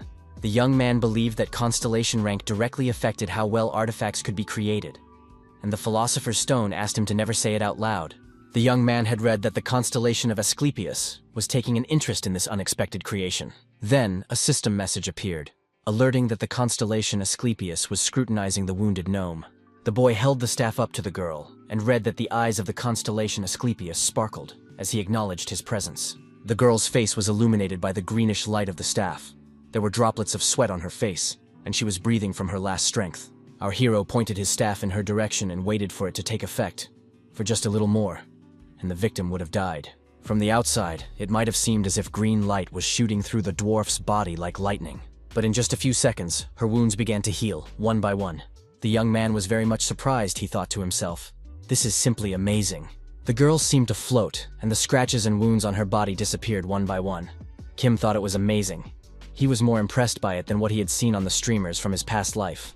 Meanwhile, the staff in his hands began to melt like a snowman in the sunlight. After a few seconds, he had nothing in his hands, and the guy thought that it was a shame that it was no use to him. But it was good that at least everything worked, and the girl was alive. And that was the most important thing.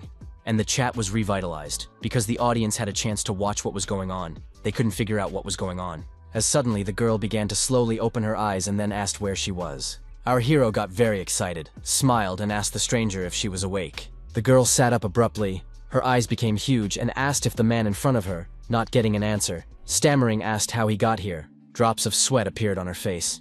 She stared intently at the young man, and then began to remember what had happened. The dwarf grabbed her head and screamed that they were being attacked by Draken, and looked at the young man in horror. Kim smiled and asked for the girl to calm down, and added that she was safe now, but she asked what he meant. The guy turned his head to the side, and the dwarf looked over there. She opened her eyes wide in surprise. She was quiet for a moment, and told him not to tell her that he had killed them all by himself, and Moon claimed to have dealt with each one, And then he added that the girl was safe now. And the girl ran up to the young man and grabbed his legs, grabbed at her clothes and began to cry. Tears streamed from her eyes and she begged the young man to help them. Our hero looked down at the dwarf. He was very much surprised and couldn't understand what was going on. The girl along with the young man approached the dragons, her mouth opened wide in surprise. She opened her eyes wide and said it was amazing and unbelievable that a guy could kill all those drakons. The young man said nothing, pointed his hand in the direction and asked Marnell, that was the dwarf's name, if they were going the right way. The one came closer to him and informed him that everything was correct and they were almost there, and added that it wasn't much longer and they would reach the center of the mine and told him to follow her. The boy smiled and thought about the center of the mine and the fact that his guess was right. He looked in front of him, a huge passageway gaping in front of him, and wondered if there must be something very important in there for the sweep of the special arena. The young man asked that Marnell wait a moment, and himself looked up and asked if the girl was sure they were going the right way, and added that the place they needed was enclosed by a wall and asked again if that was where they had come. He stared intently in front of him and thought about the fact that it looked like someone had shut him down on purpose and realized it was strange. And Marnell smiled and said, did he know there was an old saying about a wise dwarf digging 9 tunnels? She put her hand in the wall and asked our hero to give her a moment. Doors began to gradually open in front of the young man, and he wondered if this was a secret passage. The girl reported that only elders could use it, but it was an emergency. And Kim noticed that she said it would take forever to get to the center.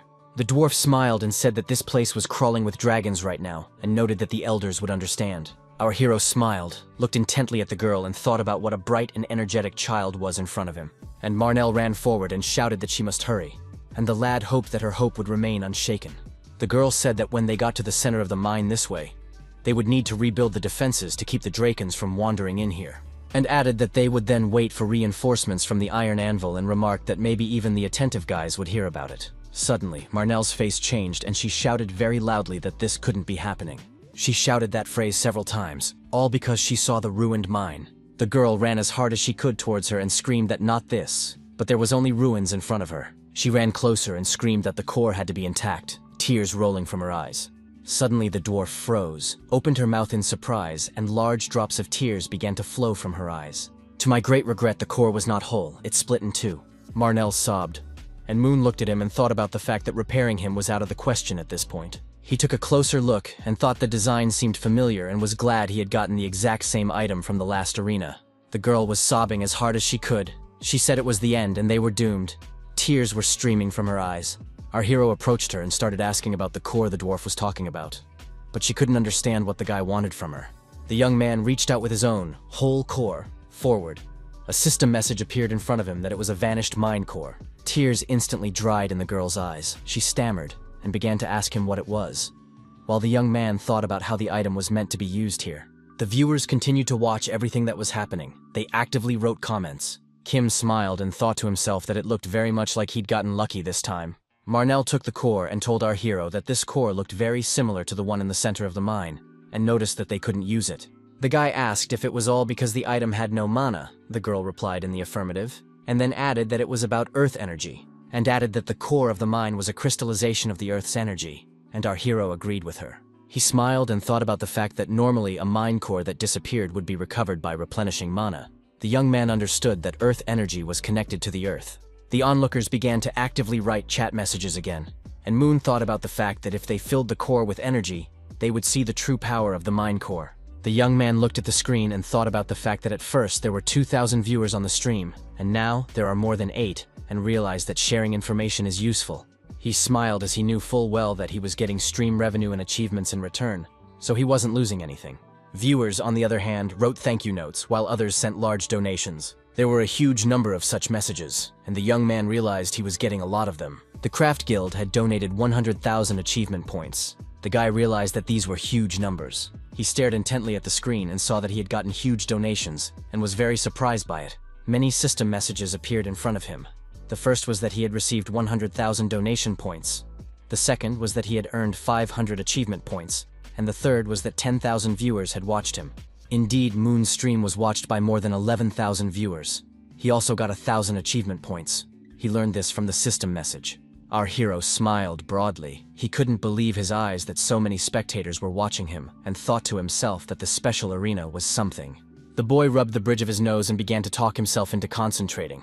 After all, they were still in the arena. He held out his hand to Marnell and said they had a chance. She wanted to say something about the mind core, but the young man reassured the girl and said he could restore it completely and asked her not to worry. The dwarf lifted her head up.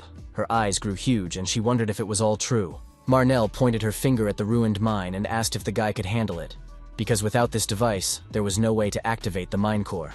The girl looked at our hero with hope in her eyes. She waited for an answer with tightly pressed lips. She clenched her hand into a fist and said that she realized that the Earth engine was not yet fully destroyed and she needed to subdue it. Marnell began to run and shouted that she was off to get her tools, and our hero looked on in amazement as she followed. He squeezed the core and turned to the philosopher's stone, asking it if the core of the mind could be restored. The latter replied that anything was possible. If you transmute the Earth's energy, it would immediately return to its original form.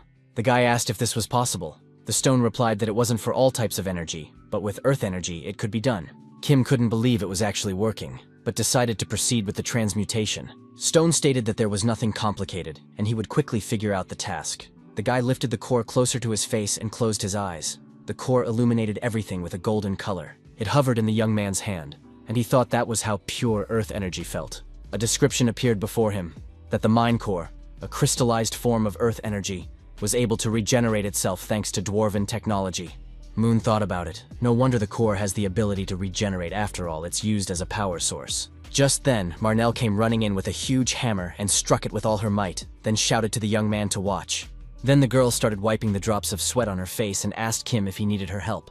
Here she looked at the core and opened her mouth in surprise, then wondered if he'd had time to repair it. She walked over to mine, started wielding a tool, and said she would be done soon.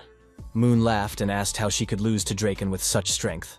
Marnell didn't hear the question and asked for a repeat, but the young man asked where he should put the mind core. She asked if he could see that groove in the center and told him to put the yarrow in there and the engine would start. Our hero held the cannonball stronger in his hands, agreed with the girl, and began to approach the mine with a smile. The young man began to put it in and alerted Marvel that they were beginning the process. Everything around them lit up with a golden light. The guy looked at everything that was happening with astonishment, and the girl smiled. A powerful beam of light came from the mine to the very top. The young men saw everything around them light up. Marvel shouted that it was a relief because everything was working as it should, but our hero wasn't so happy. He looked up and opened his mouth in surprise. He couldn't even get a word out. The guy saw a cannon, but the girl corrected him and said that it was a defense tower, for here was an important place with an intelligent engine. Our hero, with drops of sweat appearing on his face, pointed his finger in the direction and asked what the creepy thing was. The girl said it's a melee device to eliminate invaders that the tower can't handle. It's always set up next to the towers. Marvel smiled and said that they were ultra-high temperature blades. Even a sturdy dwarf could be cut in two with a single blow.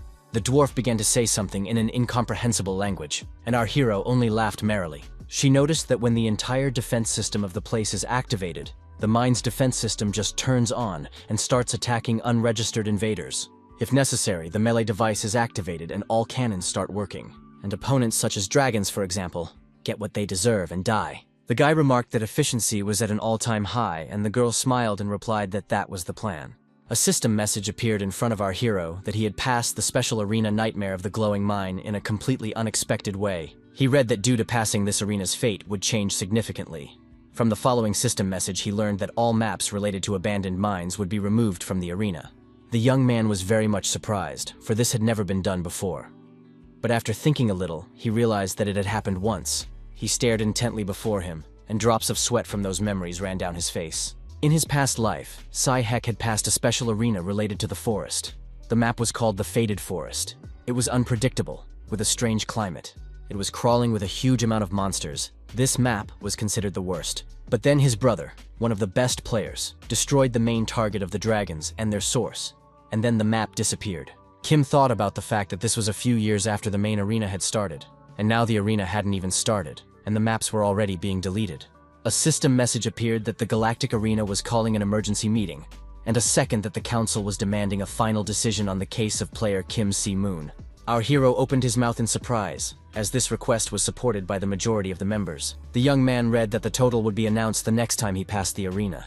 Kim read that the constellation of Baphomet began to laugh and noticed that the lizards were furious. The constellation of the Sky Demon said it was no time to rejoice, and then asked what if they acted. The constellation of Baphomet replied that they would not do so, and the constellation of Zeus supported it. The young man read the constellation's messages carefully. He was very much surprised. What the constellations were saying took him very much aback, for it was very much not simple.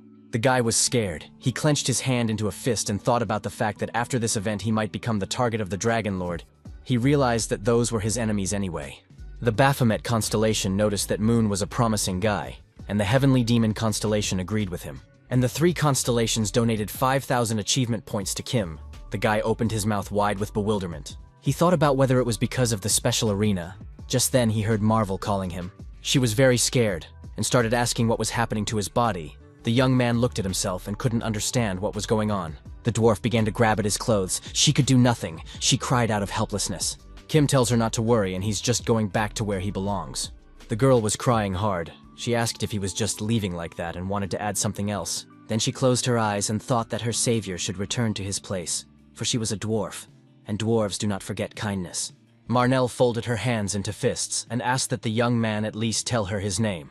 The guy, who was already almost half gone, smiled and called his name, and the dwarf repeated it after him. Though the girl still had tears in her eyes, she smiled back and let him know she would remember him. Our hero also smiled back. He waved and wished Marnell good luck. The girl waved back with one hand, wiped her tears with the other, and wished the young man good luck. A few seconds later, she found herself alone in a huge hall, repeating the guy's name over and over again.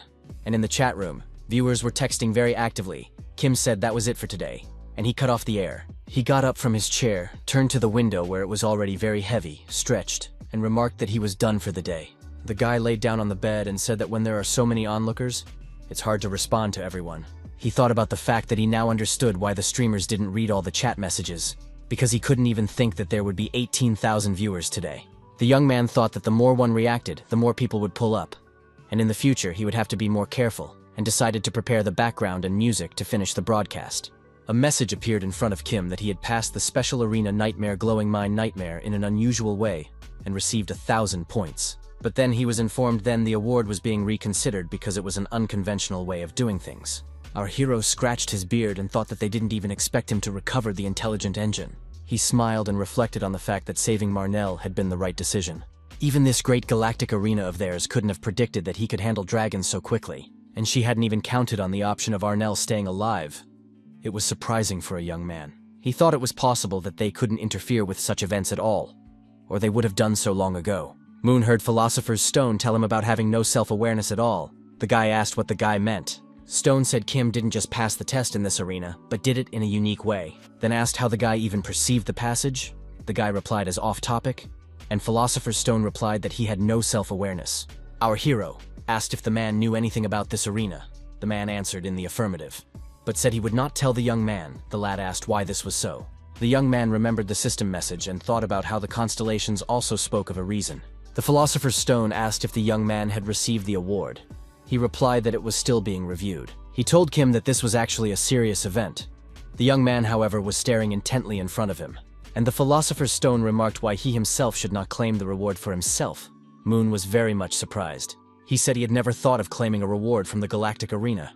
Even high-ranked players, infallibly, never claimed anything. Stone said that normally it was impossible, but the situation was different now, and the young man noticed that now that he said it, it sounded quite reasonable. Philosopher's Stone noted that it was okay to try, and the young man thought if they were so concerned, he had a chance of getting what he wanted, and that there was nothing to think about. Our hero stared intently before him. His pupils narrowed and became like dots. He was looking at the system message, was just going through the award review, and said that if the award was undefined, he wanted to pick it himself. A message immediately appeared in front of him that the review was temporarily suspended. The young man smiled and thought that the Philosopher's Stone was right, and they were confused. The young man said he wanted the mithril, and informed him that it was a mine, and that was what he used to enter. Kim scratched the back of his head as there was no answer, so he asked why he was not there and came to the conclusion that apparently nothing could be demanded. Just a few seconds later, the guy read that Kim C. Moon's player request had been accepted. The next message about what he should receive as a reward was loading. Our hero's eyes burned with fire, and he asked for processed mithril in the form of ingots. A message appears saying that the request has been accepted, and that the reward for the special arena nightmare of the Fiery Mine Nightmare is being paid out. The guy read that he got a mithril ingot, and the Philosopher's Stone got part of the experience. The young man was very much surprised as the level of the stone increased by 8. Our hero couldn't believe it. Then he read that the level had gone up by 10. It wasn't all very clear to him since he was low level. Also, Kim read that he was rewarded with dragon blood for passing. He laughed happily, and Philosopher's Stone told Moon to check the mithril ingots faster. and remarked that how could they know? Suddenly they were cheating on purity there. The young man told the man to be honest, and asked if he had specifically offered to take the mithril simply because he wanted it himself. The guy remarked that he didn't need it, and the philosopher's stone remarked that it was for the future, and it could be used anywhere. The young man held it in his hands and examined it, and the stone noticed that the mithril had 100% purity, and adding that he'd lick him to bits if he had a tongue. Our hero only laughed wickedly, and then asked how to use mithril at all, thought about it for a bit, and noted that it would be an interesting experiment. The monster asked her opponent what he had just said, and clarified how they had suddenly disappeared like that. The kneeling Drakens replied that they honestly didn't know the reason themselves, and then they added that half of the dwarves who were working had suddenly vaporized. The monster clenched its teeth in anger and wanted to say something, but couldn't find the words. Just then someone called his name, and then he noticed that Sargus was just as testy. The deviless fixed her hair and told the monster not to scare the kids, but he clenched his teeth, frowned, and asked what brought Mrs. Defina to his backwater. Ta smiled and remarked that she didn't seem particularly welcome, and added that if there was a problem, it wasn't surprising.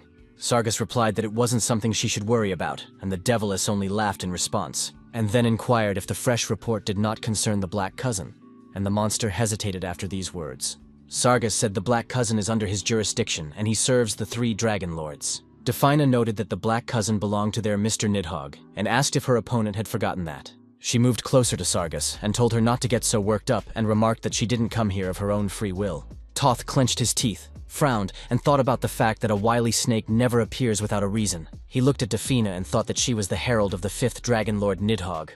A messenger of that level would not move without a good reason. Sargus asked if the Dragon Lords had already, but he didn't get a chance to finish, as the demoness said they were aware of the problem with the Black Forge. And the monster lowered his head and thought that the disappearance of the dwarves was the information he had just gotten. He wondered how the Dragon Lords knew about it, and sent a messenger. Defina smiled and said, "How is it that Sargus still doesn't understand them?" She looked at the monster and smiled evilly as she felt her superiority, and then added that, to great regret, a communication channel had also been destroyed. Defina asked Sargus if he knew that the Dragon Lords knew everything, and added that it was natural since they had reached the level of gods. She looked at him intently and said that especially, their Lord Nidhogg was extremely annoyed that such a thing had happened in his domain, and asked if he was afraid of something, and then remarked that it wasn't the least bit his fault, and told Sargus to relax, and then informed him that the source of this problem would be fixed by another person. The monster interjected Defina, and she repeated the suggestion and added that he, as manager, should just make up for the gnomes who had disappeared. She handed him a round object and told him it listed places where dwarves might be. Sargus's eyes lit up, and he said with surprise in his voice that there were more than he expected. The monster folded his hand into a fist and said that since Madame Defina had personally pointed them out, it wouldn't take much time. And the demoness began to walk away, and remarked that this was the way it should be, and added that if additional labor was needed, let Sargus know. Toth asked if Defina would go with them. She smiled and asked what was wrong. Was it hard for them to part? And then adding that it was fate and she had others to meet. Sargus asked if she meant those very others, and noticed that the source of the problem is related to one of the work zones of the earth, and it's quite interesting. Defina began to lick her lips, then smiled and noted that things were working out much better than she had expected. Our hero was pouring something from a test tube into a flask and talking about needing a little more. Suddenly there was an explosion. The guy's hair stood up on his head and a drop of sweat appeared on his face. Philosopher's Stone was surprised, and the young man said it was fine, and added that he had prepared a stabilizer. Kim began to cover his mouth with his hand. He frowned, began to cough, and a shiver ran through his whole body. But he didn't think to stop there. He started to add something else from the test tube to the flask, and the stone said it was as expected, perfect dosage, and perfect timing.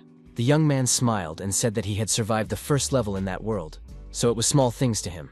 And Philosopher's Stone remarked that he lacked self-awareness, and added that you need to tell yourself often what a great guy he is. The guy immediately said he was great, and the rock complimented him. Kim began to pour from vial to vial, and noticed that it was time to call it a day. He took the pipette, and a system message appeared in front of him that he was using 2 drops of purified basilisk venom. He wondered if it was definitely 2 drops. The guy squeezed the vial in his hands, and said that now all he had to do was mix everything well, and then took and closed it with a nice lid. The stabilizer was ready very quickly. A description of the filling of the vial appeared in front of him. It stated that it eliminated the symptoms of magical hardening in the body.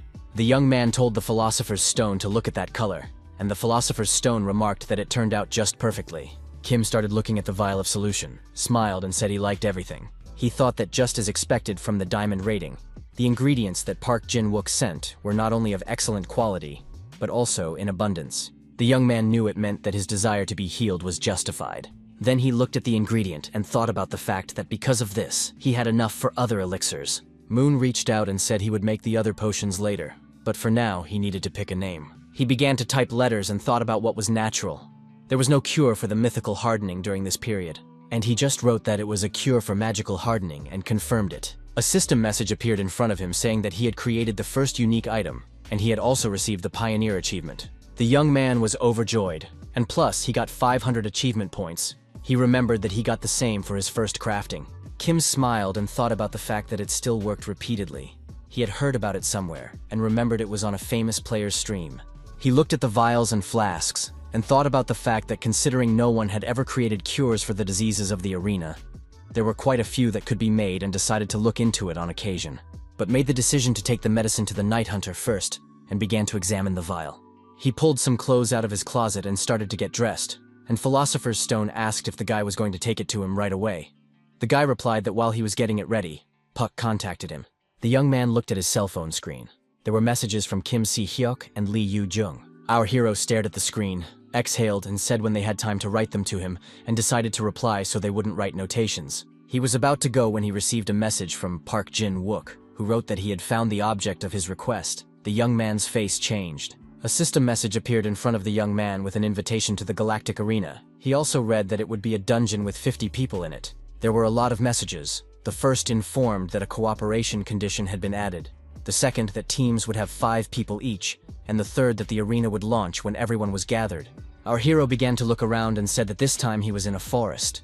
Indeed, the locations were varied. The guy started looking around and thought about the fact that it looked very much like no one was here yet. He pulled a piece of paper from his pocket that had an address on it, and began to read what it said. Kim froze in place, his pupils very much narrowed. The young man began to think about something.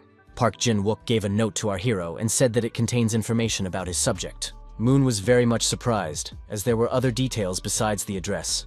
The Night Hunter smiled and remarked that this was an added bonus, and added that it appeared that the young man was going to visit the facility, and remarked that it was important to be aware of the situation to avoid problems. The young man lowered his eyes and thought about the fact that, as expected, there was a professional in front of him, and thanked Jin-wook for his work. The guy pulled a vial out of his inside pocket and said he owed Puck a thank you, and the guy couldn't understand what he was talking about. Our hero held out his hand and told the man to take it. The man stood at a loss and opened his eyes wide with surprise, and then shouted that it couldn't be, because it was a cure for magical hardening. He held it in the palm of his hand, examined its bluish color, and stammered and began to ask something. Then he clenched his hand into a fist and thought about the fact that Kim had really made him, and he was finally free of this damn disease. Jin-wook asked, but why all this? And remarked that even if it was a deal, why did the guy make such sacrifices? And asked if he wanted something Kim. Moon lowered his head and noticed that the nickname Night Hunter was given to Puck for a reason, and remarked that he had a suggestion for him. He held out his hand and asked if the gentleman wanted to do business with him. Jin-wook looked at him with surprise. Our hero was walking through the woods, and the Philosopher's Stone was telling him that Pa didn't inspire confidence in him because he uses night powers and looks like a gangster, and added that he thought the Night Hunter was up to something behind their backs. The young man put a hand on his chest and clarified, he just didn't like the man's looks. Philosopher's Stone said that Puck looked suspicious, and he believes in physiognomy. Moon said not to worry, as the man is capable and very reliable, and suggested that they just focus on creating a cure, because they need to make as much of it as possible to get a good lab. Suddenly, our hero heard some sounds, became silent, and began to listen to them. He saw 3 young men walking through the forest. Someone asked about the outer card. The second player replied that they didn't have anyone with the detection ability. Kim watched the strangers and thought about the fact that they were most likely from the same guild, and he had bad memories of team play in threes. He approached them, and one of the guys noticed there must be 5 of them and asked where the other one was. The girl pointed her hand in the direction and shouted for everyone to look that way. The young man in the white shirt opened his mouth in surprise and asked if it was definitely a person. Our hero also opened his mouth in surprise. He was in a stupor and could not even utter a word. A pretty girl appeared in front of them, fixing her hair and reprimanding her for being an external card. Kim opened his eyes wide. His pupils narrowed. A drop of sweat appeared on his face, and he thought about what Mal-suk was doing here. The players were assembled, but there was tension between them and there was a pause. Everyone was thinking about something. The newly arrived girl looked intently at those present and asked why they were staring, and then told them to lower their eyes before she nailed them. The guild youths didn't know what to answer. Kim smiled, opened his eyes and mouth wide, but didn't say anything to the girl. He was shocked. Viewers who watched the broadcast wrote about her being the most whacked out and psychotic person ever. The guild guy told Malsuk to try to break out a little more politely and added that she was being rude to strangers. But the girl stomped her foot and yelled for the young man to shut up. She looked intimidating. Then she looked at the young man with hatred and asked who he even was. The guild players stood and looked at her, their mouths and eyes wide. The girl was bolder and yelled that they were just her teammates and asked if she hadn't seen the system window. Malsuk opened her mouth in surprise, raised an eyebrow and said, "What else is a system window?" And then I noticed that it turns out to be team mode. The guild members bellowed after saying that. The girl asked Suk if she realized they were on the same team and added that they needed to communicate without being rude. Mal put her hand up, frowned and apologized, much to everyone's surprise. Mal frowned again and wondered if she needed to apologize twice and added that she was sick of it all. And the viewers wrote unflattering comments about Suk. Our hero smiled and thought about what was wrong with them. The guild player put her hands to her sides and asked her opponent if she knew how to apologize and clarified if she was truly remorseful. The one frowned and said she really apologized because she was sorry and asked if the girl thought she was completely stupid. Ta remarked that she didn't need that kind of apology and said they would move separately. Suk said to do what they wanted, and she was more comfortable alone too. System messages appeared. They notified that all participants had been allocated and the arena was starting up. Players could familiarize themselves with the task. It was to get to the center of the evergreen forest more often. They all stood in bewilderment, eyes and mouths wide open. No one was prepared for this particular assignment. Then a system message appeared, alerting that only 4 teams would be able to get into the center of the forest. The young man heard someone call him by name and asked if he was really a Shi-Moon player. He was very much surprised and asked if the young men knew him. Those answered in the affirmative and said they had watched his past stream. The young man asked if he was popular, and viewers began to write a huge number of comments, some noting that Kim wasn't even aware of how popular he was. The guild members suggested that he go with him and added that he could see for himself that it was impossible to deal with that girl. Someone remarked that Go Malsuk, a famous bronze-silver ranked troll, and that one laughed and remarked that she could hear everything. One of the guys noticed that the girl is called crazy for a reason, and his partner said that the main problem starts in the battle. There she gets mad at all. The young man replied that it was for sure, and the guild members asked what he was waiting for and offered to go with them. After all, Suk was a famous person, and the guy lowered his head and thought that everything said was true. The young man smiled and thought about the fact that if the truth be told, he was just looking for a way to meet her, and realized since they were here, we should take the opportunity, and Malsuk read the system message and swore she didn't like the command mode. A system message also appeared in front of our hero, and he thought about the fact that he still had to fulfill the heavenly demon quest. He read that the constellation of the celestial demon laughed and wrote about Mal wench that, and the constellation of Baphomet watched Suk with admiration. The boy thought about the girl getting attention. He was surprised that Baphomet was interested as well. A system message appeared in front of him saying that the manager Heavenly Demon had donated 100,000 achievement points with this person on the team. Our hero opened his mouth in astonishment and thought about the fact that such a huge amount of achievement points for just one task. The blonde touched Heck and told him that if he went with Malsuk, he would only be wasting blood, and added that they had worked together a long time ago and knew how to act. But the young man did not even finish listening to the guy, and immediately replied that he rejected their offer. Those very much surprised. Kim apologized and remarked that he should be on the same team as that girl. The young man couldn't understand a thing. Suk went somewhere to the side, and the viewers began to write various comments in the chat room. The guy, on the other hand, said that one of his viewers donated 100,000 achievement points for him to join her. In the chat room again, viewers began to actively write messages. They were surprised by such information and the amount. The guild members opened their mouths in astonishment and unanimously said that it was unbelievable. The girl remarked that 100,000 achievement points was more than 100 million, and the guy remarked that it made sense now. And Kim, who was standing on the sidelines, thought he just had to sweep the arena with Malsuk, but the sponsors just went nuts. He looked after the girl who was moving away and thought about the fact that the celestial demon cared about her a lot.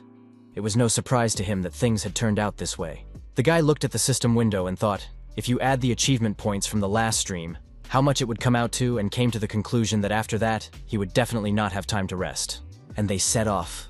Malsuk walking ahead and expressing her displeasure with all her appearance, and our hero walking a few meters behind her. The girl turned her head, looked at our hero, and said that the bastard had followed her again. The guy was surprised by those words, but he calmly said that he had already talked about how it was all about the assignment. Malsuk grabbed her head, frowned, laughed, and noticed the young man mocking her. Her eyes burned with hatred, and the girl said she had warned him and noted not to whine when he got what he deserved. The young man began to smile, squinted his eyes and began to agree with what the girl was saying. She swore, and said he was annoying her. Suddenly they heard some sounds above and raised their heads in bewilderment. The boy heard the voice of the philosopher's stone, and Kim thought about the fact that he also felt it. He realized that they were the guardians of the silver rank evergreen forest, so the young man stopped. Mal Suk also stopped and stood wary. The young men heard someone talking about being humans. It was the elves asking how such a harmful creature to nature got here. And the most important one suggested dealing with the humans. Our hero tensed up, drops of sweat appearing on his face, and thought about the fact that for keepers this could be dangerous. Anyone who has ever encountered these guardians will never consider them cute and harmless. And one of the monsters shouted that it was cleanup time, and ordered that not a piece of flesh be left behind, and added that they should kill everyone. The young man thought about the fact that they call for 2 thorny vines for each keeper, so 8 vines. He realized that along with the keepers, that's 12 enemies, and these 2 on the team were a real deadly bunch. The chief among the monsters began to laugh and shouted for his vines to attack. Kim looked at the girl and thought about the fact that now he would get to see what Mal Suk was capable of. And the girl took the fight. The viewers who watched it all wrote about how she was holding up beautifully. There were those who wished the trolls dead, and those who asked the guy to help Suk. But the young man folded his arms across his chest and thought about the girl having to activate her ability. One of the keepers laughed, pointed her finger in the direction, and told everyone to look at how much blood there was. Mal Suk was there, and the monster noticed that it was a piece of trash that needed to be removed. The guardian shouted to the vines to finish the girl as soon as possible, and bid her farewell. But Suk was able to put her arm out at the very last moment and stop the thorny vine. She felt very bad. The guardians of the forest watched it all very carefully. They opened their mouths in amazement, and could not believe their own eyes. And the girl rose from her seat and began to run forward while destroying everything in her path. The monsters also got in on the action, with the audience watching it all closely, and some even feeling sorry for the monsters. Moon ran forward like lightning and destroyed everyone and everything in her path. Our hero thought about the girl fighting even more fiercely than in their first meeting. He hadn't seen her in a long time, but she was still just as scary. The vines lay to the side, battered to pieces. They no longer posed any danger to the players. One of the guardians of the forest was still alive. She looked at everything that had happened and said that this couldn't happen, and it wasn't human that did it. She looked at Mal and talked about being a monster, the girl's eyes glowing with hatred. The behemoth rolled its 2-toothed maw and shouted for Suk to stay away from it. It looked around, began to ask the vines why they were standing, and ordered the girl to stop. But those did not react in any way. So the guardian of the forest made a decision to run while there was a chance. She was well aware that alone with this monster cannot cope with this monster. She thought to find help as quickly as possible, but suddenly began to cough as a huge spike pierced her small body. Our hero pointed his hand forward, smiled caustically, and asked her where she was going. Just a moment later, his expression changed, and he thought about the fact that if Mal Suk's fight dragged on, it would be bad because she was holding on thanks to her specialty. But after the fight, she would collapse. The guy turned his head and saw the girl. He was surprised to note that the girl had dealt with all the vines. The young man held his head and laughed, though he had anticipated this outcome. It was a heaven-killing star, the highest and most dangerous of all SSS-level features. There was either a cloud of fire or tongues of flame around the girl, and she was heading towards the young man. He began to cover his face with his hands and thought about how it was such a deadly feature. It awakens the most primal fear in living beings, and Kim has come to the conclusion that it would be more accurate to say survival instinct. Philosopher's Stone remarked that now was not the time to admire the sky-killing star. The guy apologized and noted that this was the first time he'd seen Mal use the ability. The young man stared at the bright light, and the stone asked what they should do, but Simong didn't understand what he meant. The Philosopher's Stone was very much surprised. He cried out whether the guy was serious now, for Moon looked intimidating. Suk was running very fast toward our hero, and the rock was screaming that she was just crazy. Mal was getting closer, and the Philosopher's Stone was screaming for what they would do. Kim had to think faster. Our hero smiled, his eyes burning with fire. He snapped his fingers and thought about the stone, worrying over nothing. A system message appeared in front of the guy saying that a Black Panther shell had been used, and Mal Suk had already approached the young man. She yelled, and her eyes burned with the fire of hatred. The young man started to laugh, and then noticed that the girl was definitely not joking. Philosopher's Stone asked the guy if he was going to dodge all day. The guy mentally said no, and the girl gritted her teeth so that steam was coming out of her mouth. She was very angry. Literally seconds later, she screamed and started throwing herself at Kim again. Toth actively defended himself against her very intense attacks, for she was unpredictable. Then he grabbed the girl by the neck and threw her to the ground, telling her to forgive him, and she screamed like a mad woman. After a few minutes, Shimong said that she was indeed overly assertive, and the viewers in the chat became very active again. Someone wrote that the guy pretends to be a simpleton, someone that he stood up for himself. Mal Suk lay face down in the ground, wheezing with anger and clawing at the soil with her huge fingernails. Philosopher's Stone said it looked like the star power wasn't gone, and to be careful. And Kim replied not to worry, the girl wouldn't touch them in that state. He thought about the fact that she had at least 20 stab wounds, multiple broken fingers and ribs, and massive blood loss. The young man stared intently in front of him, and thought about the fact that a normal person would have died long ago. He thought that Mal Suk really did have amazing resilience, and she threw herself at the guy again. Our hero clenched his hand hard into a fist and thought about the fact that it was time to end it all. A system message appeared in front of the young man. He read that the heavenly demon constellation was frowning slightly and asking if Kim was going to kill her. Our hero continued to squeeze his hand. Then he smiled. He stared intently in front of him and thought he wouldn't do it. And after a few seconds, he screamed. The boy wiped the sweat from his face, sighed heavily, and thought that Mal was a damn tenacious fighter, fighting to the last man until she passed out.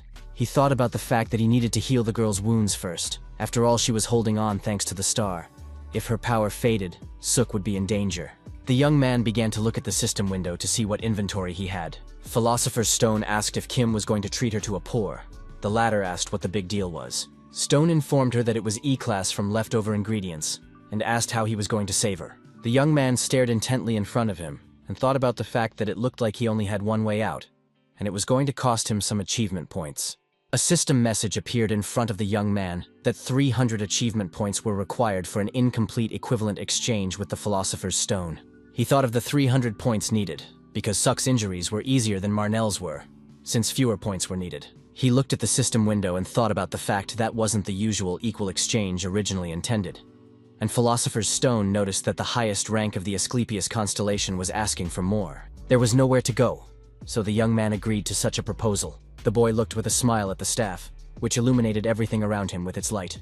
And onlookers were chatting questions about what it was in the young man's hands. Our hero approached the girl who was lying face down and pointed his staff at her. Thus he healed Mal Suk, and the audience did not stop and kept writing chat messages. Kim thought about how the star's power was weakening, and the staff of Asclepius only healed physical injuries. Philosopher's Stone remarked that she was weakening because the reason for her activation was gone, and the young man agreed. He thought about the star being activated when there was a clear threat to life or intent to kill. Mal Suk was on her knees, twisting her head from side to side, looking at her hands and asking how this all happened. The young man smiled and thought about the fact that, judging by the girl's reaction, she was having all of this for the first time, and made the decision that she needed to be set up with the celestial demon as soon as possible. Monsters in the form of wolves were also in the clearing. They were screaming and growling as they didn't like the presence of humans. The guardians of the forest also screamed in terror, their muzzles contorted. So displeased were they that their peace had been disturbed. A huge wolf grinned its mouth with huge teeth, and someone shouted to run. But he did not damage anyone. Our hero very quickly dealt with him, only asking why there are so many monsters here. Mal Suk rubbed her face and thought about how the guy was pretty good at swinging his fists. She wondered if he was a mage or a fighter, and the young man had called her along. Ta smiled and thought she didn't know what kind of creature was in front of her, but she wouldn't lose to this lowlife. Suddenly there was a huge polar bear in the clearing, which was canting its huge maw. The girl thought she was going to show who was boss.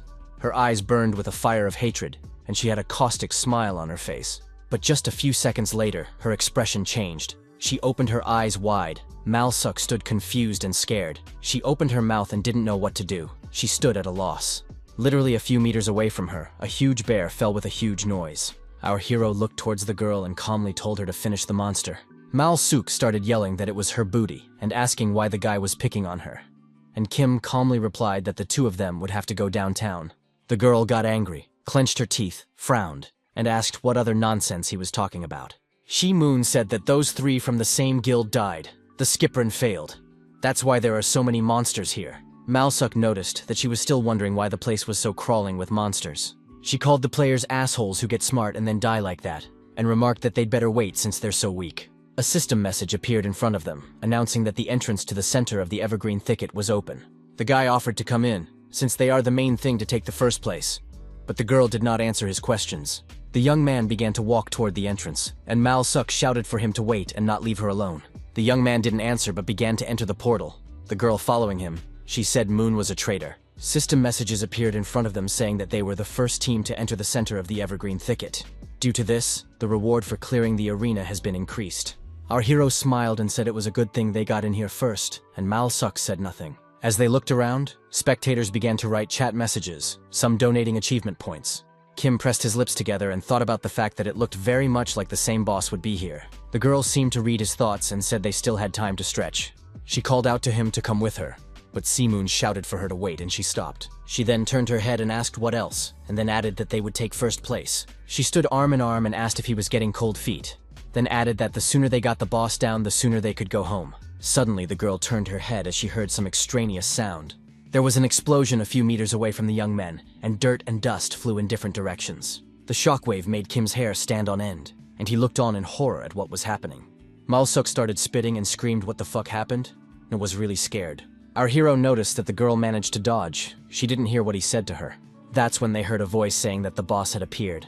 It was the trunk of a huge old tree. The girl repeated the word boss, and then noticed that it was very scary. The young men were looking at that monster. The guy told the girl to keep her distance as there was a dangerous enemy in front of them, and started saying something about strategy. He saw Malsuk rush toward the monster and shouted that she was going to attack the mountain-sized monster herself, and added that she was dead.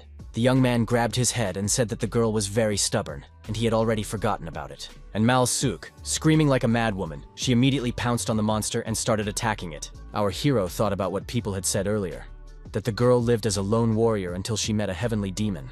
He looked at the frantic face of Suk, who was screaming like an eel, and thought about how glorious it was that nothing had changed. Guy heard the philosopher's stone tell him to stay away, for she had a star that killed the heavens, but their tainted tree spirit could smudge them.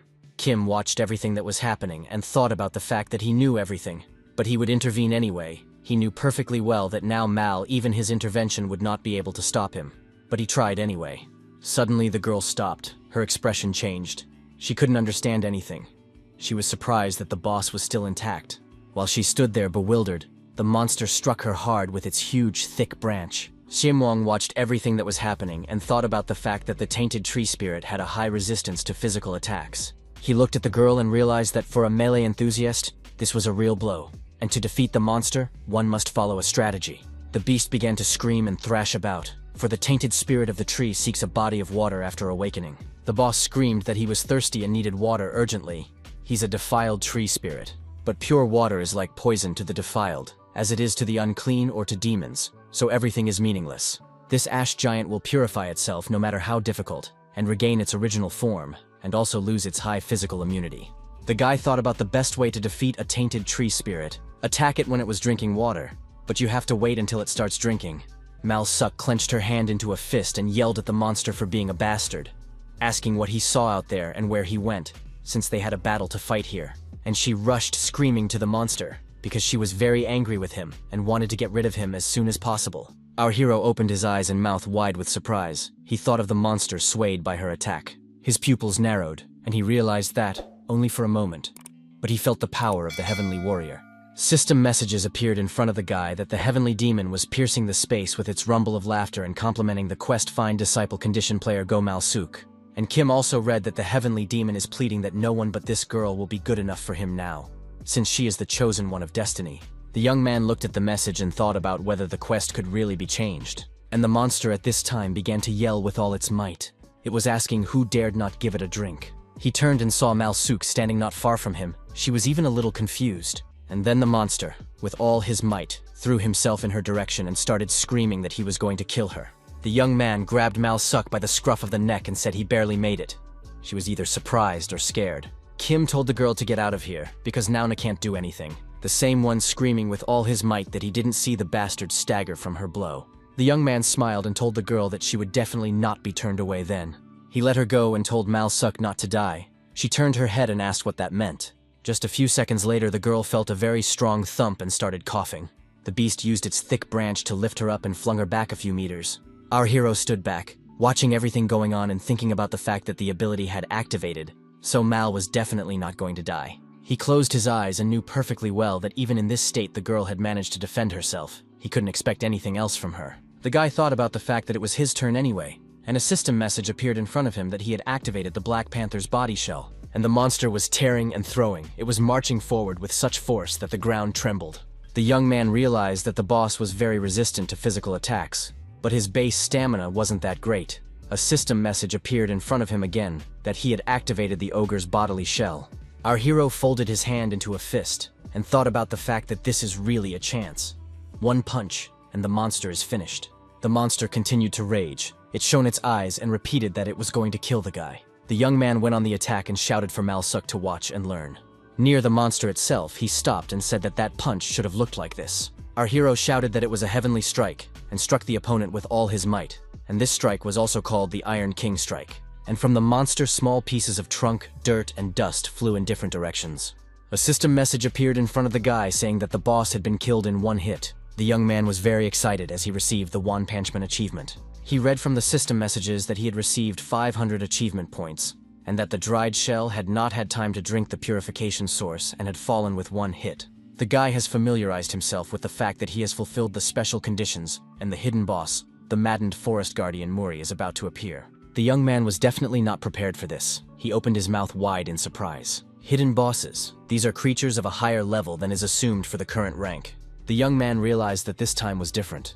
A much stronger creature was approaching, and it was much stronger. Kim lifted his head up and looked at the drops that were falling. He was very much surprised. The monster laughed like a madman, then said that the long-legged uncle was dead and had finally been rumbled. In front of our hero was a maddened forest guardian Muri. She said that the boss is lucky and she is jealous of him. Kim looked at it and thought about how it was probably dragonborn, then read that the constellation Zeus wrinkled his nose in disgust. From the next message, he learned that the heavenly demon constellation was frowning its eyebrows, and the Baphomet constellation was smiling with bloodthirsty pleasure. The boy looked in front of him and thought about how these constellations didn't like dragons. He looked at his opponent and thought that this hidden boss was most likely related to them. He mentally reprimanded himself as he added to his problems. Muri shouted that she recognized the guy and added that he was the one who took down the long-legged man with one punch, and added that he should be thanked. She laughed, began waving her clawed paws, and yelled for the young man to hold a thank you from the bottom of his heart. The forest guardian attacked him with all her might. He coughed and clenched his teeth. Drops of sweat appeared on the young man's face, and he thought about the fact that his opponent had attacked without warning, and he had almost caught it. Muri smiled caustically and noticed the guy ducked. This was surprising to her. Our hero looked at her and thought that she was also a magic boss. But if the fight dragged on, there would be trouble. He immediately made the decision to attack her and threw himself at the monster with the thoughts that he needed to end this all quickly. The forest guardian started laughing and said it was very cheeky, and she liked it. The young man was approaching the monster, and she was screaming at him that she would stab him through. Literally in a few seconds, the guy fell to the ground and started coughing. He was not prepared for such a development. Kim clenched his teeth and thought about what was going on. He wondered how the one that attacked Muri head-on was nothing. He folded his fingers and decided enough joking around, because the monster was about to smash him to the floor. The forest guardian began to ask what it was, if the guy was using natural magic, and then wondered if he was one of theirs by any chance. Shimuyang clenched his teeth and thought about how she had dodged so easily. He was also curious as to who else was their representative. Monster started laughing and said he should definitely be killed, and started yelling for him to come to her. But she did not think, but began to fly to the young man and shouted that she would eat him and not choke on his bones. Muri slapped her hand on the ground and was surprised at how he dodged that attack as well, then noticed he was pretty good at dodging. Our hero frowned, clenched his teeth, clenched his hand into a fist, and thought about the fact that the flattering keeper was very quick. He began to rise from the ground and came to the conclusion that she was probably a lot sprier than he was. She started to approach Kim, laughing very loudly and saying that Muri was kind, and she would make sure he didn't have to suffer. The monster clenched his hand into a fist and shouted that the young man was just like him. And Si-moon thought that she was faster and stronger than all the previous monsters, and made a decision that he needed to change tactics. Suddenly, the guardian of the forest shouted to some guys to kill their friend. The young man clenched his teeth and mentally cursed the monster as small monsters such as locusts began to approach him. He began to dodge them, and thought about the fact that they were pushing so hard that he didn't have time to think. If he wasn't a mage, the fight would have been over long ago. The young man clenched his teeth and tried to turn away from the attacks of the little monsters. The viewers watched everything closely and wrote various comments in the chat room. Some were amused, and some felt sorry for Kim. The guy came to the conclusion that it was useless to attack with his stats. Then an interesting thought popped into his head, and the guy made the decision to bet everything on alchemy. He pressed his lips tightly together and stared intently at the monster. He thought about the fact that if Muri was too fast, he would attack all over the area and summon the philosopher's stone. A system message appeared in front of the young man. He was warned that 500 achievement points were needed for an equivalent exchange. Kim decided they'd have a blast properly and pressed the button, confirming his choice. He stood and a yellowish light emanated from him. The little monsters didn't stand a chance. The forest guardian, who was watching everything that was happening, was very much surprised. Then she said she was tickled and asked if it was lightning, and then remarked that Sea Moon shouldn't have that skill. She said with disappointment in her voice that the guy wasn't theirs, and our hero asked with a smile if she was just now realizing it. Muri started laughing and then screamed that he had tricked her. She repeated this over and over again. The forest guardian rushed to the young man, screaming for him to die now. He pointed a huge golden weapon at her and spoke his line. The beast screamed as if furious. It hardened its huge, sharp teeth. From the outside, the monster seemed to be electrocuted from all sides, Muri shaking like a leaf in the wind. She started talking in scraps so the guy wouldn't think she was going to die from this. Our hero cheered, a smile on his face, and the forest guardian asked if he thought she was going to die, then added that she had one last card left. But the young man used the heavenly demon divine technique called lightning. A system message appeared in front of the guy, alerting him that he had completed the hidden achievement victory over a hidden boss, and from the second one he read that he had done everything alone. The young man then read that the constellation of Zeus gaped, as he didn't think his lightning bolts could lead to such a thing. And the constellation of the sky demon noticed that they were in on it. Kim read that Baphomet constellation, screaming, then everything was colorful and annoying. Mal Suk, who had been watching, opened her eyes wide with surprise and said it was crazy. She watched the young man and noticed that he was just crazy. She also wondered if the guy had a silver rank. Her hands were shaking, and the girl thought about the whole attack being magical. But her heavenly killing instinct told her it wasn't magic. She frowned and concluded it was a technique. She was also curious if she could replicate it. Mal Suk was well aware of being branded and fined in the arena. But still, she was able to hold on and make it to silver and all because of her ability to mimic. There were a huge number of players stronger than her, but she watched them closely. Mal Suk watched not only their actions, but also their technique and breathing, and then imitated. This time she was watching our hero, but she knew perfectly well that it was impossible to repeat it. The girl held her head, closed her eyes, and thought about how she was going to communicate with him now. She remembered perfectly well that she had said some nasty things, and now the end of her reputation. Suk thought the guy would deal with her now, but Kim walked over to her and looked at the girl carefully. She was mentally prepared for the proceedings, but the young man held out a vial of greenish liquid to her. Mal looked at it in surprise. The young man apologized and asked if then was sick and offered to drink a potion, all of which surprised the girl. Kim said it couldn't have been otherwise then and asked if she understood that, and then told her to drink and let it go. She tilted her head and wondered if that was all he wanted to tell her and added that she couldn't believe it. The guy looked at the girl in surprise and asked what she even meant. Mal screamed that Sea Moon had called her crazy and an idiot, telling her to go home if she was going to play. The guy took a deep breath, then exhaled and laughed with relief and noticed that she meant it. Then he said it was all because of her peculiarity, and added that he realized he couldn't have it any other way. The girl wondered why the young man was acting so friendly. She felt uneasy. She looked at the young man and thought he was acting as if they had known each other for a long time. What was also surprising to Mal was that she wasn't completely disgusted by it, a small shiver running through her body. She opened the potion vial, mentally cursed, started drinking, and thought the guy wasn't so bad. Then the girl asked our hero if she could ask him one question. She wiped her mouth and asked if Kim knew her, and the young man wasn't ready to hear Suk ask that question. The girl frowned and remarked that she hadn't told anyone about her peculiarity. But it was as if he knew. Kim smiled and thought about how Suk was always so perceptive. He wondered if she had figured it out, and he didn't know she would ask. The guy thought about coming up with something and then stated that it was his features too. She wondered if there were any that allowed her to recognize the abilities of others. The young man noticed that it was something like that and informed Suk that she had figured him out. The girl put her hands on her hips and asked why he still hadn't come out since the fight was already over, and told Simwong to go get the awards. A system window appeared in front of the young man, and he noticed that he still had one more thing to do.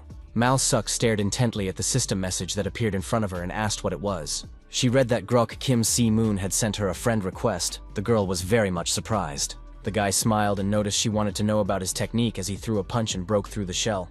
The pretty girl blushed and screamed how the young man knew all this. She was quite confused. The young man told her to accept the request and promised to tell her everything. The girl clarified if he was telling the truth. The young man replied that it wasn't him but his mentor who would report everything. Suk was all very surprised by this. Kim told the girl not to worry and remarked that his mentor was very strong, and again asked that she add him as a friend. Mal smiled broadly and said she would add to that in a moment, then asked if the mentor was really stronger. A system message appeared in front of our hero that the heavenly demon constellation was shaking its head, because the arena system would not allow it, and would have to meet in person. The guy got really upset. He looked in front of him and thought about why it was necessary to meet in person. From the next message, he learned that this was not an official arena. Connecting with patrons outside the rules required a cost. It was a pity to waste effort. Moon began to smile after reading it, and thought about the fact that there was such a prohibition there. It came out who used to meet constellations did it at their expense, and he got new information.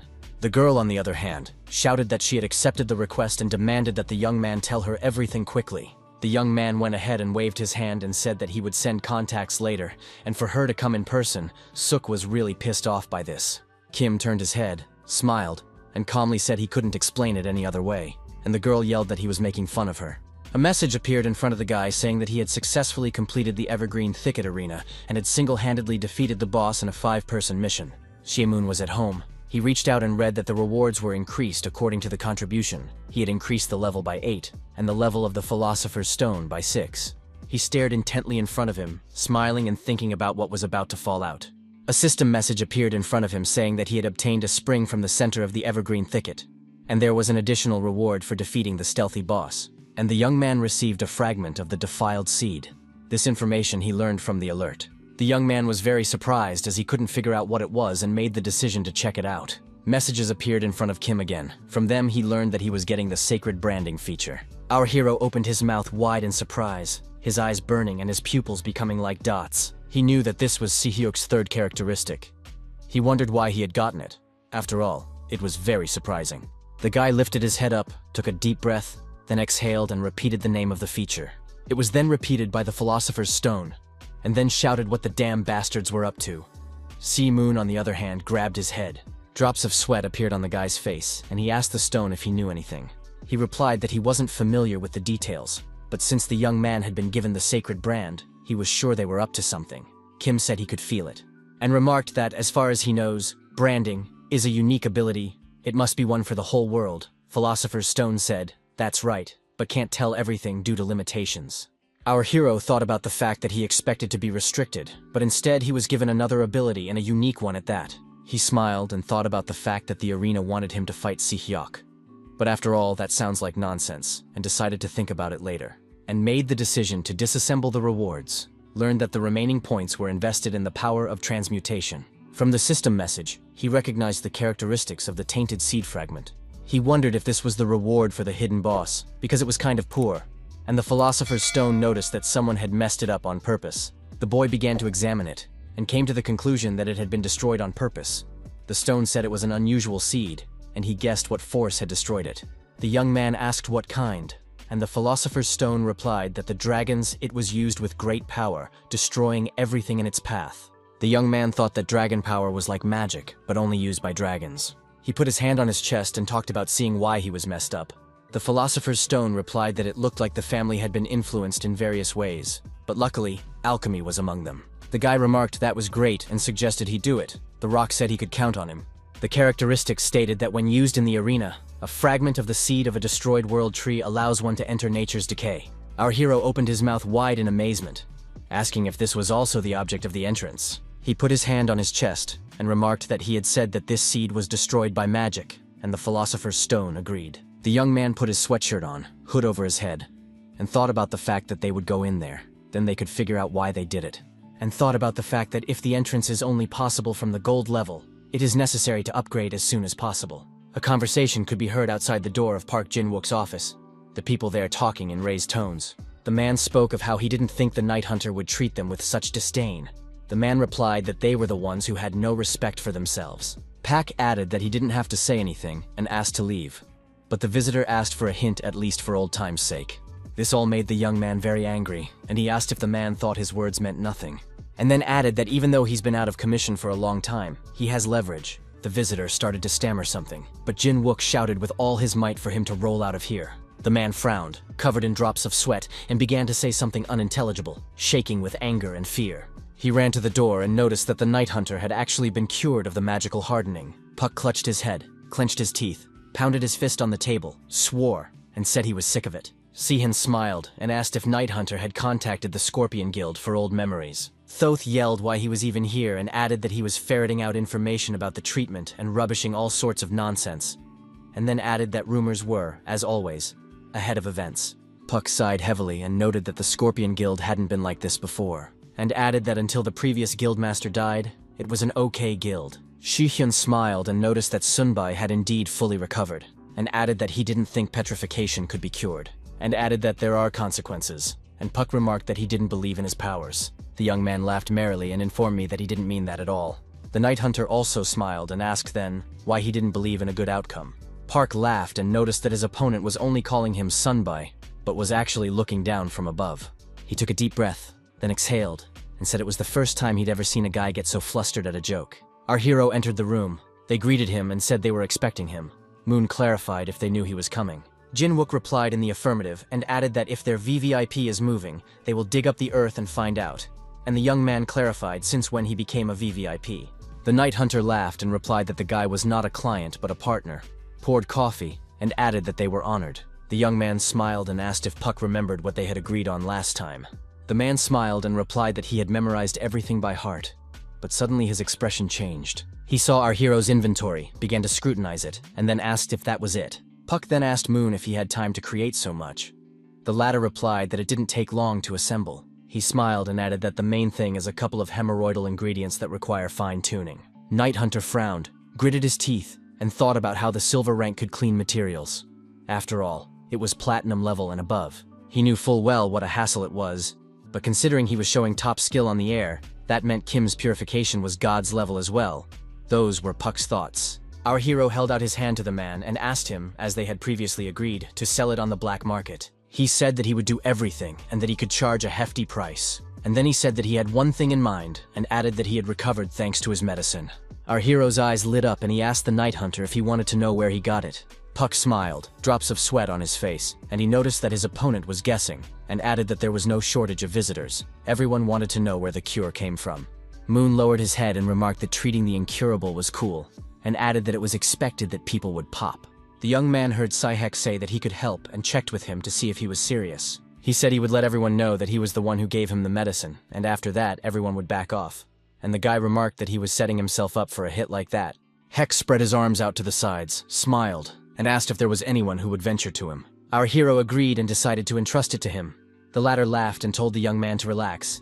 After all, he had suggested everything himself. And then he added that he wanted to offer him this as well. And various implements appeared on the table. The young man scrutinized it and thought about the fact that there was fairy pollen, snake mushroom root, and a mysterious polyhedron. Moon's mouth drooled and he noticed that it was all pulling in millions, and Heck asked if that wasn't a bad thank you. The guy told him he was just gold. A gray-haired man spoke on the phone about what he knew about the recent noise and added that it was the subject of an opponent. It was Lee Soon-chul who said to sort it out themselves. At least disguise it as an assassination. At least stage an accident. And then just send a shipment of finished goods. He turned off his phone and angrily threw it against the wall and said that a fucking awakened man had decided he was a god. And then added that it was because of Chinese people like that they were suffering. Yu walked into his office and remarked that heads could fly for such remarks. Lee soon asked the girl why she suddenly appeared and added that she was usually unreachable. She clarified with him if he understood that. The man said dogs stay dogs. One little thing you can't settle, and yet you call yourself a granddaughter. He wanted to add something else, but the girl threw some papers on the table in front of him. Chul immediately began to study them, and Yu said whatever he did there, not to use the name of the Sung Sam Guild for double contracts and shenanigans again. She put her hands at her sides and minted that Sung Sam, this was her guild, and Lee soon asked her granddaughter if she knew that Si Moon possessed special powers. He replied that he wasn't, because after that incident he was magically helpless. The man calmly replied that he was, but rumors had reached him, and that meant things had changed. Chul looked intently in front of him and wondered if the guy was really cured. The girl said that everyone said it was true. The man asked if she was joking, and Yu wondered why he was suddenly curious about Moon. But she knew she shouldn't let the old man near her brother. She was well aware of how tough he could be. He would chain a guy up and treat him like a slave. Yu stared intently in front of her, and wondered if this might be a way to get her out of the way, and came to the conclusion that she should finish her investigations soon. The presenters talked about how the interest in the current selection for the controversial is prohibitive, because there is still news that Korea's most popular ranker is participating. They also noted that interest overseas is also huge, and Moon asked Heck if he was involved in this selection. The man answered in the affirmative and asked if he hadn't told him about it. Our hero smiled and remarked, how could it not be understood if he was looking so intently at the arena? Hyuk reached out and replied that at first, he wasn't interested in all this, but Yu Jung had prepared everything in advance, although what else was there to expect from this vixen? He started to yawn and said that Moon knew he wasn't in the guild, unlike her. Suddenly, the young man stood up abruptly and called his opponent by name. The latter was very much surprised, and the young man inquired if he had placed bets, a question that surprised Heck very much. He scratched his head, smiled, and replied that there was nothing to hide from Moon, and then asked how he would know everything thoroughly, even though he wasn't telling anything. And then he said that he thought about other matches, and decided to make a small bet on his own.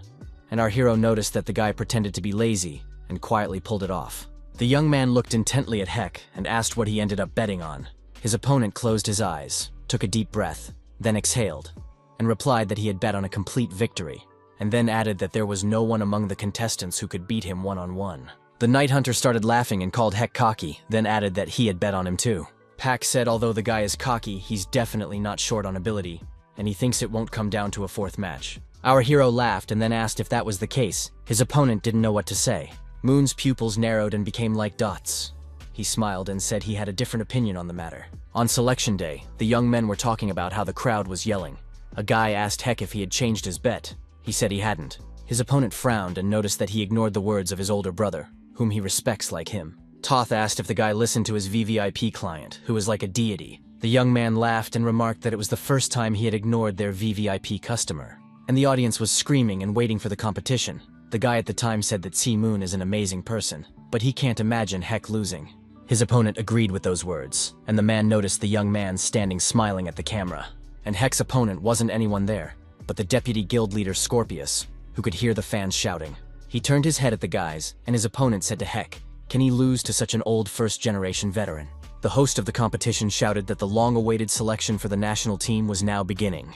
The spectators started waving their hands and cheerfully shouting. They wanted to see the competition very badly. The opponent told Kisi Hyuk that they had not seen each other for a long time, and he had a weapon in his hand. The man noted that this was the first time they would be fighting. His name was Kim Jung-jun. The young man smiled and remarked that it was very strange that they had never crossed paths in the arena, and added that it would be fun. The deputy guild leader of the Scorpion Guild smiled eagerly, and replied that the guy had risen to the top in a short period of time. But the guy looked calmly at his opponent. A smile appeared on his face and his pupils narrowed. He didn't bother to respond to the guild deputy head's backpedaling, and began to bare his weapon.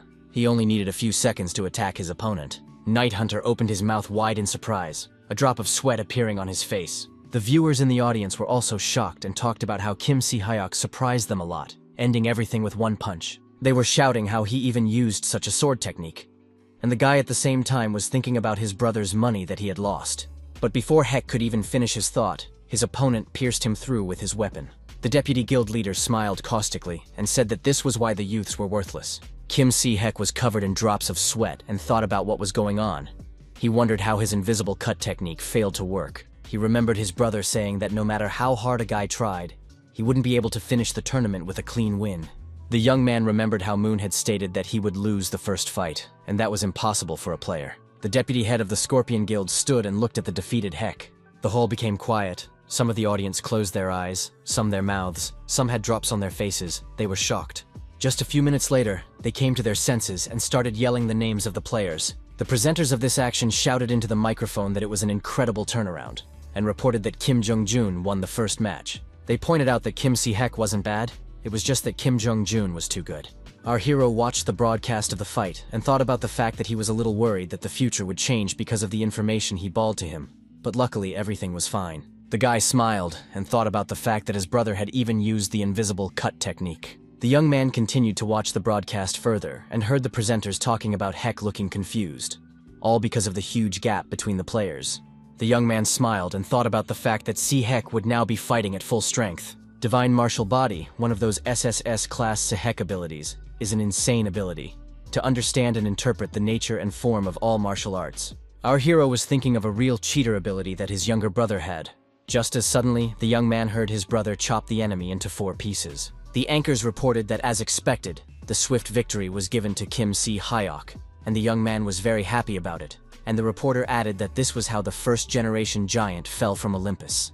So the guy decided to check the bet. He exchanged 175,000 AR, which is about 200 million won. The young man familiarized himself with the fact that most were betting on his brother's total victory. He stared at his cell phone screen and tried to calculate what his winnings would be. Literally seconds later, he screamed very loudly and then started swearing. He read that he had won the jackpot, namely 4,600,000,000. The boy opened his mouth in surprise as he couldn't believe what was happening. And then he told Philosopher's Stone that if he needed rare ingredients, he'd let him know, and remarked that today was his treat. And the man shouted that he had enough of what Moon had already given him. The young man came home, looked around and thought about the fact that 4,600,000,000 can buy a bigger apartment. He closed his eyes and dreamed of a spacious place to live. For he had struggled to get this place too. Philosopher's Stone remarked that he realized the young man was very pleased, and then remarked that everything was worth checking out, and walked over to the device for which he used the achievement points, and stood in front of it. Our hero began to consider how the fermentation had gone. The Philosopher's Stone noted that, on the face of it, everything was just perfect. The guy opened the device, pulled out a tray of potion, and Stone told him to look at the color. Elixir Moon Color. Increases dexterity. Increases flexibility when first taken.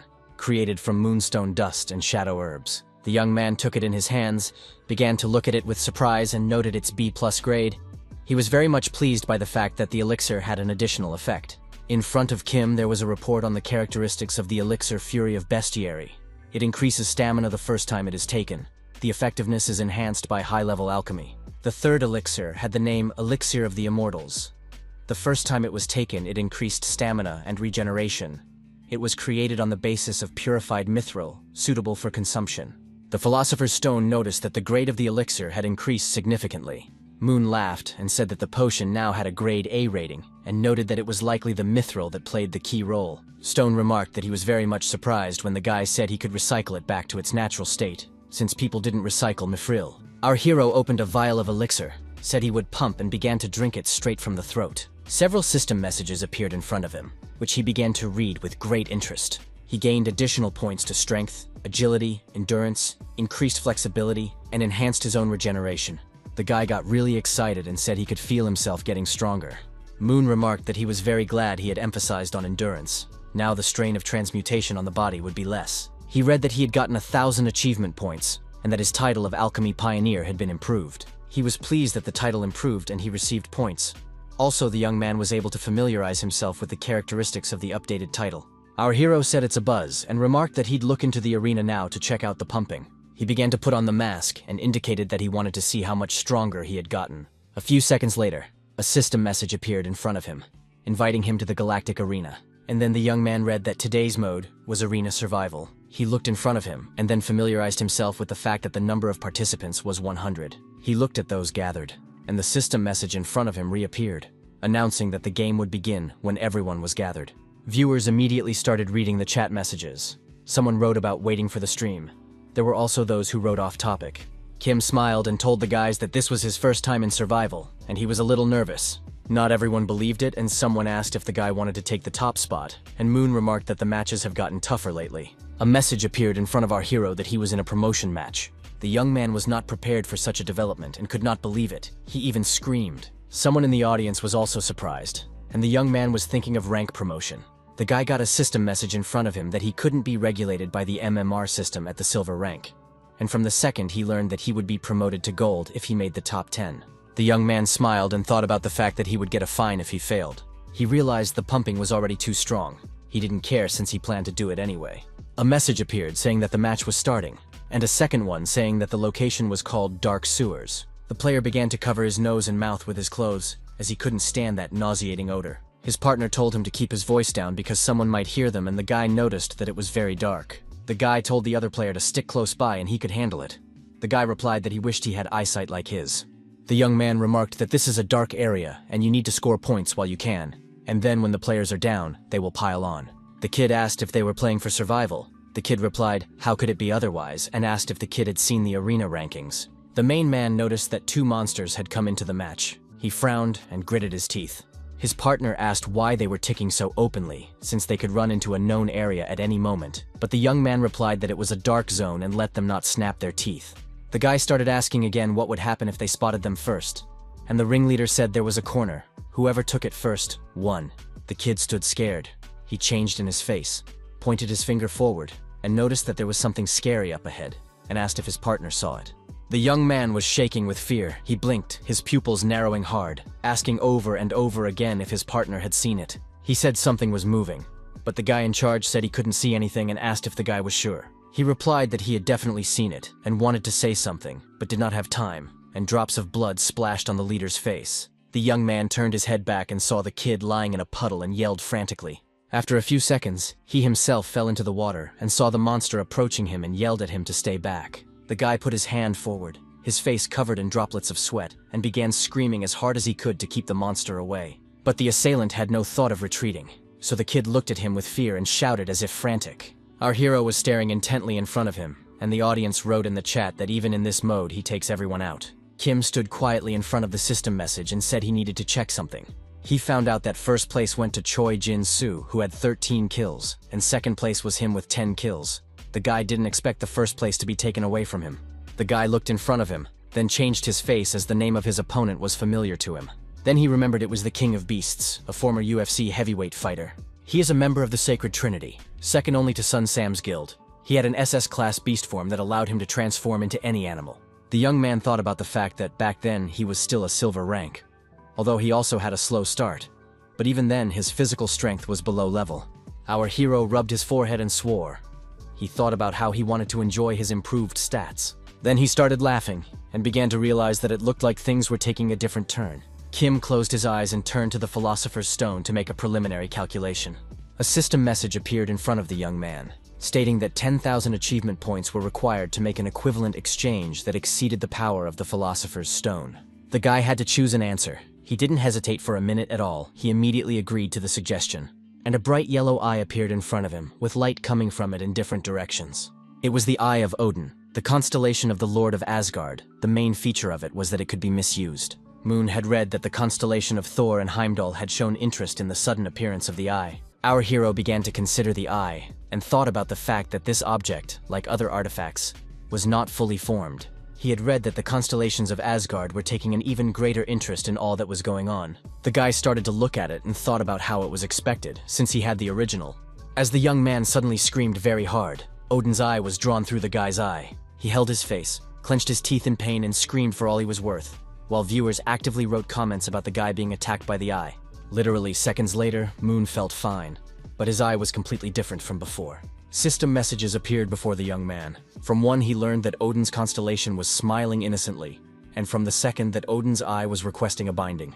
The young man was very much surprised.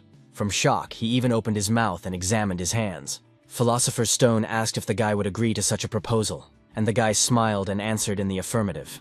Odin is known for wielding many artifacts. Of all the powerful artifacts, Odin's eye was chosen, and for a reason. It happened a long time ago, back during the Dragon Emperor's coming to Europe. It destroyed half of Europe in just one day. The continent was on the verge of total collapse. At the order of Fabian, who used the Eye of Odin, the Emperor was driven away. They were then able to eliminate the core of the adventuring. Thus it was brought back. Fabian had a very high rank back then. This young man was a patron of the Odin.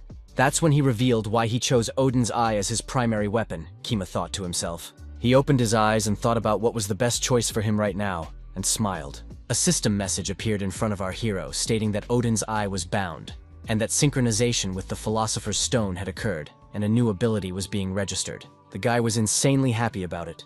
A satisfied smile appeared on his face. He thought about how his vision had become much clearer. The system message that he was receiving the ability of Odin's eye reappeared in front of the young man. Kim was well aware that it was crazy, and viewers started chatting about his eye glowing.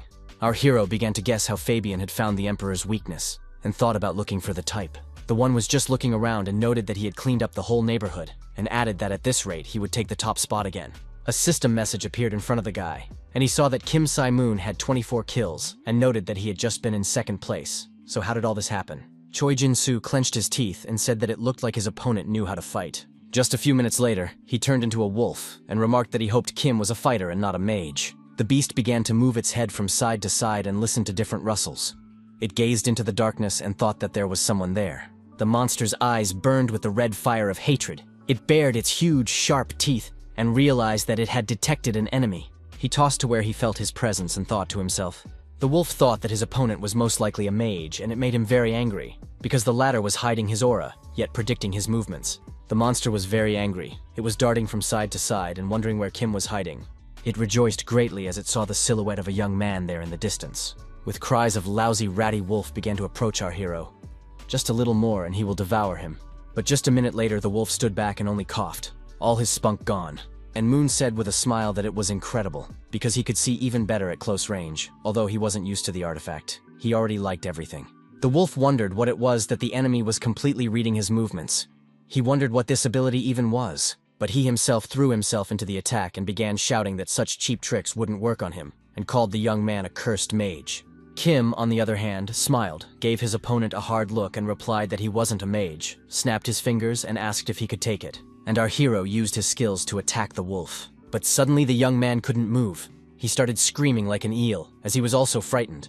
Choi Jin-soo said he caught the rat cub and asked if Kim Moon was in front of him, and remarked that he had to fumble because of our hero. And he screamed for all his might that the guy should die as quickly as possible. But the one used a skill like ogre body shell, and thought that the opponent was going to fight with such dead hands. The wolf gritted his teeth, sweat dripping down his muzzle as he wondered what kind of man was standing in front of him. It wasn't easy for our hero either. He clenched his teeth and thought that, as expected of the Beast King, he was a strong opponent. It was good that he was able to fight back now. The guy was well aware that he needed to find his weak spot as quickly as possible. And the wolf wrinkled his nose, his eyes burning with hatred, and yelled very loudly that Moon was a loon. His jaws were over the young man's head and he was asking if the guy thought he would fall for the trick again.